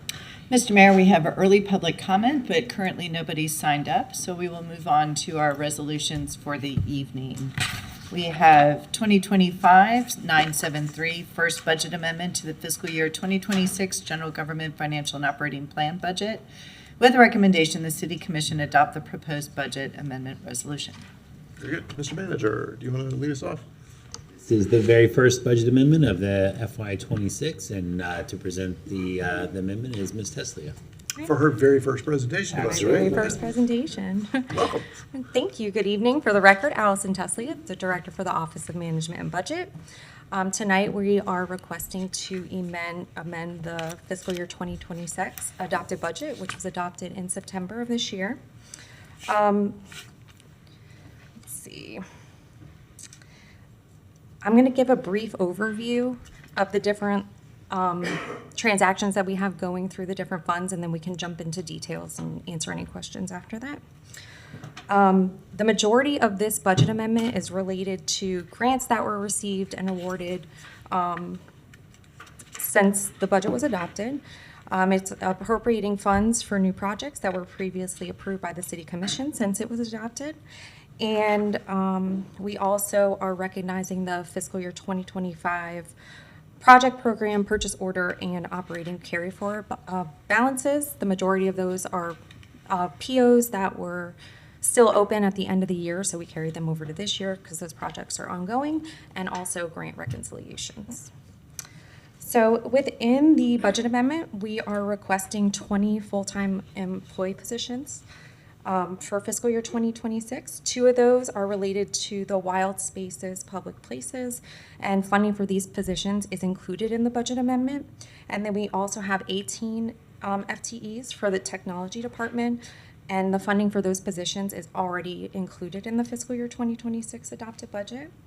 If this was approved, it would increase the total FTEs from 1,465.75 to 1,485.75. right, so first up, we have the general fund. The first amendment for the general fund includes an allocation of the fund balances for the fiscal year 2025 PO carry forward balances. And it's an allocation of fund balance, which is going to be used for a transfer to the general capital projects fund. There's about $250,000, and that is related to the new Thomas Center B condition assessment project and the old Fire Station 1 demolition project. It also includes new funding for the Gainesville Housing Authority Choice Early Action Project, which was approved by the City Commission in October. And it has $100,000 in new funding for the SNAP Supplemental Support Program, which was approved by the Commission in November. And then for the special revenue funds, the first amendment for the special revenue funds includes new funding from the Community Foundation of North Central Florida for the BOLD program. And it includes the allocation of the fiscal year 2025 carry forward balances and expenditure reallocations that were being funded by already existing appropriations. All right, next we have the first amendment for the special revenue grant funds, which includes appropriations for various transportation and public safety related grant awards that were received, and the adjustment for the fiscal year 2025 carry forward balances. If you look at the end of attachment A, there's a detailed listing of all the active grant awards. And then next up, we have the first amendment for the debt service funds, which is the appropriation related to the capital improvement revenue note that was approved earlier today. For the capital project funds, the first amendment for the capital project funds includes that $250,000 transfer from the general fund. And it has the appropriation of funding that was related to the capital improvement revenue note that was approved earlier. It includes the allocation of the fiscal year 2025 carry forward balances, and it funds the 2 FTEs that were requested for the Wild Spaces Public Places.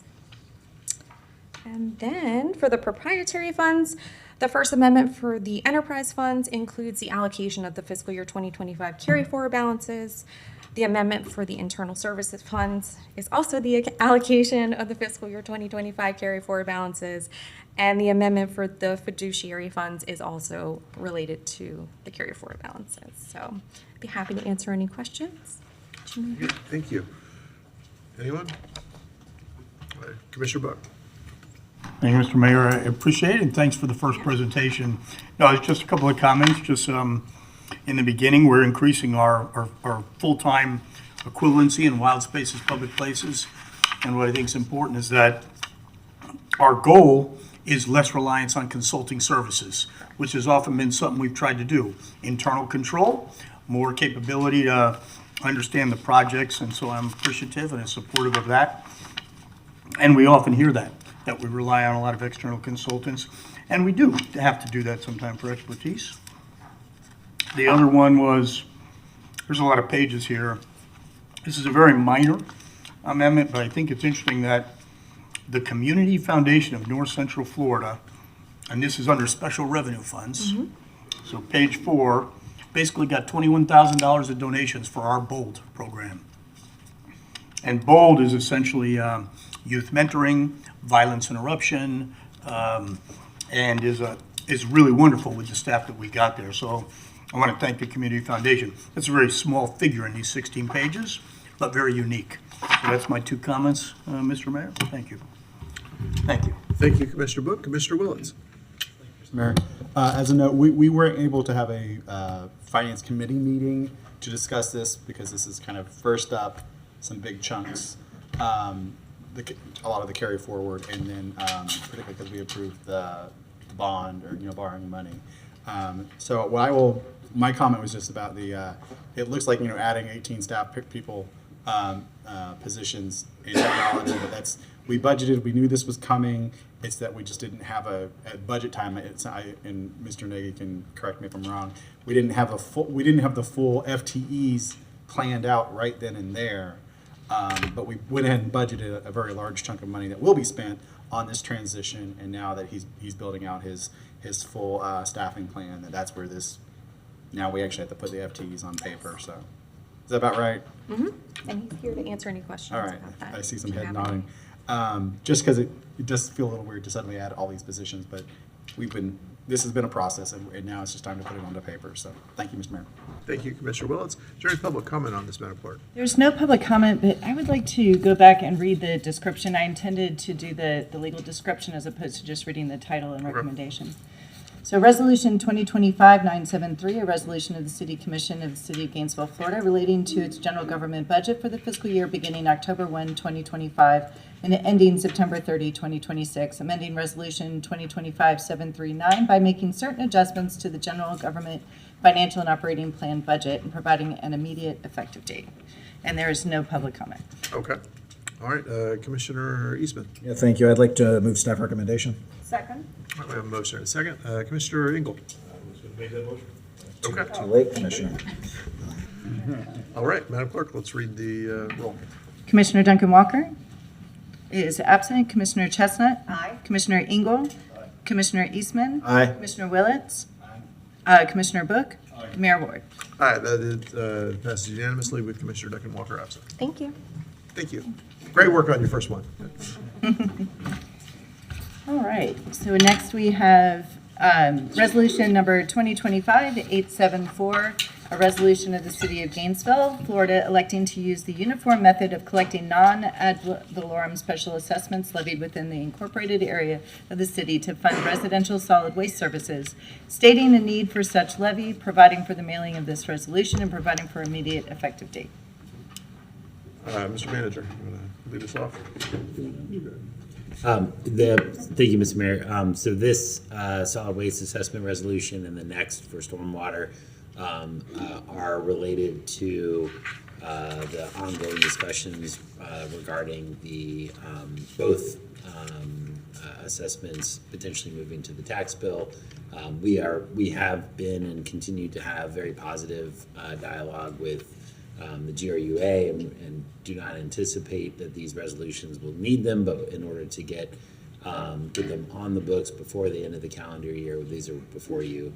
If we are able to successfully execute an agreement with GRUA to continue to keep these on the GRU bill, then these resolutions will not be needed, but we need to get these in place just in case. Very good. Anything to add, Mr. Singleton? Okay. Then, Go ahead. move City Commission adopt Resolution 2025-874, solid waste special assessment resolution. Second. All right, we have a motion and a second. Is there any public comment on this, Madam Clerk? Public comment. Okay. Go ahead and read the roll. I don't see any. Something's going on over there. All right, Commissioner Chestnut? Aye. Commissioner Engel? Commissioner Eastman? Aye. Commissioner Willets? Commissioner Book? And Commissioner Duncan Walker is absent. Mayor Ward? Aye, that passes unanimously with Commissioner Duncan Walker absent. Madam Clerk. Mr. Mayor, we're on to resolution number 2025-875, a resolution of the City of Gainesville, Florida, electing to use the uniform method of collecting non-ad valorem special assessments levied within the incorporated area of the city to fund stormwater management services, stating a need for such levy, providing for the mailing of this resolution, and providing for an immediate effective date. All right, is there any public comment on this one? There's no public comment. Okay, would anybody like to make a motion? Or have a comment or a question? Commissioner Eastman. Yeah, I'd like to move resolution number 2025-875. Second. All right, we have a motion and a second. I don't see any other lights. Madam Clerk, let's call the roll. Commissioner Engel? Aye. Commissioner Eastman? Aye. Commissioner Willets? Commissioner Book? Commissioner Duncan Walker is absent. Commissioner Chestnut? Aye. Mayor Ward? Aye, that passes unanimously with Commissioner Duncan Walker absent. Madam Clerk. All right, Mr. Mayor, we're on to ordinances for first reading. We have ordinance number 2025-513, an ordinance of the City of Gainesville, Florida, amending the transportation mobility element, the capital improvement element, and the future land use element of the comprehensive plan to implement a multimodal transportation system as more specifically described in this ordinance, providing directions to the city manager, providing a severability clause, providing a repealing clause, and providing an effective date. Thank you, Madam Clerk. Mr. Manager. Thank you, Mr. Mayor. I think as many of you are aware, we have been working on updating the city's transportation mobility program now for, I think, the better part of the last 2 years, I believe. This is a long-standing program that helps to fund many of the multimodal projects in and around Gainesville. It is a program that we've had for quite a long time, as Mr. Wright, I'm sure will touch on, and it is in need of an update. What you'll hear tonight is the comprehensive plan portion of it. So it's essentially sort of half of the portion. Many of the more technical details will come with the resulting land development code ordinance, which will be probably sometime early next year. But we're excited to be able to get here. It's gone through the plan board and a lot of public engagement around it. And so with that, I'll turn it over to Mr. Wright. Welcome, Mr. Wright. Okay. Good evening, Mr. Mayor, Commissioners. Scott Wright with the Department of Transportation, and we have our consultant who's going to be rolling through that door any minute, and we'll give the bulk of this presentation. However, I wanted to kind of lay out a few things first, maybe clarify what a few of the documents are associated with this ordinance.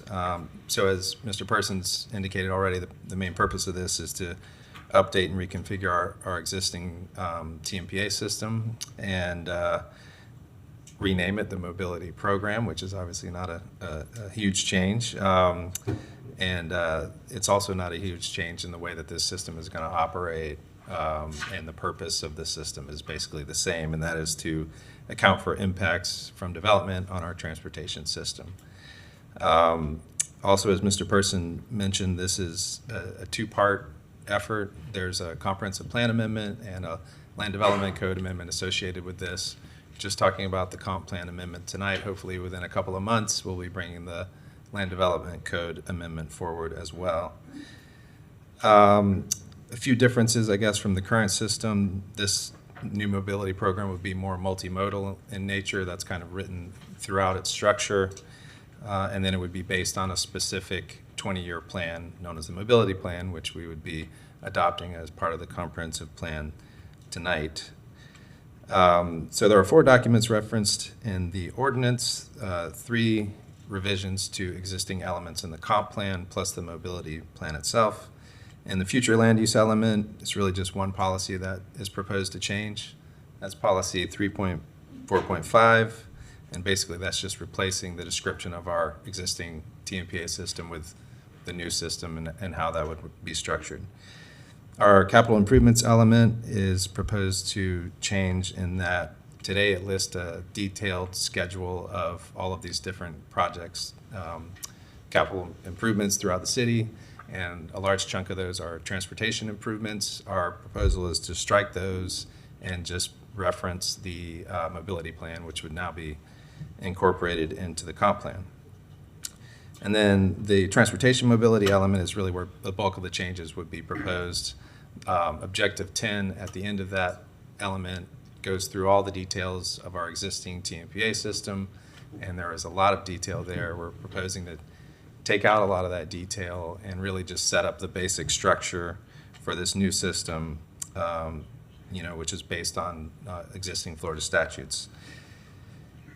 So things we want to keep in there are minimum standards for all development, which are, apply through our entire TMPA system today, which is basically the city. And then, like I mentioned, remove some of those more specific criteria for the zones. So the mobility plan itself is really, the idea is that it would be a complete transportation system, plan for the whole city. And it's taking a lot of pieces of existing plans and also some new ideas, which I think Jonathan will go over in just a minute. Some new roadways proposed in areas that might be seeing new development or redevelopment, mostly in the southwest or the southeast. Some roadway capacity projects kind of on the periphery of the city, mostly on state roads that we would contribute to. But primarily it's a multimodal plan, a lot of urban trails, a lot of bike lanes, a lot of sidewalks, a lot of safety crossings for pedestrians. So that's kind of everything in a nutshell. I guess the other important thing to say, which I think Mr. Person's already hinted at, is that we're not discussing the details of the mobility fee tonight, the boundaries or exemptions or how those fees might be implemented over time. That will be all part of the Land Development Code Amendment hearing. And so I will introduce Mr. Jonathan Paul from New Urban Concepts, who will give the presentation. Thanks. Thank you. Welcome, Mr. Paul. Good evening, Commissioners. Jonathan Paul, Principal of New Urban Concepts, going to present tonight the City of Gainesville's mobility plan and discuss a little bit of the mobility fee itself. But as Scott mentioned earlier, this is largely a transmittal hearing to the state of Florida for a comprehensive plan amendment to essentially establish the groundwork to migrate away from your current system, which has been in place for a number of years, towards a mobility plan and a mobility fee. The amendment before you this evening essentially is to incorporate the mobility plan by reference, which is a combination of roadway projects, sidewalks, trails, and transit service throughout the city of Gainesville. It would transition the current system, which is based on areas of the city. I believe there's roughly 6 of those today, and those have varying rates and requirements per area.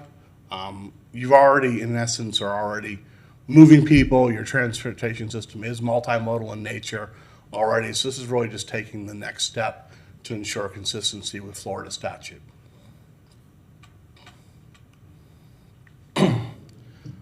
The City of Gainesville and Alachua County were both leaders in this. They had adopted these systems back before the current mobility plan and mobility fee legislation even existed. Since that time, it's been since 2013, so going on 13 years now, since the legislature has explicitly authorized mobility plans and mobility fees. And most local governments, as they're going through the process of updating their comprehensive plans and looking for an alternative to concurrency, are migrating towards that system. Your comprehensive plan really is already supporting multimodal transportation, so these are just some minor changes to that. One would be Objective 10.1. The city shall develop, implement, administer, maintain, and periodically update the citywide mobility plan and mobility fee, collectively known as the Gainesville Mobility Program, to plan, design, fund, and construct mobility projects to enhance the multimodal transportation system. And these policies are really intended to replace your existing policies. Most of your current system today is wholly contained within your comprehensive plan. I'd say the vast majority of local governments actually have either a separate implementing ordinance, either in their code of ordinances or part of the land development regulations to guide mobility plans and mobility fees. Most of them do not have the level of detail you all do in the comprehensive plan. Back when this was adopted a number of years ago, there really wasn't any guidance at the state level to do that. So the city, implemented its current program, and it's served its purpose. But now the legislature is essentially going towards this process of the mobility plan and mobility fee. So these are just some existing policy updates. The city shall establish the Gainesville Mobility Program as a replacement of the Gainesville Transportation Mobility Program area and traffic mitigation payments through development of an alternative transportation system consisting of a mobility fee paid by new development and redevelopment based on mobility projects needed to accommodate projected growth in travel demands established in the city's mobility plan. A mobility fee is similar to your current mitigation in that it's only assessed towards new development and redevelopment. This is not a fee, it's not a tax on existing residents, it's not a tax on existing businesses. It's only for new development that comes in or redevelopment that creates additional impacts to the transportation system.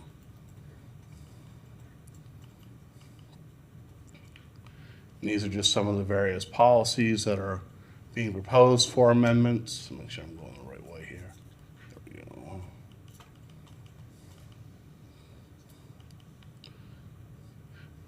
So the city currently assesses a fee today as part of its TMPA program. That fee is based primarily on trip generation and it's assessed on an individual case-by-case basis. So an applicant comes in, they submit a traffic study, they submit a trip generation analyses, and then the actual fee is calculated. And those are calculated per the additional zones that these projects are located within. The mobility fee itself, which will be the next phase of this, is actually a predetermined calculation. So the fee in the analyses is already done. An applicant will always have the ability to do their own study to show a different fee, but in essence, it will cut out a pretty significant portion of the process, and they'll know what their mitigation requirements are up front before they even start the development review process. So the plan itself is a continuation of the city's vision to move towards a multimodal transportation system. It is a requirement of Florida statute. It is based on traffic projections out to 2045 and really identifies projects at a high level of need. Each one of these projects will go through a vetting process. They'll go through individual design, community outreach, and stakeholder input to basically determine what their ultimate design is. The city, along with the county, they were sort of the initial founders of this. Back in the 2000s, both city and county adopted alternative transportation systems. They, along with Pasco County, were some of the first ones in the state of Florida to do such. Since that time, there have been a host of other communities throughout the state that have migrated towards mobility plans and mobility fees. They're up in the Panhandle from Walton County and Okaloosa County, all the way down to Southeast Florida and Miami-Dade County and the city of Miami Beach. There have been a number of outreach efforts in both the mobility plan and the mobility fee as we've gone through this process. We held stakeholder meetings all the way back in 2024 at this time, participated in the Vision Zero open house meeting, and we presented this mobility plan and mobility fee at several meetings and hearings in front of the Community Planning Board and through other boards within the city of Gainesville.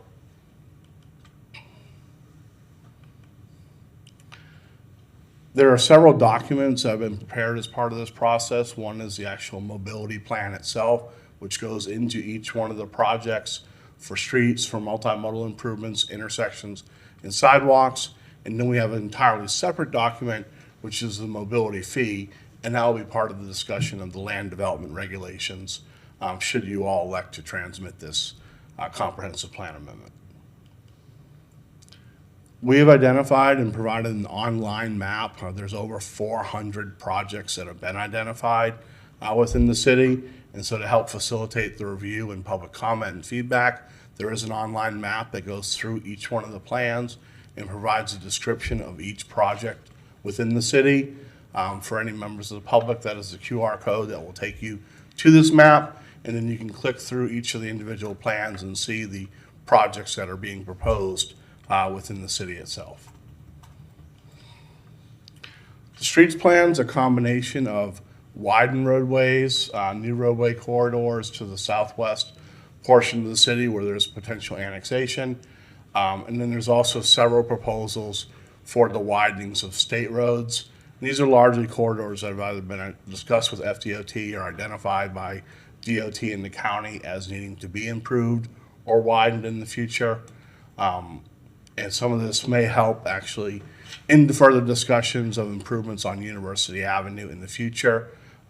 This will be proposing to four-lane a portion of State Road 100 out by the airport, 53rd in the northwest portion of the city, and also a portion of Southwest 16th in the city. As you go through discussions with DOT, these are all opportunities to provide parallel capacity to University Avenue to help make it more pliable, potentially to negotiate with DOT for some different types of design treatment on that corridor. And as Scott mentioned earlier, in coordination with the county, there are several new roadway projects identified out in the southwest portion of the county in the city. These are already identified in the county's comprehensive plan, and essentially they're being reflected here in the city's mobility plan. And if and when those areas either annex into the city, that'd be part of the mitigation there, or if they're part of the county, they would be building part of the roadway system through there. So that sort of helps to provide some coordination between the city, county, and ultimately FDOT. The city already has an extensive network of sidewalks and bicycle lanes. We've really looked at opportunities for adding additional trails, making connections to the trail system, and also looking for opportunities to widen existing sidewalks that may be 5 feet in width to 8 foot or 10-foot wide facilities. And these are really provided throughout the city.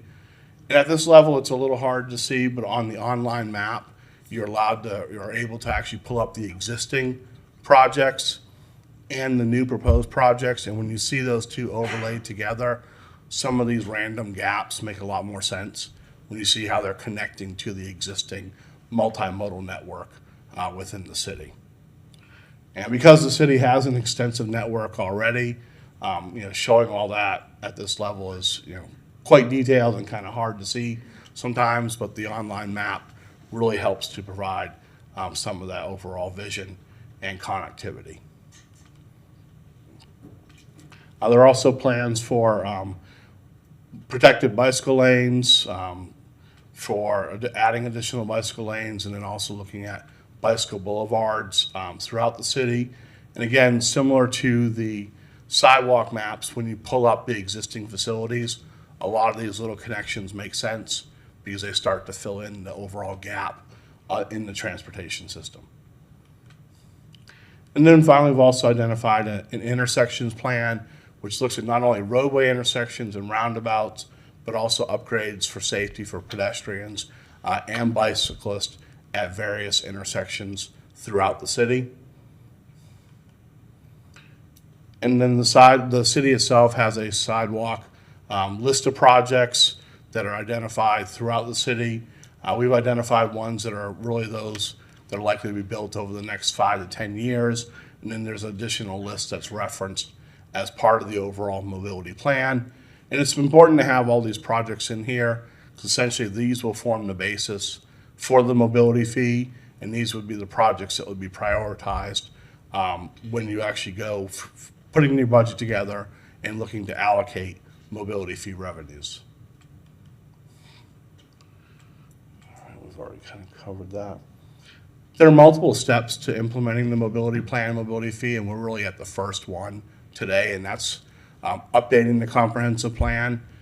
Oftentimes, we don't necessarily have to do as extensive an update as we are in this system, but because the city's overall system is pretty much fully contained within your comprehensive plan, in order to be able to migrate to a mobility plan, mobility fee, there are a lot of provisions that have to be updated. Otherwise, this new system will be in conflict with a system that's already out there today.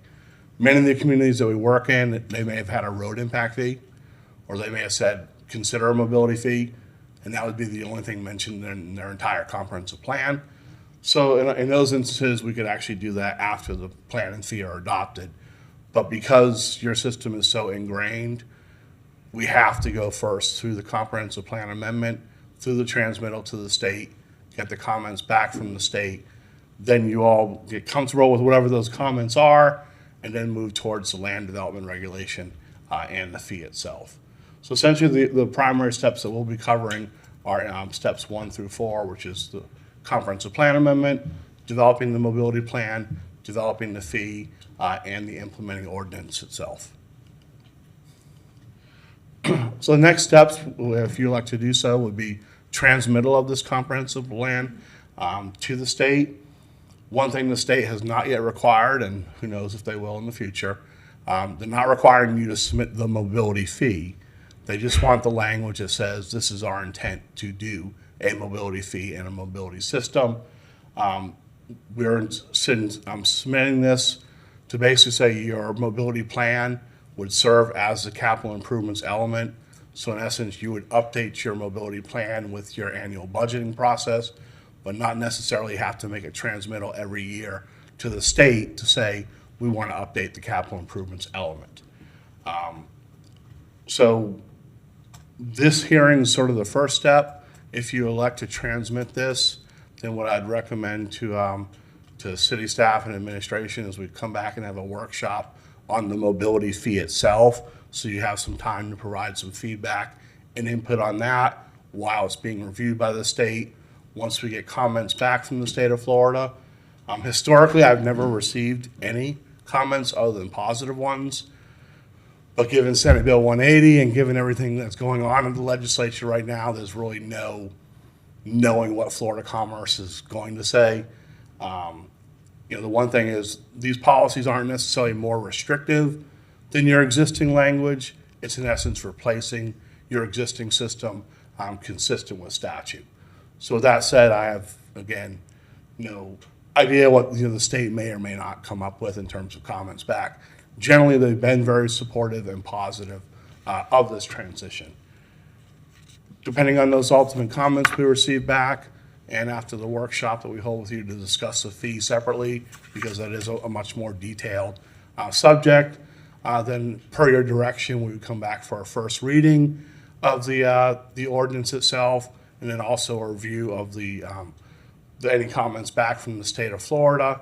If you all elect to move forward, then eventually we get to a second reading and adoption hearing. So this is really the first step that you all will actively be involved in the next few months as we go through this process.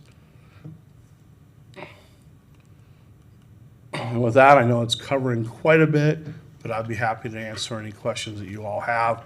And we will be able to, you will be able to provide feedback on the projects, the mobility plan. This is really the important part going to the state is the language that sets up the system. Very good. Thank you, Mr. Paul. Thank you. Commissioner Eastman. Yeah, I guess that was kind of, my question, because we're, like, as you said, I've been trying to dig into our transportation section of our comprehensive plan because we're going through the whole EAR process right now. And I'll be honest with you, the concurrency versus a fee is still mesmerizing to me, as much time as I've tried to pick apart what the distinctions here are, and I don't think you'll be able to explain it to me within this meeting. What seems to matter, I think, within this is that we are incorporating this plan by reference, right? And we have a bunch of maps. We have about 5 or 6 maps that you're striking through that are incorporated by reference in our current comp plan.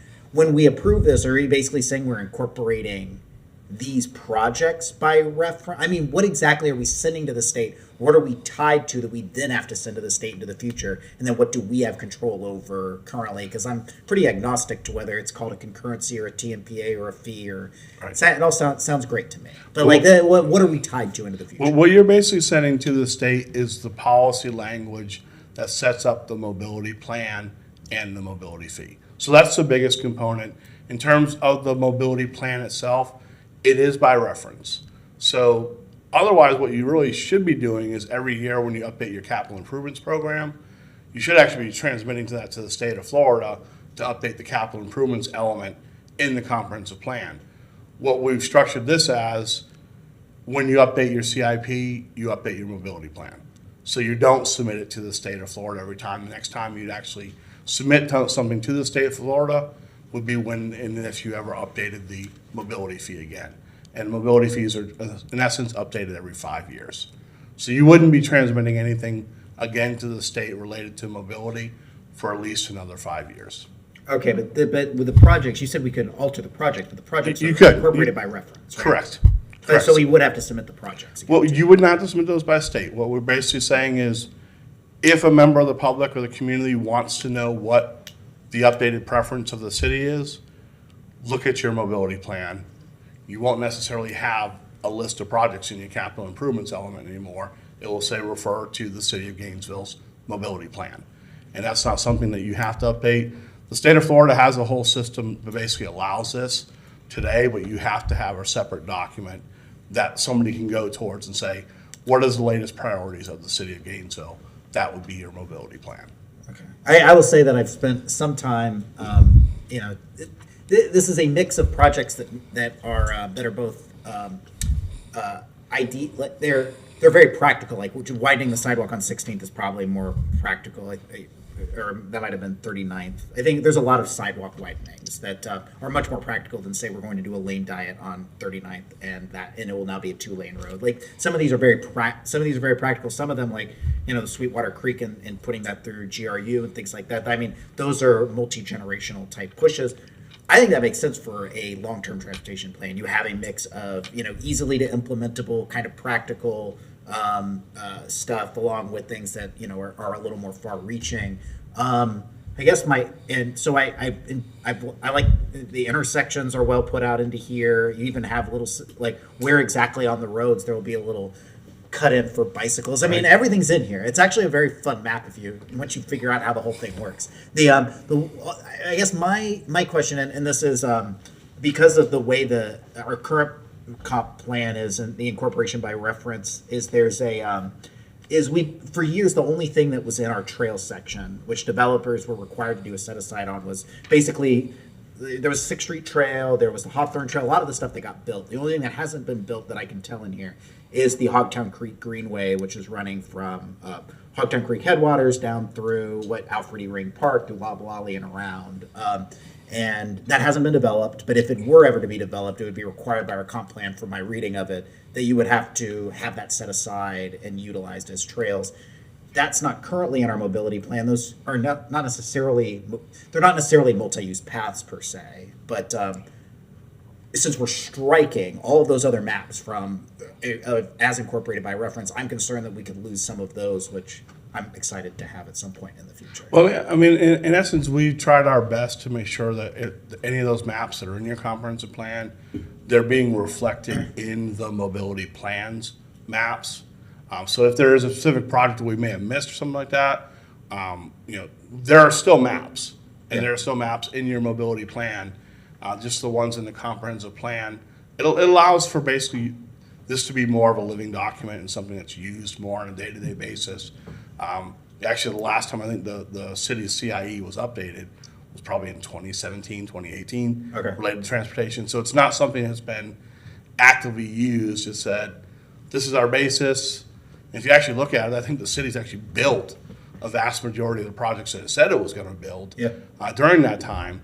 But it really hasn't been an active, ongoing update. The mobility plan would be intended to be something that's more actively updated and managed and used by your public works and planning staff, both in development review and actually looking at projects to move forward with. So you're saying that this meeting right here is not necessarily the time that I need to be saying we need to incorporate this project or that project. No. That can be done at a separate. That can be done in a separate. That can be done in a separate meeting. This is basically setting the context for that, and that your mobility plan would then be your document that you'd add and remove projects to.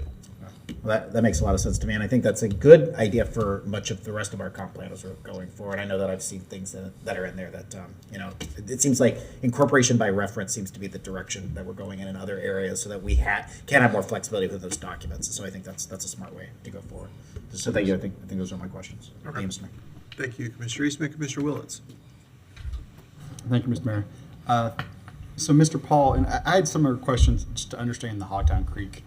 Very particularly, I saw it because the city made a very intentional effort to send to the voters to change our charter to talk about multi-use path, or at least paved.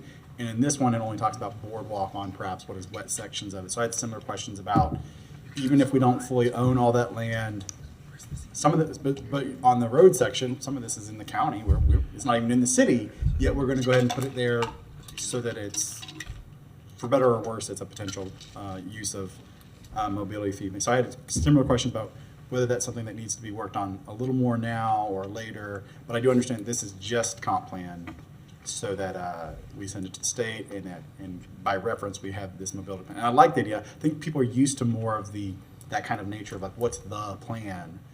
But this is much more of a complete wish list, correct? It is. It's not cost feasible. Correct. Right. We're not necessarily limiting ourselves to say there's not the resources for this. This is more somewhat aspirational, but also, as development occurs, it also takes opportunities to work with development or annexations to make sure they're helping to build your overall system. And I'll say, that's how and Commissioner Chestnut was actively involved in it when, Alachua County adopted their plan back in 2010, and I'd say almost 75% of those projects now have either been built by development, through grants, through money through the TPO, through mobility fees, or through other process. And they're 15 years into that 20-year plan, so they're right on target for building most of what they identified. And when they did that, it was, maybe we had the money, maybe we didn't, but what made the most sense from a transportation perspective? And so that's sort of the process we've continued here.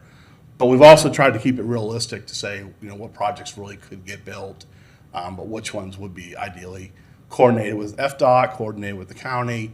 And that's a big part of this too, is the coordination, especially with DOT. They really like to see projects that the community support's already identified in a plan or in their comprehensive plan, so that it makes it easier for them when they go into, say, we want to do something different here.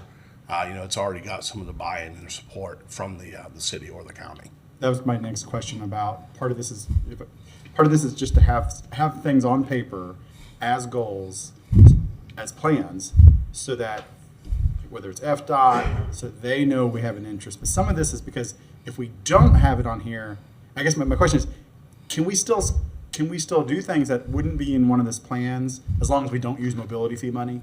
But if we use mobility fee money, it absolutely has to be in this, correct? The only thing you have to do, you have to make sure that it's in the capital. Anything that you spend mobility fee money on has to be in your capital improvements program. So that's your annual budget document. What most local governments have done is they said, as they've updated their capital improvements plan, they've also updated their mobility plan, so it's sort of a unified document. Okay. But everything has to be within the capital improvements program. That's basically a requirement by statute, so you can see where the money is being spent, how it's being spent, and what it's being used for. But it doesn't have to necessarily be in the mobility plan? It doesn't have to be. You can amend the mobility. You can amend it. That's why if we incorporated the mobility plan as a living document in your comprehensive plan, then you would have to go through the process of doing an amendment every time you wanted to change it. By linking it to the capital improvements program, as you update your CIP annually, you also update your mobility plan. And so then 5 years from now, when you go to do an update, you have you're not starting from scratch. You have a document that you've been able to maintain. So the intent is this process is easier and easier and more fluid as time goes on. All right, great. I do like this. Thanks for all your work, and to our city staff as well. The interactive maps were very nice because I got to go drill in on sidewalks, because it'll show you which side of the street does have a sidewalk and which one doesn't of existing. So as you're trying to remember, like which side of the street, which side, this is where we planned potentially because there's a need, and you can go in and double check and say, that's right, I do remember there's sidewalk in this, not sidewalk this. Even when someone asks you about it, instead of having to go drive out there or look at Google Maps, it was very useful. It does take a little while to kind of figure out what you're looking at, what you're not, which layer, but I really appreciate that, and I've been looking for a little more of this concreteness.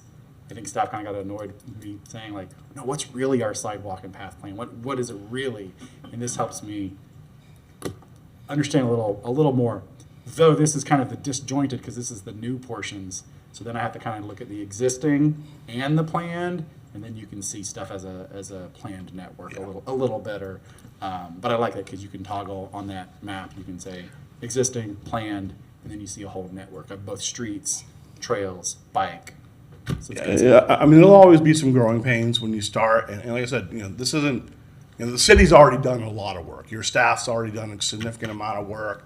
You all, as a commission, have already done a lot of work in terms of establishing the network. This sort of brings all those components that you've been working on together. And the intent is that really this would be your process to update those, so that in the future when somebody wants to go look, where's my existing facilities, where are my planned facilities, my program, they'd be able to go onto this map or this document and say, here it is, and get that level of detail, and not have to look at 5, 6, 7 different plans to get there. Now, will you, when we finally get down to actual mobility fee, are you coming back for that? Oh, yes. Yeah, okay. no, we'll be, all right. The mobility fee discussion will be a much more intensive discussion, and that's why I'd actually recommended also that we consider a workshop between this period and the first reading so that you all have a chance to give us feedback on that document, as opposed to just putting it on to you, say, hey, we need a vote today. Thank you. This way you give us some opportunity Thank for you. us to make sure that you have for it to be successful, you all have to be comfortable with it. And ultimately, that's our goal. Great. Thank you, Mr. Mayor. Thank you, Commissioner Willetts. So my understanding is this creates a framework that we will fill in the Correct. details on in the future. Absolutely. Okay, good. All right, Mr. Manager. Thank you, Mr. Mayor. I think we all got there. I think Commissioner Willits was going where I was going in between the dialogue between Jonathan and Commissioner Willits. The one thing I was going to say was related to it's better to have the projects in the plan, so it's so there's a better it's easier to tie a rational nexus when we do spend TMPA funding on those projects. It is also important, I think, to have those projects mapped to Commissioner Eastman's point, because when development does come in, the staff and transportation is going to look at the map, identify what facilities may be directly related to development, and try to work with development to actually either set aside land or even construct, like in the case of Whole Road. Those Whole Road extensions have been constructed by development as a way to meet their mobility requirements. So yeah, that's it. I just think just reiterating what you all said, but I wanted to, it was old light. So Very good. Thank you. Commissioner Eastman. Wait, so I mean, to that point about having the projects in there, and to the point that we're going to be updating our CIP, which will automatically put things into there. I guess I'm asking, like, I would like to. I don't want to lose the Hogtown Creek Greenway as a trail that we have in our long-term planning. It's been there since the 80s, right? And it's not in this. And so if we're crossing out all of our plans and we're incorporating that, and I'm looking at our Gainesville Trail Network from 2001, and I'm seeing it on there, I'm not seeing it in this one. Should I be incorporating that, trying to incorporate that before we send it to the state in this current? No, not in this transition, but before we come back to the next one, that's something we'll look at to make sure that we are properly addressing when we come back to you with this document. Okay. I just see the Gainesville Trail Network, and like you said, it's actually amazing. Nearly all of it is done. Like there's little dots here for what needs to happen, and it's been done. This was 25 years ago, but to your point, when you start signifying these things, they seem kind of far off, and then eventually, slowly but surely, one foot in front of the other, they get done. But that's why I want to make sure that's the purpose of comprehensive planning, right? Is one foot in front of the other, your plans get accomplished. Right? I'll be honest with you, it may be in there at some point, maybe a part of another plan. We've had a lot of discussions about the Hogtown Creek Greenway Trail because there have been so many things that have gone over in the past. Before there was a restriction, you couldn't have any improved surfaces, and then we could have an improved surface, but it has to be a boardwalk. There's been a lot that's happened with that corridor over the years, and so it's possible through all the feedback we've had over the last 2 years that some portions of it may or may not be in there, but we'll coordinate with staff and you all to make sure The southern portion that is it's in certainly there. there. The boardwalk section that is south of University Avenue is certainly Okay. there. The northern section is what it is missing. It's missing, okay.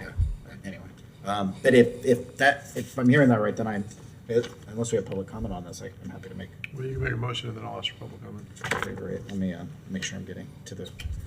We got a lot of stuff on our agenda for this one. I would like to. Sorry, guys. I would like to move 2025-513 Comprehensive Plan Amendment, Multimodal Transportation System.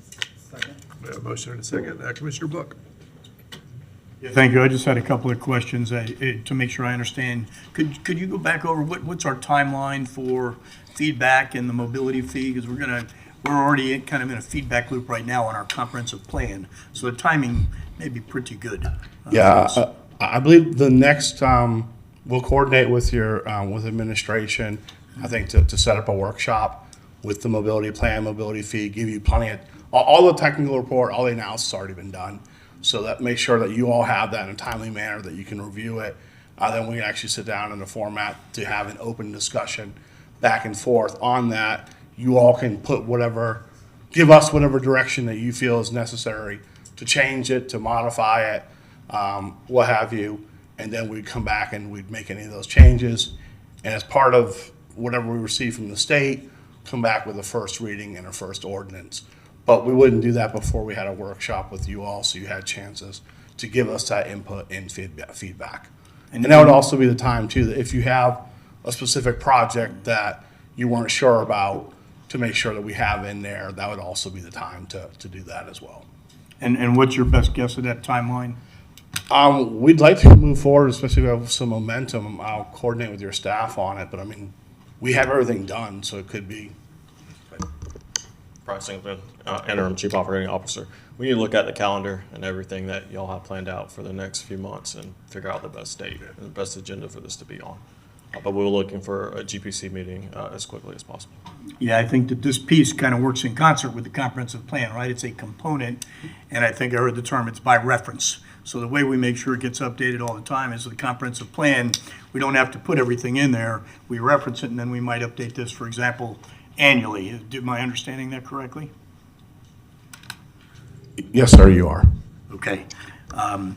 So in the, from a standpoint that we've already talked quite a bit about the comprehensive plan and feedback and workshops and GPC, Mr. Manager, to the extent that we're able to incorporate getting feedback on this, we need that too. Yeah. Right, because people will really want to look and say, they may not be so interested in the comprehensive plan policy 2.10, but they'll certainly be interested in what's that multi-use trail that's in the southeast Gainesville and stuff, and they'll be interested in the concrete, not so much the big picture 30,000 foot comprehensive plan language, except for those really passionate people. So I would just, recommend, it's not a motion, but I think this is pretty important, that we need to be considering that holistically when we're getting the feedback and make sure people feel like they were able to give us feedback on the specifics in the mobility plan. I think that's probably a good strategy. Absolutely. And Mr. Mayor, just real quickly, I think, as I think Jonathan and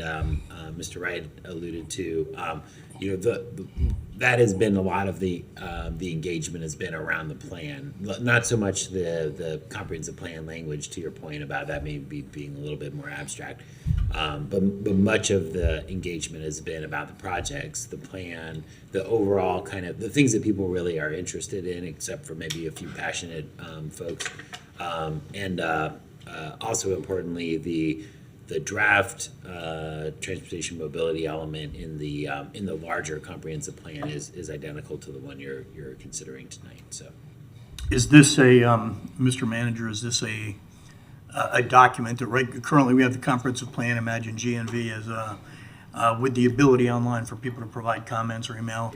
Are they able to do that for this also? I just wasn't sure. I think you probably. Yes, both the comprehensive plan, including the language, as well as the all of the project maps, are online on the city's website under the transportation department, and have been for quite a long time. For about a year now, Yeah, we've had that up there. Yeah. Okay. And then the fee discussion, which will probably the biggest part of the fee discussion, will just make sure people understand we have a fee. Yes. There may be different terminology, slightly different mechanisms or formulas that we'll probably be considering in how to implement that, because really it's impact from development. It'll be very important that we're very transparent in the way that we explain that, so people don't think this is not something new, but we're probably going to do it in a way that's a little more objective. Again, something that's more formulaic, less arbitrary, and considers when we're building, how do we build out, and what's the appropriate fees. Those are just some comments. Thank you, sir, and thank you, Mr. Manager. Thank you, Commissioner Book. Is there any public comment on this, Madam Clerk? There's no public comment. All right, thank you. Is there any other questions? Commissioner Willets? Thank you. Just real quick so I understand. So what things that we're already working on, and this is in the full plan, but will they not appear in that plan if we're like writing the plan, if we're already in the middle of it? Just like Southwest 47th Trail doesn't show up on the map. That's because we're almost about to, get started on it. Or where's the overlap of what we put in versus what we don't put on it? So we would put in anything that we don't expect to fund at this point in time, or don't have funding allocations in at this point in time. So the fees are based off of essentially the cost of the projects and the plan to a certain extent. Okay. What's feasible in that horizon. So things that we've already funded, that, you know, something that's a second stage though could get in there. Correct. But the things that we've already funded won't appear on that map because we're already in the middle of it. We've already funded it. We don't intend to invest these funds into those projects. Perfect. Thank you. Thank you, Mr. Mayor. Thank you, Commissioner Willets. All right, I don't see any other lights. Going once, going twice. Madam Clerk, let's call the roll. Commissioner Eastman? Aye. Commissioner Willets? Aye. Commissioner Book? Aye. Commissioner Duncan Walker is absent. Commissioner Chestnut? Aye. Commissioner Engel? Aye. Mayor Ward? Aye, that passes unanimously with Commissioner Duncan Walker absent. Madam Clerk. Mr. Mayor? Thank we're- you to everyone in planning and transportation staff. And Mr. Paul, appreciate you, all the effort that's gone into this so far. So thank you. Madam Clerk, sorry.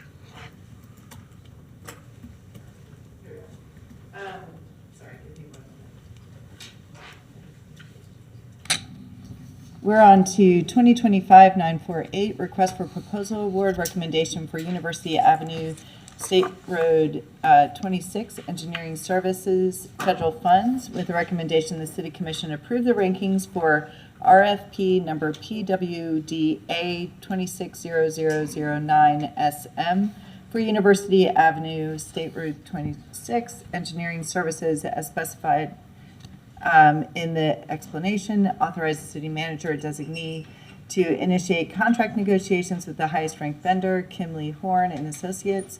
If negotiations fail with this vendor, or if an agreement is terminated, initiate contract negotiations with the second ranked vendor.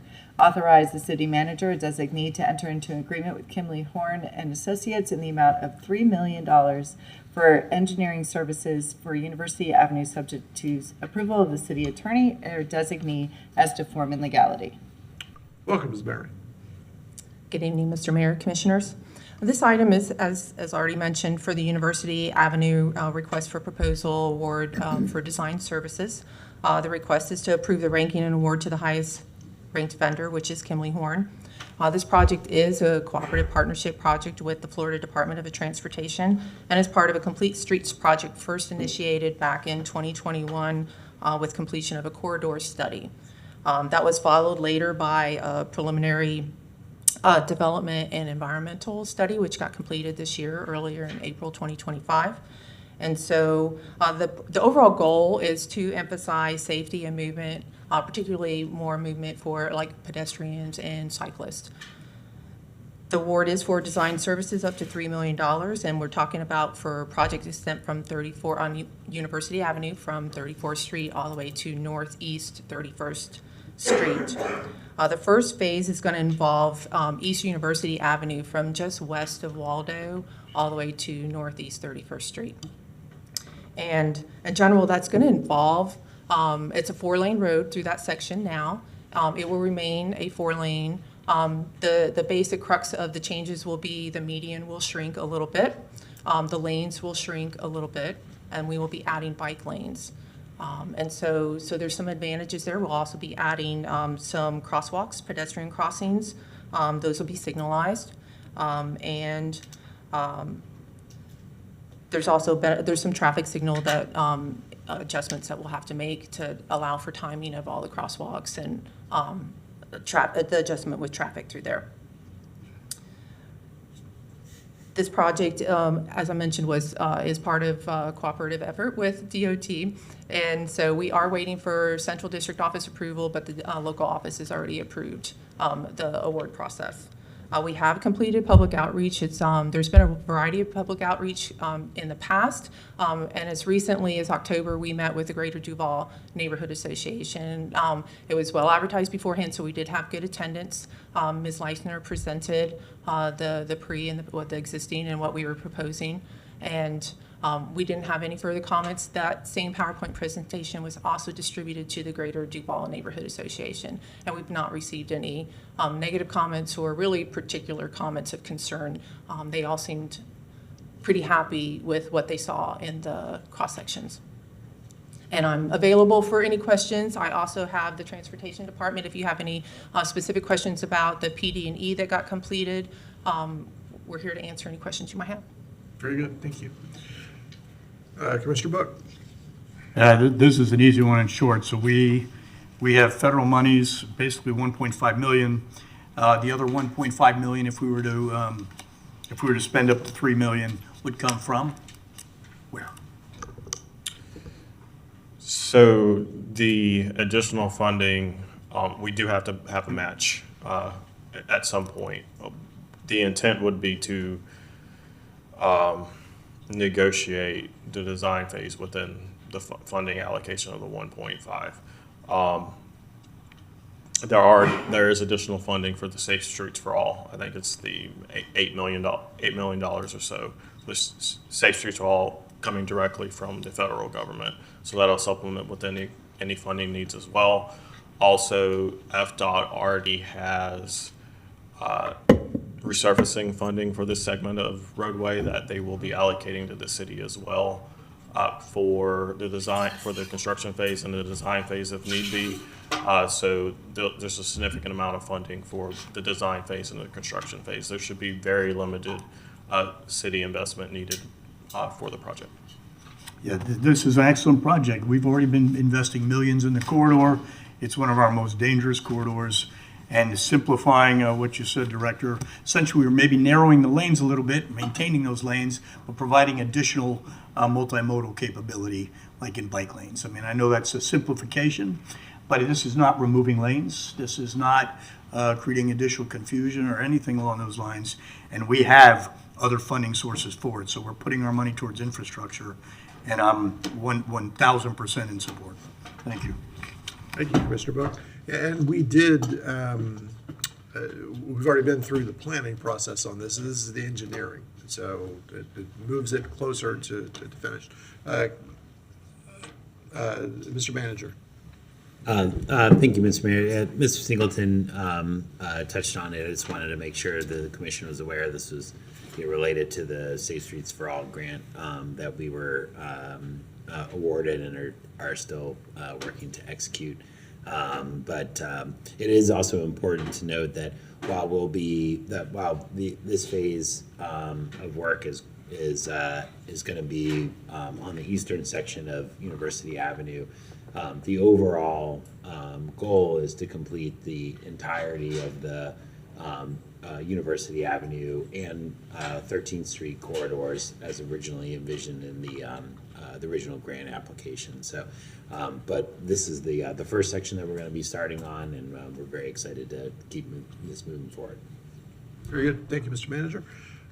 Is there any public comment on this? There's no public comment. Okay. Commissioner Eastman. Yes, thank you. I'd like to move staff recommendation.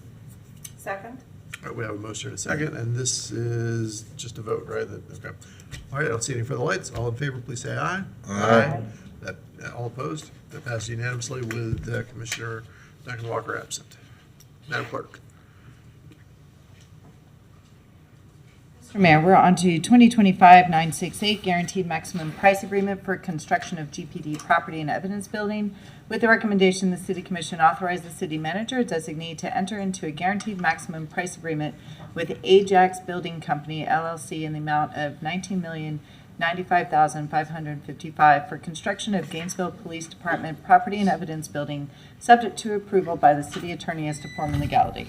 Thank you, Madam Clerk. Before we move into this, I want to thank everyone in transportation for having been a part of this very, very long day. I appreciate you being here with us. So, thanks. Yes, sir. Good evening. My name is Gary Cawthorn. I'm the Facilities Manager for Public Works Department here at the City of Gainesville, and wanted to share with you a little bit about the agenda item that we have in front of us. We are, or for the last several months, the Public Works Department, under leadership of Brian Singleton and Gail Murray, we have been working with Monarch Design Group to design a new property and evidence building for the Gainesville Police Department. They have, along the way, done a fantastic job working with us, and when through the process, Ajax Building Company has been involved from the very beginning through programming and design to help provide feasibility studies and make sure that the costs stay in check throughout the process. So they are intimately involved throughout the process, and they totally understand what's involved in this project. They have They are under contract with the city as a continuing services contract for construction management at risk. They are specializing in public safety buildings. They have recently submitted to us on November 25th a guaranteed maximum price of $19,095,555, which we are asking for you to approve. And with that, I believe you guys have a copy of the guaranteed maximum price. I'm hoping that you had a chance to look at it and you have most of the information. It does include in there information about the project schedule, which we are hoping to start mobilization in February of 2026, and substantial completion is planned for June 25th of 2027, and final completion in July 28th, 2027, with GPD hoping to move in June of 2027. Okay, very good. Commissioner Eastman. Actually, Commissioner Book's on first. Yeah, go ahead. No, go ahead. Yeah. Real quick, could I introduce some other Absolutely, members sure. that are here? I want to introduce Tim Sewell, who is the Regional Director for Ajax Building Company in the state of Florida, and Steve Arrington, who is Senior Project Manager for Ajax Building Company, and they'll also help answer any questions that you have about the GMP, and Barnett Chanot, who is the President and Managing Partner for Monarch Design Group. Very good. Thank you. Want me to go? All right, Commissioner Book, go ahead. Yeah, so, you see a figure of $20 million for a building, you think, why is that? Is it appropriate? But within the last 24 to 36 months, we put together 80 million plus of infrastructure projects, all funded by streets, stations, and strong foundations, voter approved monies, and the vast majority of those monies are all going to public safety.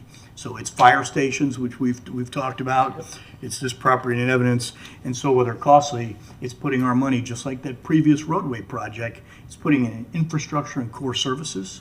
I think that's terrific. I think someone may see the figure, go, why is that? I thought it might be helpful if you explain, we may know up here, what's the nature of building a building such as this for police department? Okay, currently the police department has property evidence building that is 3,995 square feet, and we are increasing the size with the new building to 31,000, which is about 8 times the size of the current building. They are currently busting at the seams with evidence in that building. I'm not sure. I'm Chief Book, or I call you Chief. Anyway, Commissioner Book, you've probably seen that facility. You've probably seen the inside of it and understand what they're working with over there, but the building is full. They have exceeded their limits in their capacity, and they are not going to survive the future if we do not expand. So the building that we're planning to build will meet their current needs by far and help them grow into the future and help them as the city grows. Yeah, I mean, I'd be prepared, Commissioner Eastman, to make motion. Somebody else want to do that, I'm fine with that also. Thank you. Thank you, Commissioner Book. So what's the over-under on how many years it takes to fill this one up? Five years, 10 years? I'm making a joke that this will be full in 5 or 10 years. Oh. The new one. It was a bad joke. It's okay. Commissioner Eastman. Yeah, thank you. I will, so this is how large of a facility? You said It's 31,000 square feet and a little bit more than that. Let's see. It's 31,470 square feet, and it's 3 stories high, and it's going on the current footprint where we have a single-story building. So we're building up. We pretty much at capacity on our land, so we had to go up. Sure. 31,040. I thought I saw 30,950 in the back. This comes out to about 610. I had 615 at 30,100, but it is still it seems a high per square footage cost. I mean, I'm sure there's a good to Commissioner Book's point. I understand that it's a much larger facility, but even as a much larger facility, it's still a fairly high cost per square foot. I've never built an evidence building for GPD myself, but what is the why such a high per square foot? It's a full hurricane hardened building with all the backup and redundancy systems that you would expect in a hurricane hardened building. We need to make sure our evidence is protected for for our cases essentially as they go through the system. Can I jump in there, Director? So Nora, I would not do that. on someone, but when you're talking about public safety and property and evidence, you're talking about dealing with things like body fluids, biohazards. You need separate air and ventilation systems in there. It does need to be target hardened. Certain items need to be separated in categories based on accreditation and evidentiary standards for prosecution. So there's a number of, you're right, it is expensive per square foot, it is. And the reason for that is because the nuances of the aspects that you have in a building like that to meet the standards for law enforcement are pretty astronomically high. So it's an absolutely appropriate question. And to add to the ventilation as well, just to store narcotics in the building with the smells associated with them and it being occupied is something that we don't have in our current facility. So the electrical systems, HVAC system, fire suppression, generators, redundancy, just to make sure that those that are in the building are safe and can breathe, and then making sure that evidence stays secured and protected. All the shelving and furnishing associated with the 10-foot high shelving, it's for 3 floors. It just all adds to those costs. I mean, this is. The price is going to go up. Yeah, no, I hear you. I hear you. And this even is if- the building. even if This is the furnishing. This is all the permitting. This everything associated. Right. It has all the design engineering. It has all, yeah. So that it makes sense. It's a high number. So I think it's appropriate to ask about it. The other point I had, and this is based on feedback that we've gotten from some of the neighbors, is related to. There's a multi-use trail that goes through there. Probably one of our most used multi-use trails, and there's security fencing that's going along the outside of it. Am I understanding that right? So there is a portion of fence that's being added south of the building to connect to the parking lot, and then there's a separate project that we have funded to secure the entire southern parking lot with security fencing. Okay. So that security fencing south of the park of GPD, as well as the entire parking lot, which is currently open, right? Correct. We've gotten some feedback from at least one of the neighbors, but I imagine that there'd be more neighbors and people that just use the trail in general that would feel uncomfortable with you're biking through and then suddenly there's high security fencing around you. Right now it's not fenced, and I've not heard of any issues there. Is there any issue with pulling that out of the current plan? Is there? I would prefer there to not be high security fencing there, if at all possible. I'm not aware of any issues. Have you heard any security-related issues? I have not heard. Our police chief is not in the room today, but I'm not personally aware of any issues with the parking lot not being fenced. I would prefer us to not, just based on, just kind of the overall feeling of going through there, but also based on neighbor feedback. I would like, if possible, to pull that out of the. This is the appropriate place to do it. This is where this would be going into, right? Is the engineering of this, or would that be a? Correct. If there's not a desire to fence the parking lot, then we would just need that direction tonight. Okay. That would be the direction that I'd be giving in a motion, which I can make now, or I can leave it to other folks that are in there. But with the approval? What? We have other lights, so let's go through. That's fine. Let's see what everybody has to say here. Okay. All right. Commissioner Willets. Thank you, Mr. Mayor. My question is about what are the alternates? There's a few just small alternate some things in here. Is this mostly for finishes, or is one of this part of that fencing, these non-graphic panels? I couldn't tell. So we still need to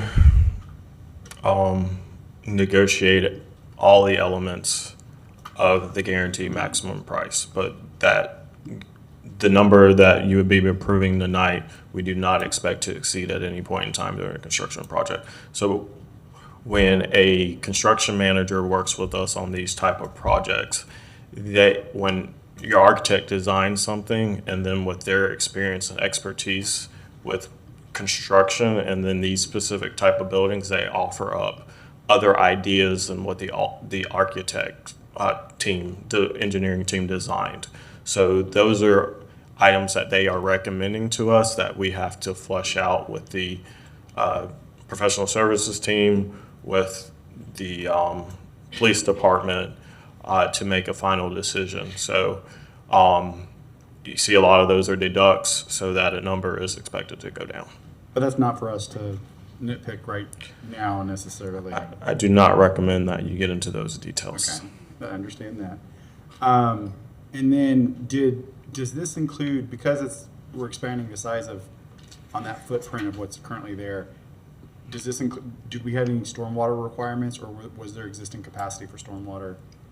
The stormwater work is included in that guaranteed maximum price. So the stormwater basins do have to be reconfigured a little bit on site. That one just south of the station, it might even be some of them in between the station. There's a lot of little drainage areas on that I didn't site. see that on the map as a potential area of construction, so that's why I asked. I didn't know whether, maybe we built it big enough and there is enough capacities, but that is included in this. Yes. Okay. I agreed with Mayor Pro Tem Eastman. When I saw the dollar amount per square foot, it is very high, but I understand these are complicated buildings and refrigerated portions and all that. So I do get that. Thank you, Mr. Mayor.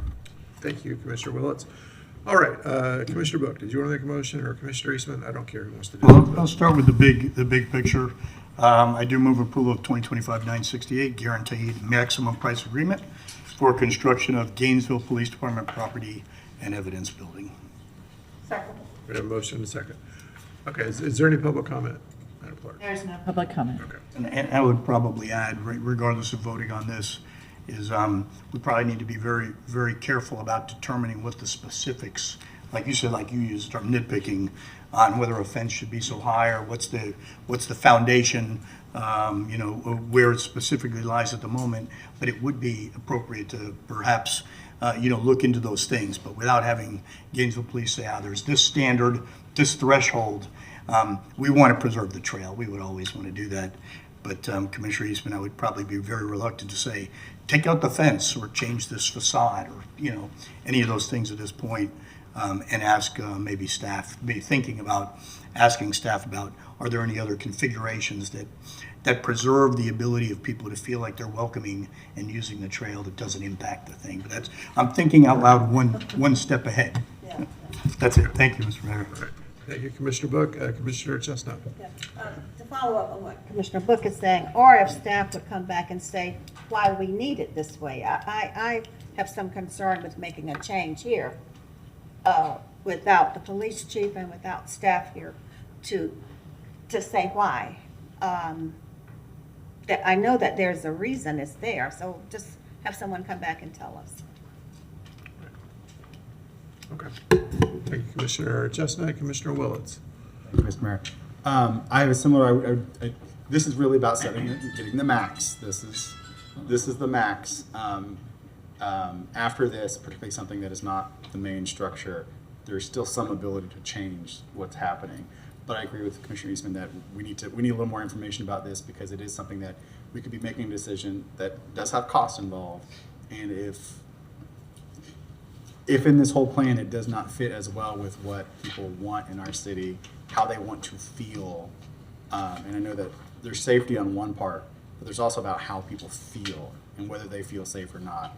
And there are things we do that makes people on one side safer of a wall, and it absolutely makes the people on the other side feel less safe. And we're talking about a transportation corridor that, we all know it, we see people on that trail. It is a transportation corridor. And if people stop using it because they feel like it's unsafe, because it has become, a bit too much of a canyon as opposed to what it has been, which is pretty open, and you can see birds in the stormwater pond. So I have a similar concern. I would love to see a little bit about what this was actually going to look like, dimensions to understand. But I think tonight it is just, this is about approving the max so that we can move forward. But in Commissioner Eastman, in the future, I support the idea that let's take a slightly better look at that portion of it. Obviously, I'm not an expert on the size of the walls and the footers and all that kind of stuff and how thick to make the roof, but that's something that our constituents really are going to be concerned about. So, thank you. Thank you, Commissioner Willets. So I would ask of staff that Public Works and GPD walk the halls and, you know, just individually answer questions. Because it may be that some of these things don't need to be on the dais, that there may be individual questions that are best answered individually.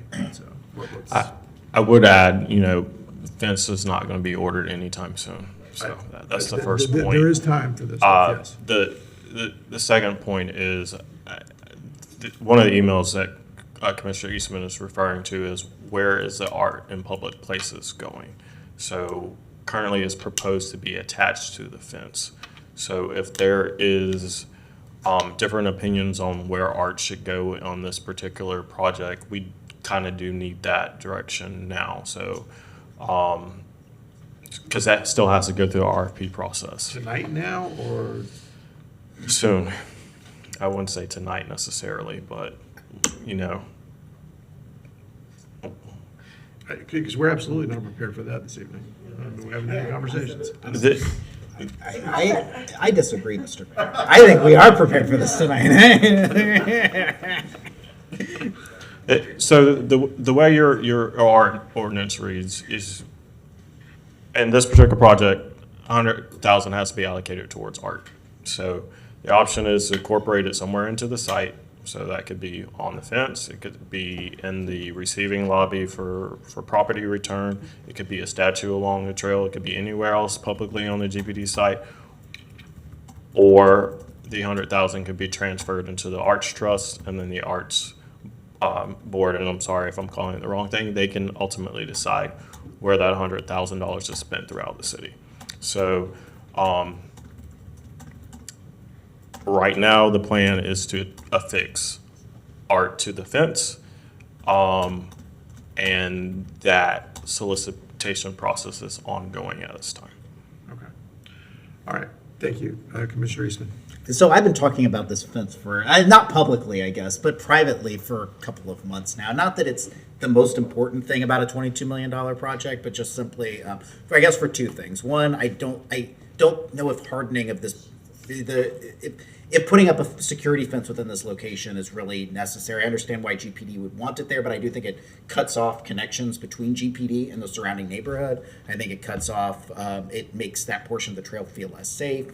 I've already had a whole GPC discussion about my dislike of tall fences anyway, so I have a personal, I think it is bad SEPTED policy, and I don't know why we would want to have that particular policy near a place where we want the police to feel open and inviting, and where, you know, that should be it should be the safest part of our city, is being close to GPD, not a part that feels disconnected to it.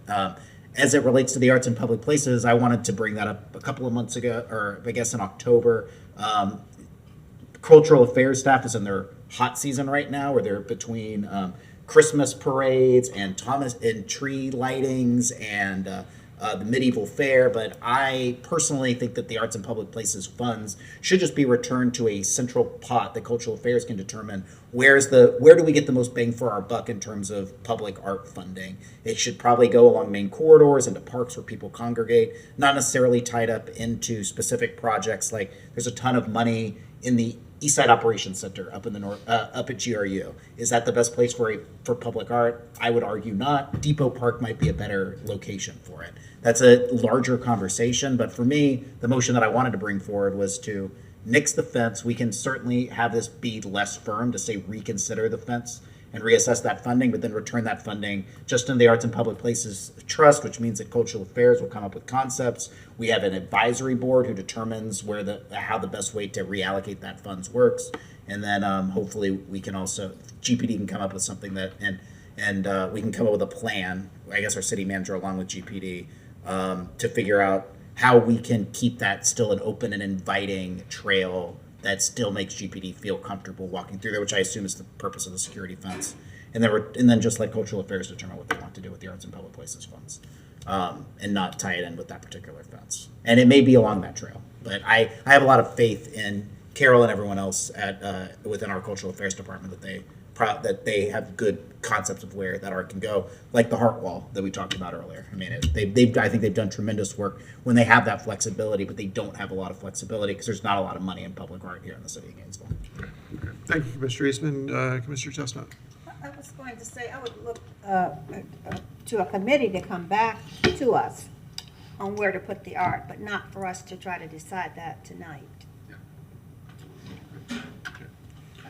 Mr. Manager. Mr. Mayor, I'm very comfortable bringing staff together and talking about this and then walking the halls with y'all and not designing them from the dais. So. Yes. Yes. Thank you. Commissioner Willens. Mr. Mayor. And I think it is a valid conversation because some people have expressed to me, some of my constituents, that the art was merely an excuse to have a security fence. And I think that is a bit of it builds a bit of a distrust between our neighbors and GPD. And so that's one of the things, and that some people just don't like the idea of it because they've seen the pond, stormwater, but they're like, why? But some people have expressed to me that they think it's just the art is merely the excuse. If we're already building something and you say, hey, can we hang art on it? Great, you're kind of killing two birds with one stone. But that's why. So I'm not quite sold on the fence idea. I'm just not sold on it yet, for lots of reasons. And so I do think it's a valid conversation to have. If it's something that we still have some time to decide, and if the fence is not right for this site, then we will figure out art later. Is my opinion. But is the fence right? And then art only has our art connoisseur. I could have been done in 5 minutes, man. I doubt he's going to be giving us an opinion about art, but that's kind of my feeling about it is that if the fence is let's decide if the fence is absolutely what is needed, appropriate, and agreed upon, and then art is a serendipitous second effect. But if we're really just looking for a place for the art, and the easiest way is to build a fence, that's not. I don't think that's the intent of the art fund. So, anyways, that's where I'm at. Thank you. All right, thank you, Commissioner Willets. So I will say that I'm of two minds about on the art conversation. That number one, the more art we put through the community and in workplaces, the better. Everybody deserves to experience art, but we don't have a lot of funding for it, and concentrating it in places where even more people can, where we get better art in places where art is traditional. There's a definite case to be made for that as well. Parks and City Hall and that sort of thing. But at any rate, I don't see any further lights. Let's vote on this motion, and then if anybody wants to make another one, we can do that. But the manager's already said that he and staff will walk the halls and work on individual questions. And then we can bring this back at the first meeting in January, perhaps, and work through any detail that isn't worked through as a part of this motion.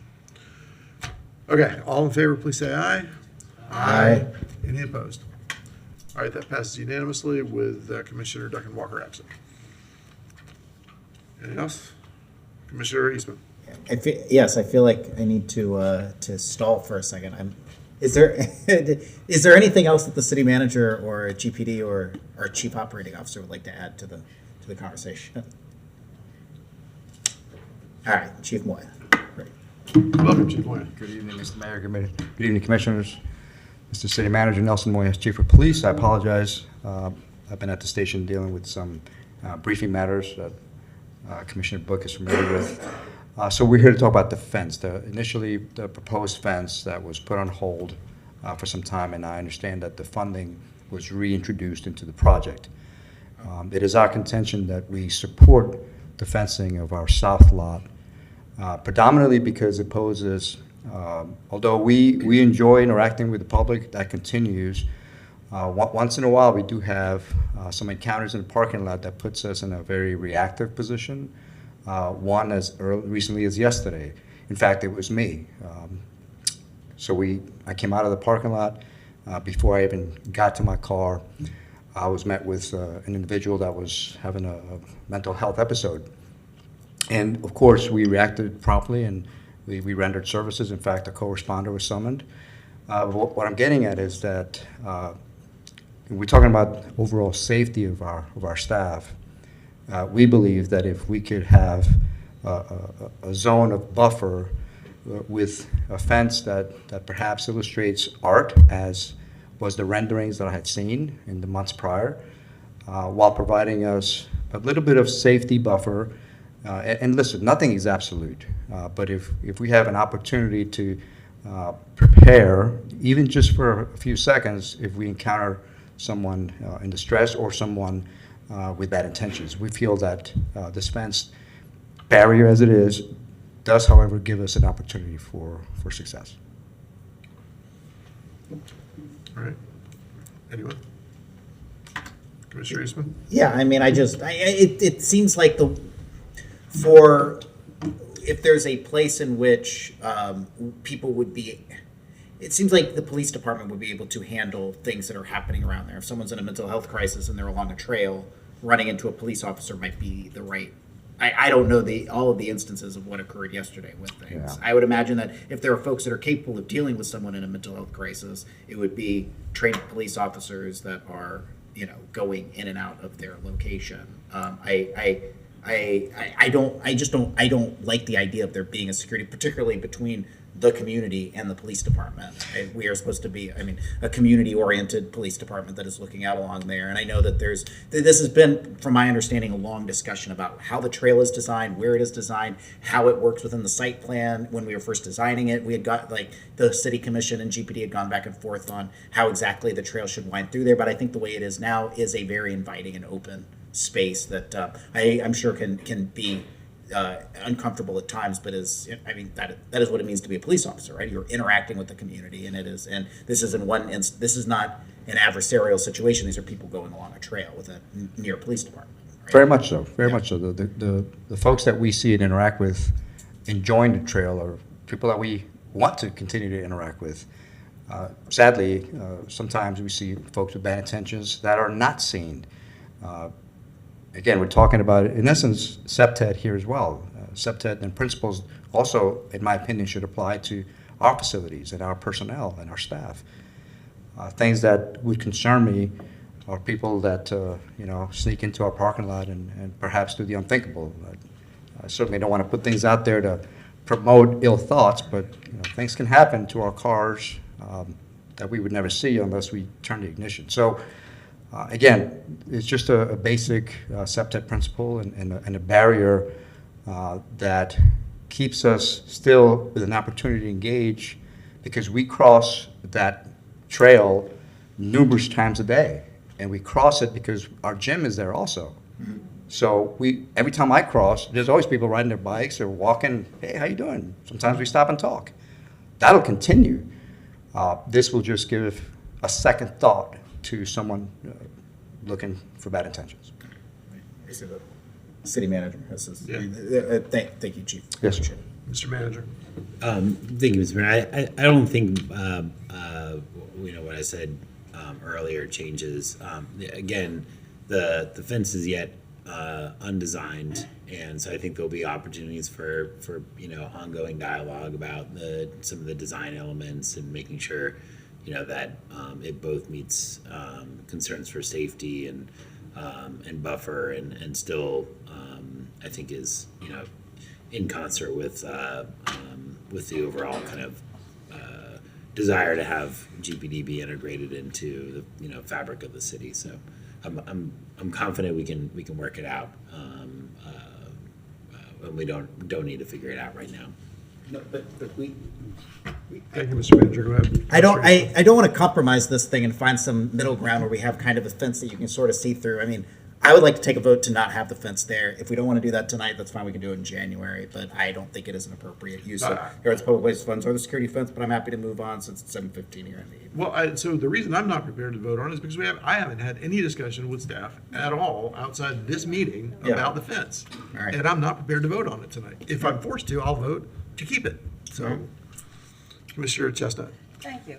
And if I'm forced to, I will vote to keep it. I think the police officers deserve safety as well. And so I would like to wait and hear from the staff, let them visit us and make the rounds. But I don't think it's necessary for us to vote on this tonight. And if forced to, then I'll vote against it. Thank you, Commissioner Chestnut.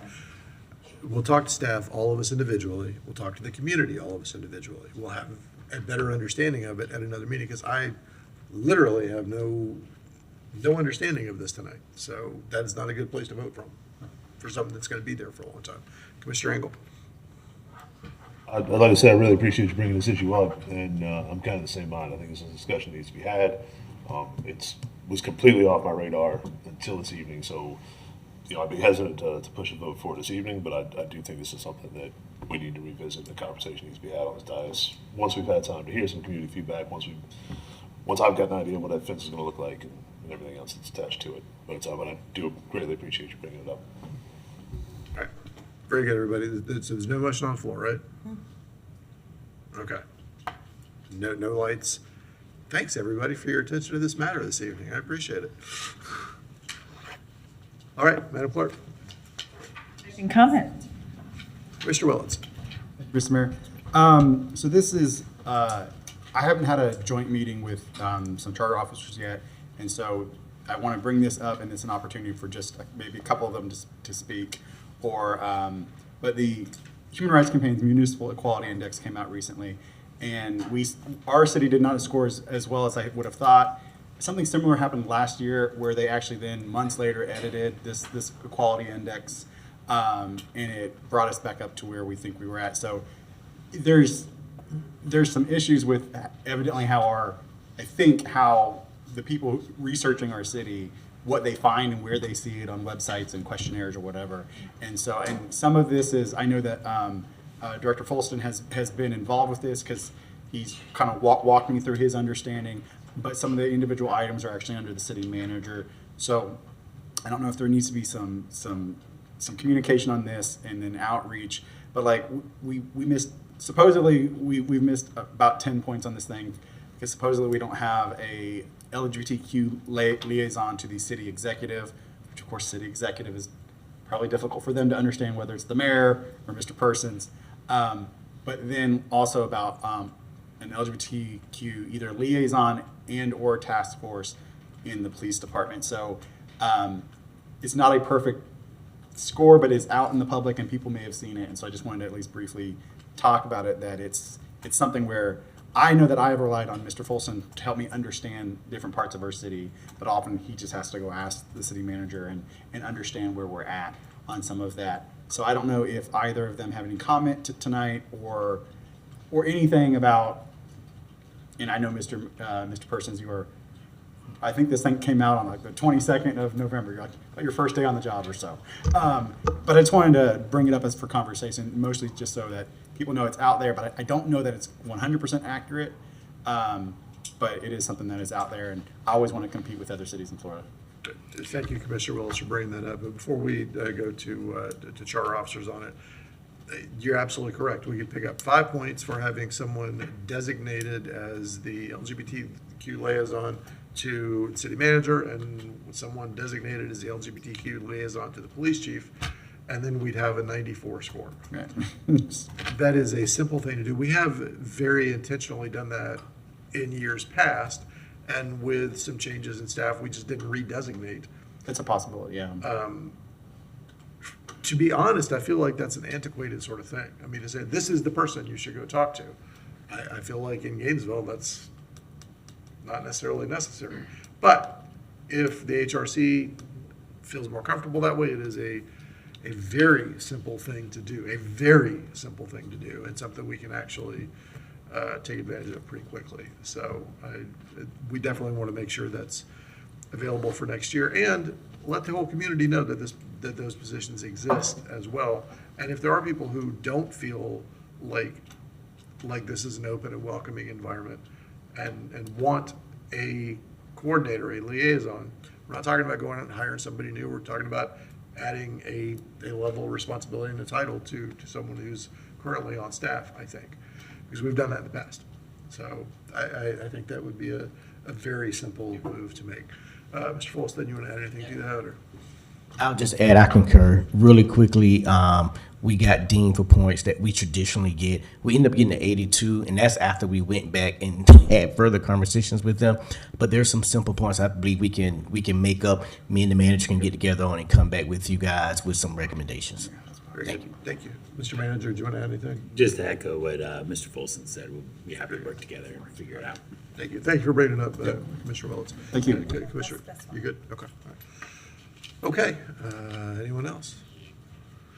All right, we got a lot of work done today. Thank you all for your hard work. I appreciate it. And Saturday morning, 10 o'clock at the Blunt Center. And if you're not going there, then we'll see you on the parade route at noon. And hopefully we'll see you over at the Thomas Center at 5. And if none of that, we'll see you on Monday at our special meeting.